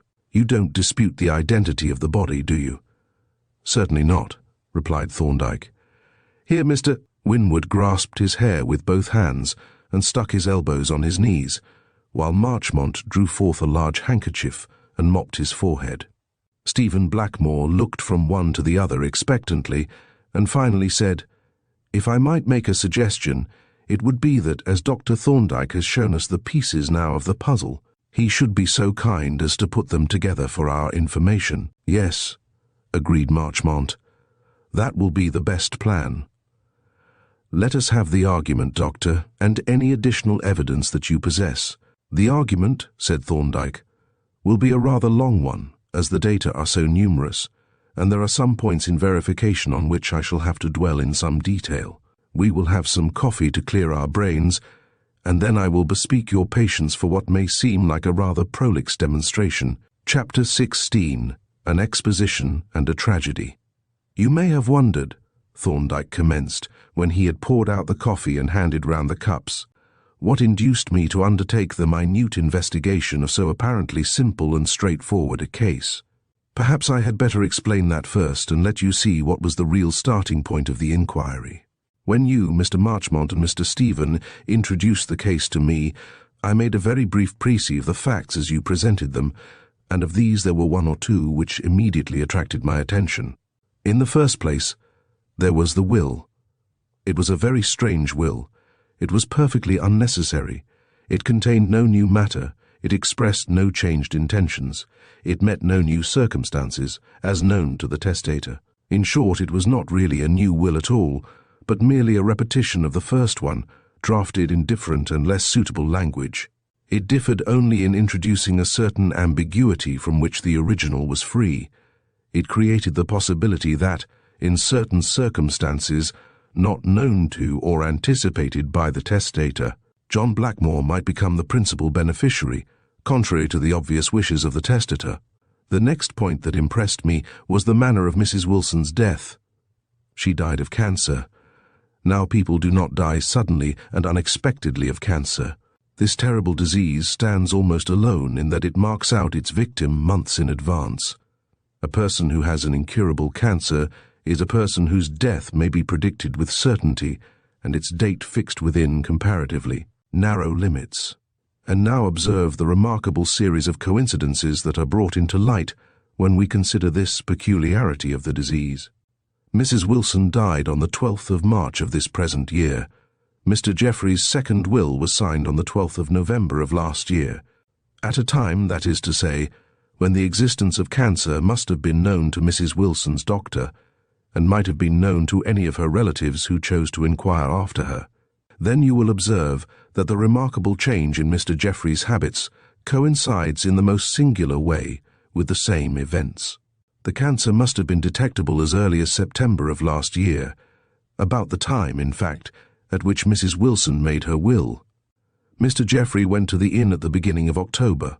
From that time his habits were totally changed, and I can demonstrate to you that a change, not a gradual, but an abrupt change took place in the character of his signature. In short, the whole of this peculiar set of circumstances, the change in Geoffrey's habits, the change in his signature, and the execution of his strange will came into existence about the time when Mrs. Wilson was first known to be suffering from cancer. This struck me as a very suggestive fact.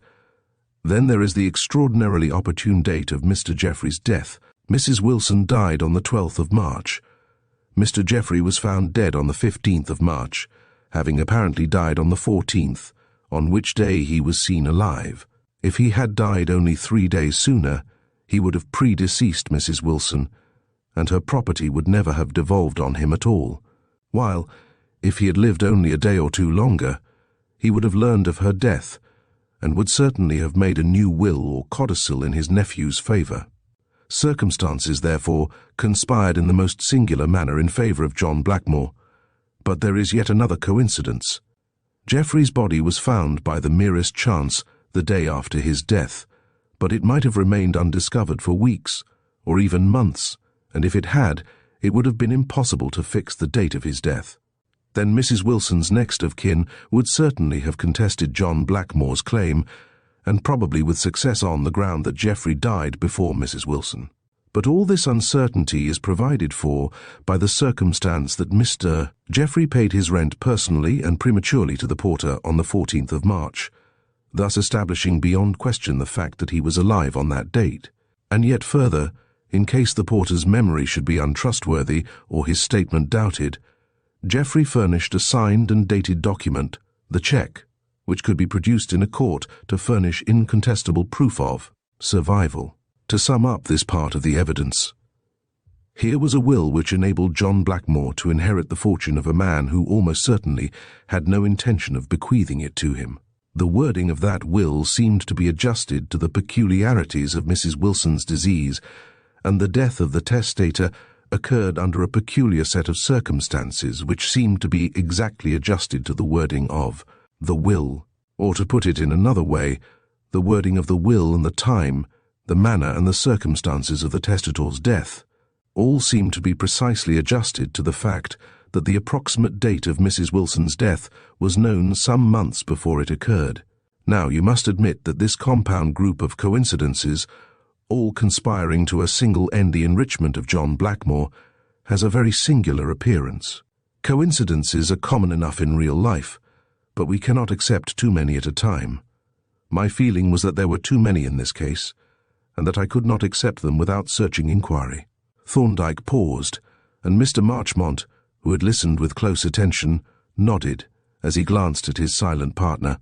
"You have stated the case with remarkable clearness," he said, "and I am free to confess that some of the points that you have raised had escaped my notice. My first idea," Thorndyke resumed, "was that John Blackmore, taking advantage of the mental enfeeblement produced by the opium habit, had dictated this will to Geoffrey. It was then that I sought permission to inspect Geoffrey's chambers, to learn what I could about him, and to see for myself whether they presented the dirty and disorderly appearance characteristic of the regular opium smoker's den. But when, during a walk into the city, I thought over the case, it seemed to me that this explanation hardly met the facts. Then I endeavoured to think of some other explanation, and looking over my notes I observed 2 points that seemed worth considering. One was that neither of the witnesses to the will was really acquainted with Geoffrey Blackmore, both being strangers who had accepted his identity on his own statement.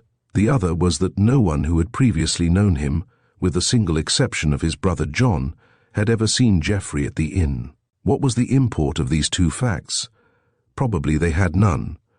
But still they suggested the desirability of considering the question, was the person who signed the will really Geoffrey Blackmore? The contrary supposition, that someone had personated Geoffrey and forged his signature to a false will, seemed wildly improbable, especially in view of the identification of the body, but it involved no actual impossibility, and it offered a complete explanation of the otherwise inexplicable coincidences that I have mentioned. I did not, however, for a moment think that this was the true explanation, but I resolved to bear it in mind, to test it when the opportunity arose, and consider it by the light of any fresh facts that I might acquire. The new facts came sooner than I had expected. That same evening I went with Dr. Jervis to New Inn, and found Mr. Stephen in the chambers. By him I was informed that Geoffrey was a learned Orientalist, with a quite expert knowledge of the cuneiform writing. And even as he was telling me this, I looked over his shoulder and saw a cuneiform inscription hanging on the wall upside down. Now, of this, there could be only one reasonable explanation, disregarding the fact that no one would screw the suspension plates on a frame without ascertaining which was the right way up. and assuming it to be hung up inverted, it was impossible that the misplacement could have been overlooked by Geoffrey. He was not blind, though his sight was defective. The frame was 30 inches long, and the individual characters nearly an inch in length, about the size of the D18 letters of Snellen's test types, which can be read by a person of ordinary sight at a distance of 55 feet. There was, I repeat, only one reasonable explanation, which was that the person who had inhabited those chambers was not Geoffrey Blackmore. This conclusion received considerable support from a fact which I observed later, but mention in this place. On examining the soles of the shoes taken from the dead man's feet, I found only the ordinary mud of the streets. There was no trace of the peculiar gravelly mud that adhered to my own boots and Jervis's, and which came from the square of the inn. Yet the porter distinctly stated that the deceased, after paying the rent, walked back towards his chambers across the square, the mud of which should, therefore, have been conspicuous on his shoes. Thus, in a moment, a wildly speculative hypothesis had assumed a high degree of probability. When Mr. Stephen was gone, Jervis and I looked over the chambers thoroughly, and then another curious fact came to light. On the wall were a number of fine Japanese colour prints, all of which showed recent damp spots. Now, apart from the consideration that Geoffrey, who had been at the trouble and expense of collecting these valuable prints, would hardly have allowed them to rot on his walls, there arose the question, how came they to be damp? There was a gas stove in the room, and a gas stove has at least the virtue of preserving a dry atmosphere. It was winter weather, when the stove would naturally be pretty constantly alight. How came the walls to be so damp? The answer seemed to be that the stove had not been constantly alight, but had been lighted only occasionally. This suggestion was borne out by a further examination of the rooms. In the kitchen there were practically no stores and hardly any arrangements even for simple bachelor cooking. The bedroom offered the same suggestion. The soap in the washstand was shriveled and cracked. There was no cast-off linen, and the shirts in the drawers, though clean, had the peculiar yellowish, faded appearance that linen acquires when long out of use. In short, the rooms had the appearance of not having been lived in at all, but only visited at intervals. Against this view, however, was the statement of the night porter that he had often seen a light in Geoffrey's sitting room at 1 o'clock in the morning, with the apparent implication that it was then turned out. Now, a light may be left in an empty room, but its extinction implies the presence of some person to extinguish it, unless some automatic device be adopted for putting it out at a given time. Such a device, the alarm movement of a clock, for instance, with a suitable attachment, is a simple enough matter, but my search of the rooms failed to discover anything of the kind.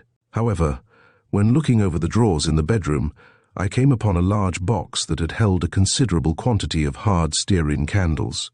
There were only a few left, but a flat candlestick with numerous wick ends in its socket accounted for the remainder. These candles seemed to dispose of the difficulty. They were not necessary for ordinary lighting, since gas was laid on in all 3 rooms. For what purpose, then, were they used, and in such considerable quantities?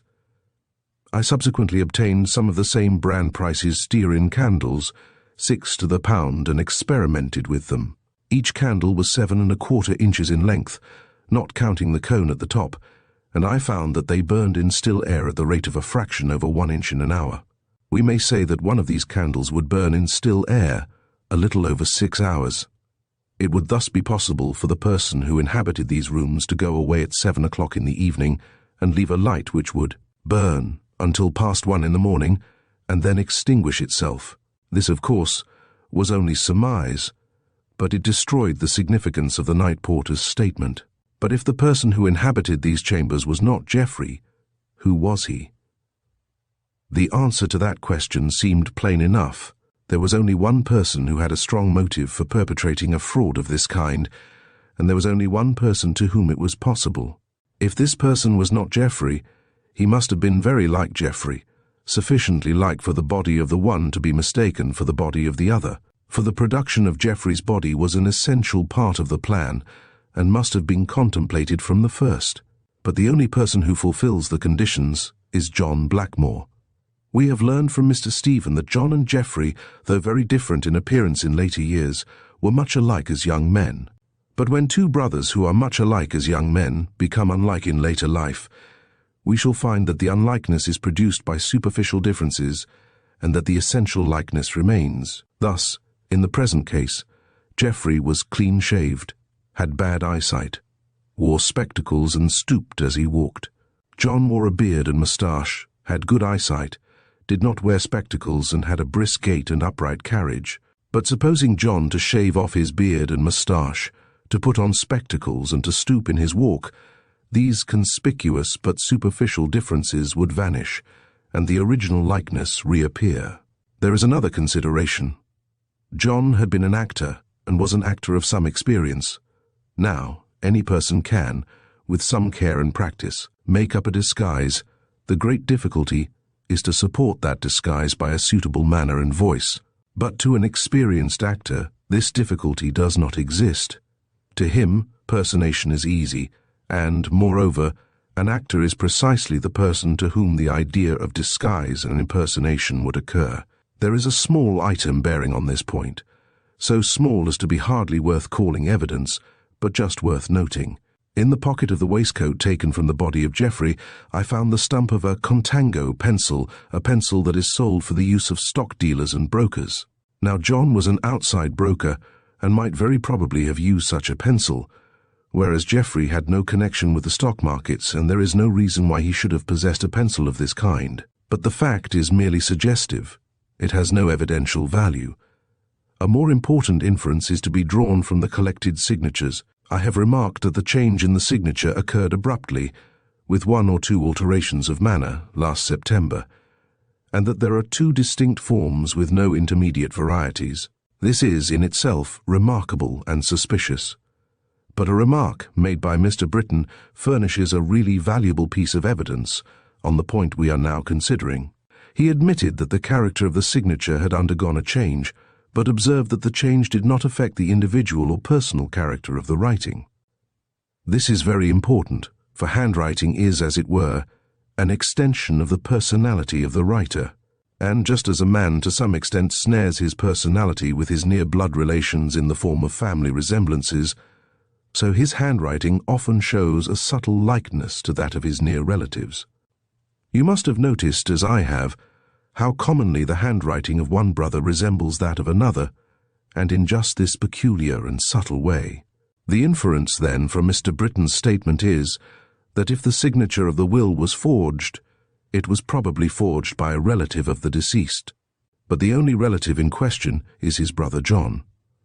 All the facts, therefore, pointed to John Blackmore as the person who occupied these chambers, and I accordingly adopted that view as a working hypothesis. But this was all pure speculation, objected Mr. Winwood. Not speculation, said Thorndyke. Hypothesis. It was ordinary inductive reasoning such as we employ in scientific research. I started with the purely tentative hypothesis that the person who signed the will was not Geoffrey Blackmore. I assumed this, and I may say that I did not believe it at the time, but merely adopted it as a proposition that was worth testing. I accordingly tested it, yes or no, with each new fact, but as each new fact said yes, and no fact said definitely no, its probability increased rapidly by a sort of geometrical progression. The probabilities multiplied into one another. It is a perfectly sound method, for one knows that if a hypothesis be true, it will lead one, sooner or later, to a crucial fact by which its truth can be demonstrated. To resume our argument. We have now set up the proposition that John Blackmore was the tenant of New Inn, and that he was personating Geoffrey. Let us reason from this and see what it leads to. If the tenant of New Inn was John, then Geoffrey must be elsewhere, since his concealment at the inn was clearly impossible. But he could not have been far away, for he had to be producible at short notice whenever the death of Mrs. Wilson should make the production of his body necessary. But if he was producible, his person must have been in the possession or control of John. He could not have been at large, for that would have involved the danger of his being seen and recognized. He could not have been in any institution or place where he would be in contact with strangers. Then he must be in some sort of confinement. But it is difficult to keep an adult in confinement in an ordinary house. Such a proceeding would involve great risk of discovery and the use of violence which would leave traces on the body, to be observed and commented on at the inquest. What alternative method could be suggested? The most obvious method is that of keeping the prisoner in such a state of debility as would confine him to his bed. But such debility could be produced by only starvation, unsuitable food, or chronic poisoning. Of these alternatives, poisoning is much more exact, more calculable in its effect, and more under control. The probabilities, then, were in favor of chronic poisoning. Having reached this stage, I recalled a singular case which Jervis had mentioned to me, and which seemed to illustrate this method. On our return home, I asked him for further particulars, and he then gave me a very detailed description of the patient and the circumstances. The upshot was rather startling. I had looked on his case as merely illustrative, and wished to study it for the sake of the suggestions that it might offer. But when I had heard his account, I began to suspect there was something more than mere parallelism of method. It began to look as if his patient, Mr. Graves, might actually be Geoffrey Blackmore. The coincidences were remarkable. The general appearance of the patient tallied completely with Mr. Stephen's description of his uncle Geoffrey. The patient had a tremulous iris in his right eye, and had clearly suffered from dislocation of the crystalline lens. But from Mr. Stephen's account of his uncle's sudden loss of sight in the right eye after a fall, I judged that Geoffrey had also suffered from dislocation of the lens, and therefore had a tremulous iris in the right eye. The patient, Graves, evidently had defective vision in his left eye, as proved by the marks made behind his ears by the hooked sidebars of his spectacles. For it is only on spectacles that are intended for constant use that we find hooked sidebars. But Geoffrey had defective vision in his left eye and wore spectacles constantly. Lastly, the patient Graves was suffering from chronic morphine poisoning, and morphine was found in the body of Geoffrey. Once more, it appeared to me that there were too many coincidences. The question as to whether Graves and Geoffrey were identical admitted of fairly easy disproof, for if Graves was still alive, he could not be Geoffrey. It was an important question, and I resolved to test it without delay. That night, Jervis and I plotted out the chart, and on the following morning we located the house. But it was empty and to let. The birds had flown, and we failed to discover whither they had gone. However, we entered the house and explored. I have told you about the massive bolts and fastenings that we found on the bedroom doors and window, showing that the room had been used as a prison. I have told you of the objects that we picked out of the dust heap under the grate, of the obvious suggestion offered by the Japanese brush and the bottle of spirit gum or cement. I need not speak now, but I must trouble you with some details concerning the broken spectacles. For here we had come upon the crucial fact, to which, as I have said, all sound inductive reasoning brings one sooner or later. The spectacles were of a rather peculiar pattern. The frames were of the type invented by Mr. Stopford of Moorfields and known by his name. The right eyepiece was fitted with plain glass, as is usual in the case of a blind or useless eye. It was very much shattered, but its character was obvious. The glass of the left eye was much thicker and fortunately less damaged, so that I was able accurately to test its refraction. When I reached home, I laid the pieces of the spectacles together, measured the frames very carefully, tested the left eye glass, and wrote down a full description such as would have been given by the surgeon to the spectacle maker. Here it is, and I will ask you to note it carefully. Spectacles for constant use. Steel frame, Stopford's pattern, curl sides, broad bridge with gold lining. Distance between centers, 6.2 centimeters. Extreme length of sidebars, 13.3 centimeters. Right eye plain glass. Left eye minus 5.75 D. Spherical minus 3.25 D. Cylindrical axis 35 degree. The spectacles, you see, were of a very distinctive character and seemed to offer a good chance of identification.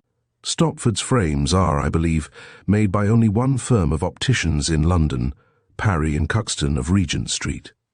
I therefore wrote to Mr. Cuxton, who knows me, asking him if he had supplied spectacles to the late Geoffrey Blackmore, Esquire. Here is a copy of my letter, and if so, whether he would mind letting me have a full description of them, together with the name of the oculist who prescribed them. He replied in this letter, which is pinned to the copy of mine, that about 4 years ago he supplied a pair of glasses to Mr. Geoffrey Blackmore, and described them thus: the spectacles were for constant use, and had steel frames of Stopford's pattern with curled sides, the length of the sidebars, including the curled ends, being 13.3 centimeters. The bridge was broad with a gold lining plate, shaped as shown by the enclosed tracing from the diagram on the prescription. Distance between centers 6.2 centimeters. Right eye plain glass, left eye minus 5.75 D, spherical minus 3.25 D, cylindrical, axis 35 degree. The spectacles were prescribed by Mr. Hindley of Wimpole Street. You see that Mr. Cuxton's description is identical with mine. However, for further confirmation, I wrote to Mr. Hindley asking certain questions, to which he replied thus: "You are quite right. Mr. Geoffrey Blackmore had a tremulous iris in his right eye, which was practically blind, due to dislocation of the lens. The pupils were rather large, certainly not contracted." Here, then, we have 3 important facts. One is that the spectacles found by us at Kennington Lane were undoubtedly Geoffrey's, for it is as unlikely that there exists another pair of spectacles exactly identical with those as that there exists another face exactly like Geoffrey's face. The second fact is that the description of Geoffrey tallies completely with that of the sick man, Graves, as given by Dr. Jervis. And the third is that when Geoffrey was seen by Mr. Hindley, there was no sign of his being addicted to the taking of morphine. The first and second facts, you will agree, constitute complete identification. "Yes," said Marchmont. "I think we must admit the identification as being quite conclusive, though the evidence is of a kind that is more striking to the medical than to the legal mind." "You will not have that complaint to make against the next item of evidence," said Thorndyke. "It is after the lawyer's own heart, as you shall hear. A few days ago I wrote to Mr. Stephen, asking him if he possessed a recent photograph of his Uncle Geoffrey. He had one, and he sent it to me by return. This portrait I showed to Dr. Jervis, and asked him if he had ever seen the person it represented. After examining it attentively, without any hint whatever from me, he identified it as the portrait of the sick man, Graves." "Indeed," exclaimed Marchmont. "This is most important. Are you prepared to swear to the identity, Dr. Jervis?" "I have not the slightest doubt," I replied, "that the portrait is that of Mr. Graves." "Excellent," said Marchmont, rubbing his hands gleefully. "This will be much more convincing to a jury. Pray go on, Dr. Thorndyke." "That," said Thorndyke, "completes the first part of my investigation. We had now reached a definite, demonstrable fact, and that fact, as you see, disposed at once of the main question, the genuineness of the will. For if the man at Kennington Lane was Geoffrey Blackmore, then the man at New Inn was not, but it was the latter who had signed the will. Therefore the will was not signed by Geoffrey Blackmore, that is to say, it was a forgery. The case was complete for the purposes of the civil proceedings. The rest of my investigations had reference to the criminal prosecution that was inevitable. Shall I proceed, or is your interest confined to the will?" "Hang the will," exclaimed Stephen. "I want to hear how you propose to lay hands on the villain who murdered poor old Uncle Geoffrey, for I suppose he did murder him." "I think there is no doubt of it," replied Thorndyke. "Then," said Marchmont, "we will hear the rest of the argument, if you please." "Very well," said Thorndyke. "As the evidence stands, we have proved that Geoffrey Blackmore was a prisoner in the house in Kennington Lane, and that someone was personating him at New Inn. That someone, we have seen, was, in all probability, John Blackmore. We now have to consider the man Weiss. Who was he, and can we connect him in any way with New Inn? We may note in passing that Weiss and the coachman were apparently one and the same person. They were never seen together. When Weiss was present, the coachman was not available even for so urgent a service as the obtaining of an antidote to the poison. Weiss always appeared some time after Jervis's arrival and disappeared some time before his departure, in each case sufficiently long to allow of a change of disguise. But we need not labour the point, as it is not of primary importance.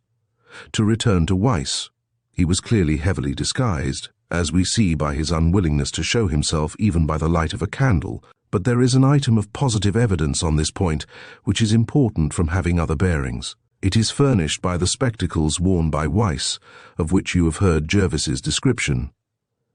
These spectacles had very peculiar optical properties. When you looked through them, they had the properties of plain glass. When you looked at them, they had the appearance of lenses. But only one kind of glass possesses these properties, namely, that which, like an ordinary watch glass, has curved, parallel surfaces. But for what purpose could a person wear watch glass spectacles? Clearly, not to assist his vision. The only alternative is disguise. The properties of these spectacles introduce a very curious and interesting feature into the case. To the majority of persons, the wearing of spectacles for the purpose of disguise or personation seems a perfectly simple and easy proceeding. But, to a person of normal eyesight, it is nothing of the kind. For, if he wears spectacles suited for long sight, he cannot see distinctly through them at all. While, if he wears concave, or near sight, glasses, the effort to see through them produces such strain and fatigue that his eyes become disabled altogether. On the stage, the difficulty is met by using spectacles of plain window glass, but in real life this would hardly do. The property spectacles would be detected at once and give rise to suspicion. The personator is therefore in this dilemma. If he wears actual spectacles, he cannot see through them. If he wears sham spectacles of plain glass, his disguise will probably be detected.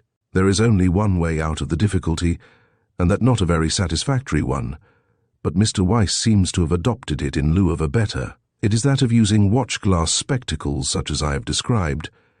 Now, what do we learn from these very peculiar glasses? In the first place, they confirm our opinion that Weiss was wearing a disguise. But, for use in a room so very dimly lighted, the ordinary stage spectacles would have answered quite well. The second inference is, then, that these spectacles were prepared to be worn under more trying conditions of light out of doors, for instance. The third inference is that Weiss was a man with normal eyesight, for otherwise he could have worn real spectacles suited to the state of his vision. These are inferences, by the way, to which we may return. But these glasses furnish a much more important suggestion.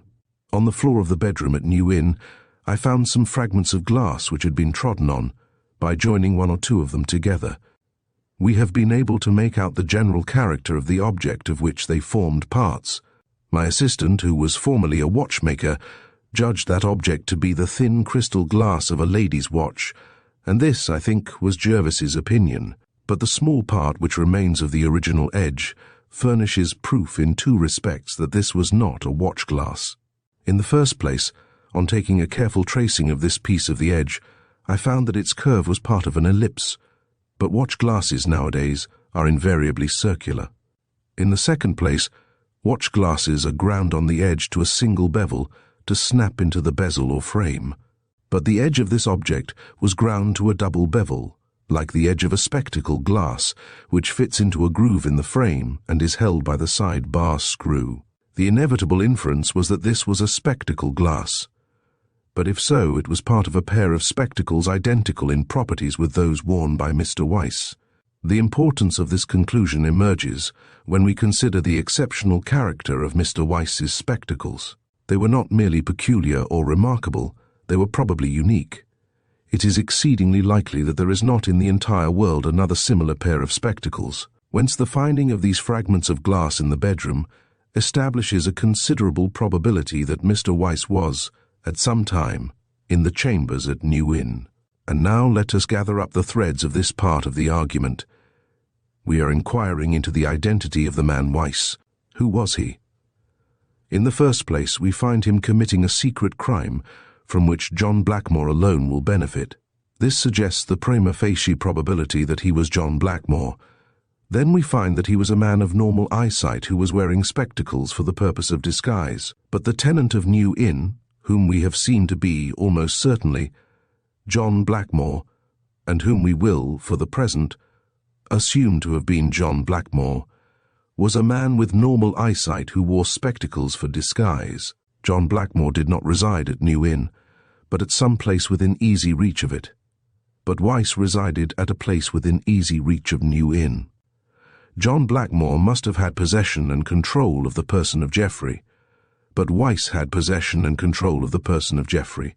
Weiss wore spectacles of a certain peculiar and probably unique character, but portions of such spectacles were found in the chambers at New Inn. The overwhelming probability, therefore, is that Weiss and the tenant of New Inn were one and the same person, and that that person was John Blackmore. "That," said Mr. Winwood, "is a very plausible argument, but you observe, sir, that it contains an undistributed middle term." Thorndyke smiled genially. I think he forgave Winwood everything for that remark. "You are quite right, sir," he said. "It does. And, for that reason, the demonstration is not absolute. But we must not forget what logicians seem occasionally to overlook, that the undistributed middle, while it interferes with absolute proof, may be quite consistent with a degree of probability that approaches very near to certainty. Both the Bertillon system and the English fingerprint system involve a process of reasoning in which the middle term is undistributed, but the great probabilities are accepted in practice as equivalent to certainties." Mr. Winwood grunted a grudging assent, and Thorndyke resumed, "We have now furnished fairly conclusive evidence on 3 heads.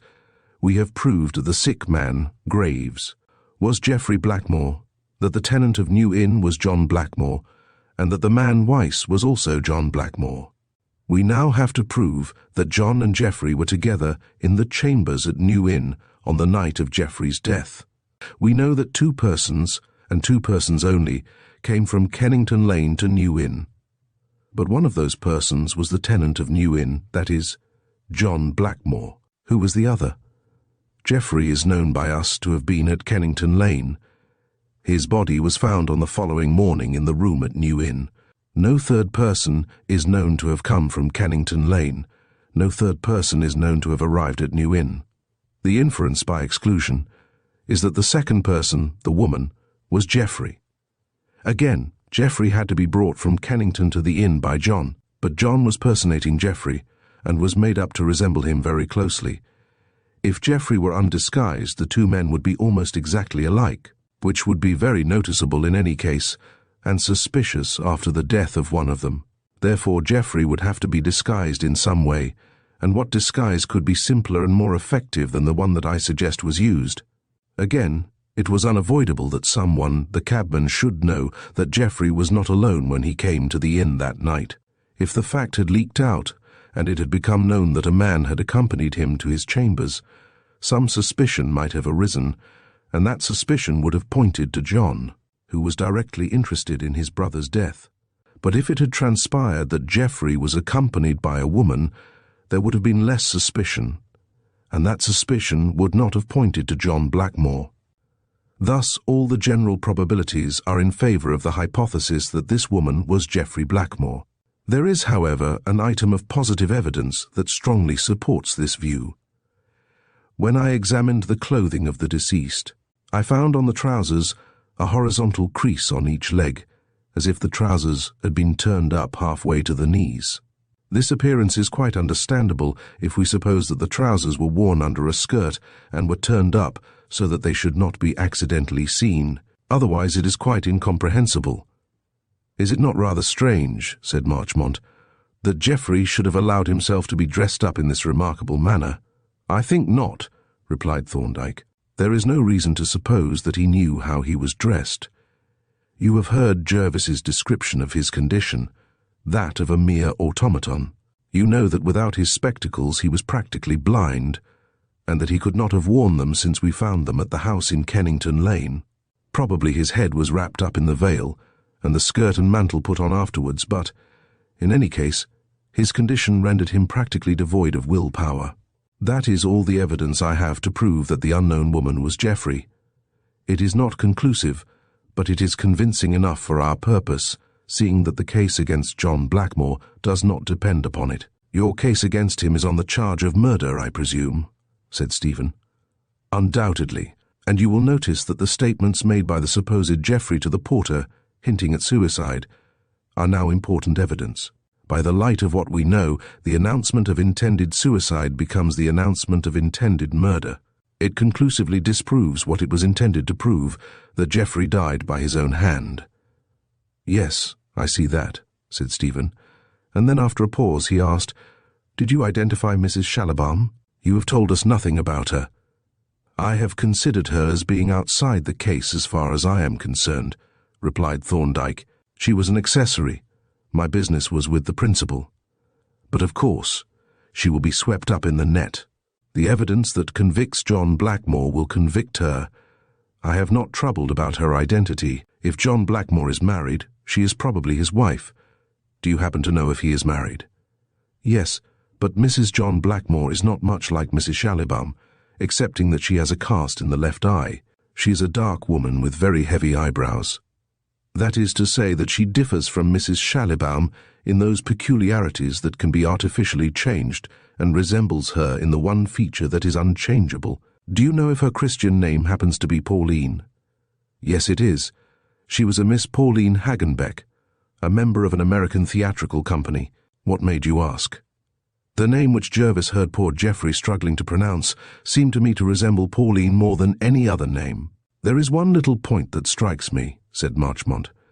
"Is it not rather remarkable that the porter should have noticed no difference between the body of Geoffrey and the living man whom he knew by sight and who must, after all, have been distinctly different in appearance?" "I am glad you raised that question," Thorndyke replied, "for that very difficulty presented itself to me at the beginning of the case. But on thinking it over, I decided that it was an imaginary difficulty, assuming, as we do, that there was a good deal of resemblance between the two men. Put yourself in the porter's place and follow his mental processes. He is informed that a dead man is lying on the bed in Mr. Blackmore's rooms. Naturally, he assumes that the dead man is Mr. Blackmore, who, by the way, had hinted at suicide only the night before. With this idea, he enters the chambers and sees a man a good deal like Mr. Blackmore and wearing Mr. Blackmore's clothes, lying on Mr. Blackmore's bed. The idea that the body could be that of some other person has never entered his mind. If he notes any difference of appearance, he will put that down to the effects of death, for everyone knows that a man dead looks somewhat different from the same man alive. I take it as evidence of great acuteness on the part of John Blackmore that he should have calculated so cleverly not only the mental process of the porter, but the erroneous reasoning which everyone would base on the porter's conclusions. For, since the body was actually Geoffrey's and was identified by the porter as that of his tenant, it has been assumed by everyone that no question was possible as to the identity of Geoffrey Blackmore and the tenant of New Inn. There was a brief silence, and then Marchmont asked, "May we take it that we have now heard all the evidence?" "Yes," replied Thorndyke, "that is my case." "Have you given information to the police?" Stephen asked eagerly. "Yes. As soon as I had obtained the statement of the cabman, Ridley, and felt that I had enough evidence to secure a conviction, I called at Scotland Yard and had an interview with the Assistant Commissioner. The case is in the hands of Superintendent Miller of the Criminal Investigation Department, a most acute and energetic officer. I have been expecting to hear that the warrant has been executed, for Mr. Miller is usually very punctilious in keeping me informed of the progress of the cases to which I introduce him. We shall hear tomorrow, no doubt." "And for the present," said Marchmont, "the case seems to have passed out of our hands. I shall enter a caveat all the same," said Mr. Winwood. "That doesn't seem very necessary," Marchmont objected. "The evidence that we have heard is amply sufficient to ensure a conviction, and there will be plenty more when the police go into the case. And a conviction on the charges of forgery and murder would, of course, invalidate the second will."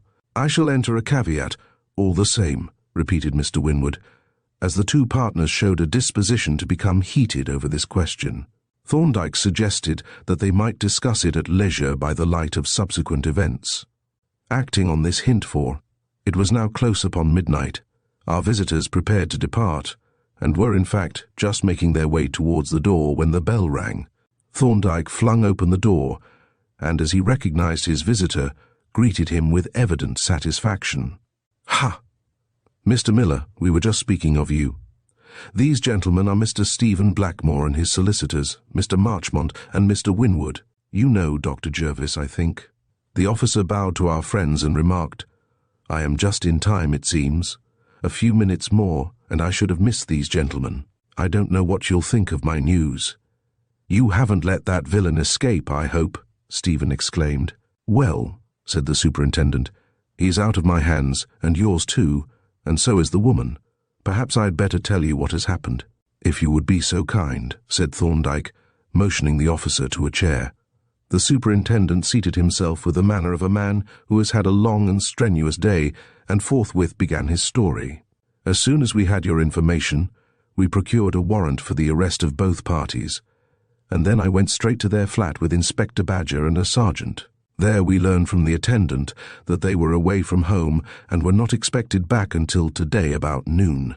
We kept a watch on the premises, and this morning, about the time appointed, a man and a woman, answering to the description, arrived at the flat.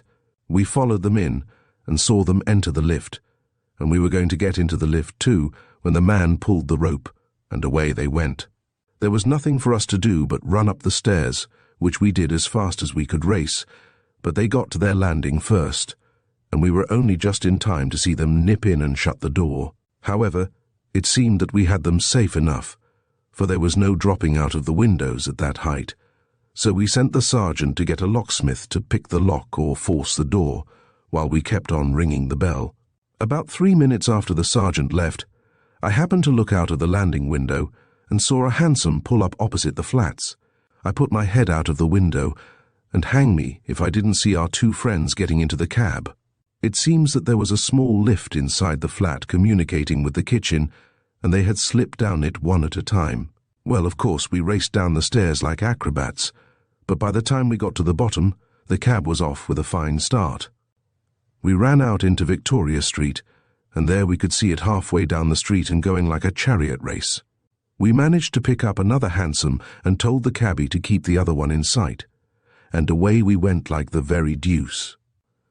Along Victoria Street and Broad Sanctuary, across Parliament Square, over Westminster Bridge and along York Road, we kept the other beggar in sight, but we couldn't gain an inch on him. Then we turned into Waterloo Station, and, as we were driving up the slope, we met another hansom coming down, and when the cabbie kissed his hand and smiled at us, we guessed that he was the sportsman we had been following. But there was no time to ask questions. It is an awkward station with a lot of different exits, and it looked a good deal as if our quarry had got away. However, I took a chance. I remembered that the Southampton Express was due to start about this time, and I took a short cut across the lines and made for the platform that it starts from.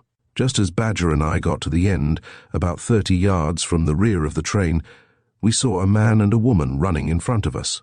Then the guard blew his whistle and the train began to move. The man and the woman managed to scramble into one of the rear compartments, and Badger and I raced up the platform like mad. A porter tried to head us off, but Badger capsized him, and we both sprinted harder than ever, and just hopped on the footboard of the guard's van as the train began to get up speed. The guard couldn't risk putting us off, so he had to let us into his van, which suited us exactly, as we could watch the train on both sides from the lookout. And we did watch, I can tell you, for our friend in front had seen us. His head was out of the window as we climbed onto the footboard. However, nothing happened until we stopped at Southampton West.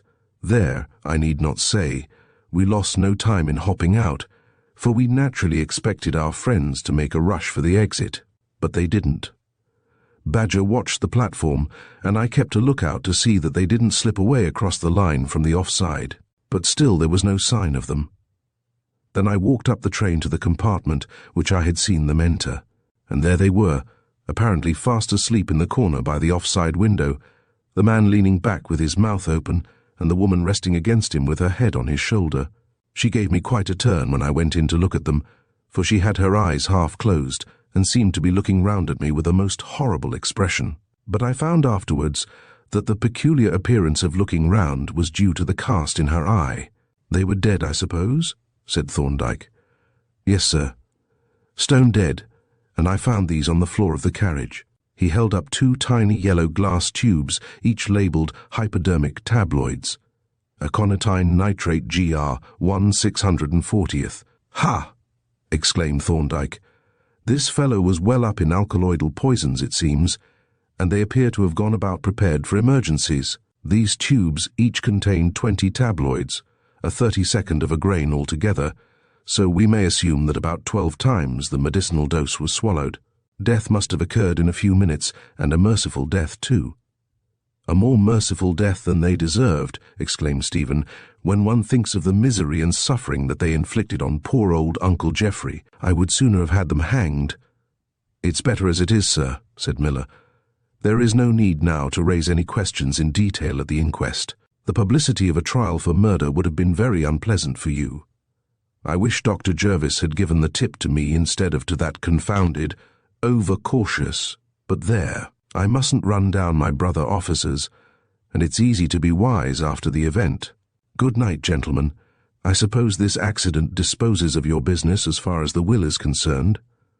"I suppose it does," agreed Mr. Winwood, "but I shall enter a caveat, all the same." As the mystery of 31 New Inn comes to a close, we witness the genius of Thorndyke as he meticulously pieces together the clues, revealing the truth behind the perplexing events that transpired within the inn's walls. This story not only showcases Freeman's talent for crafting intricate plots, but also highlights the enduring appeal of detective fiction.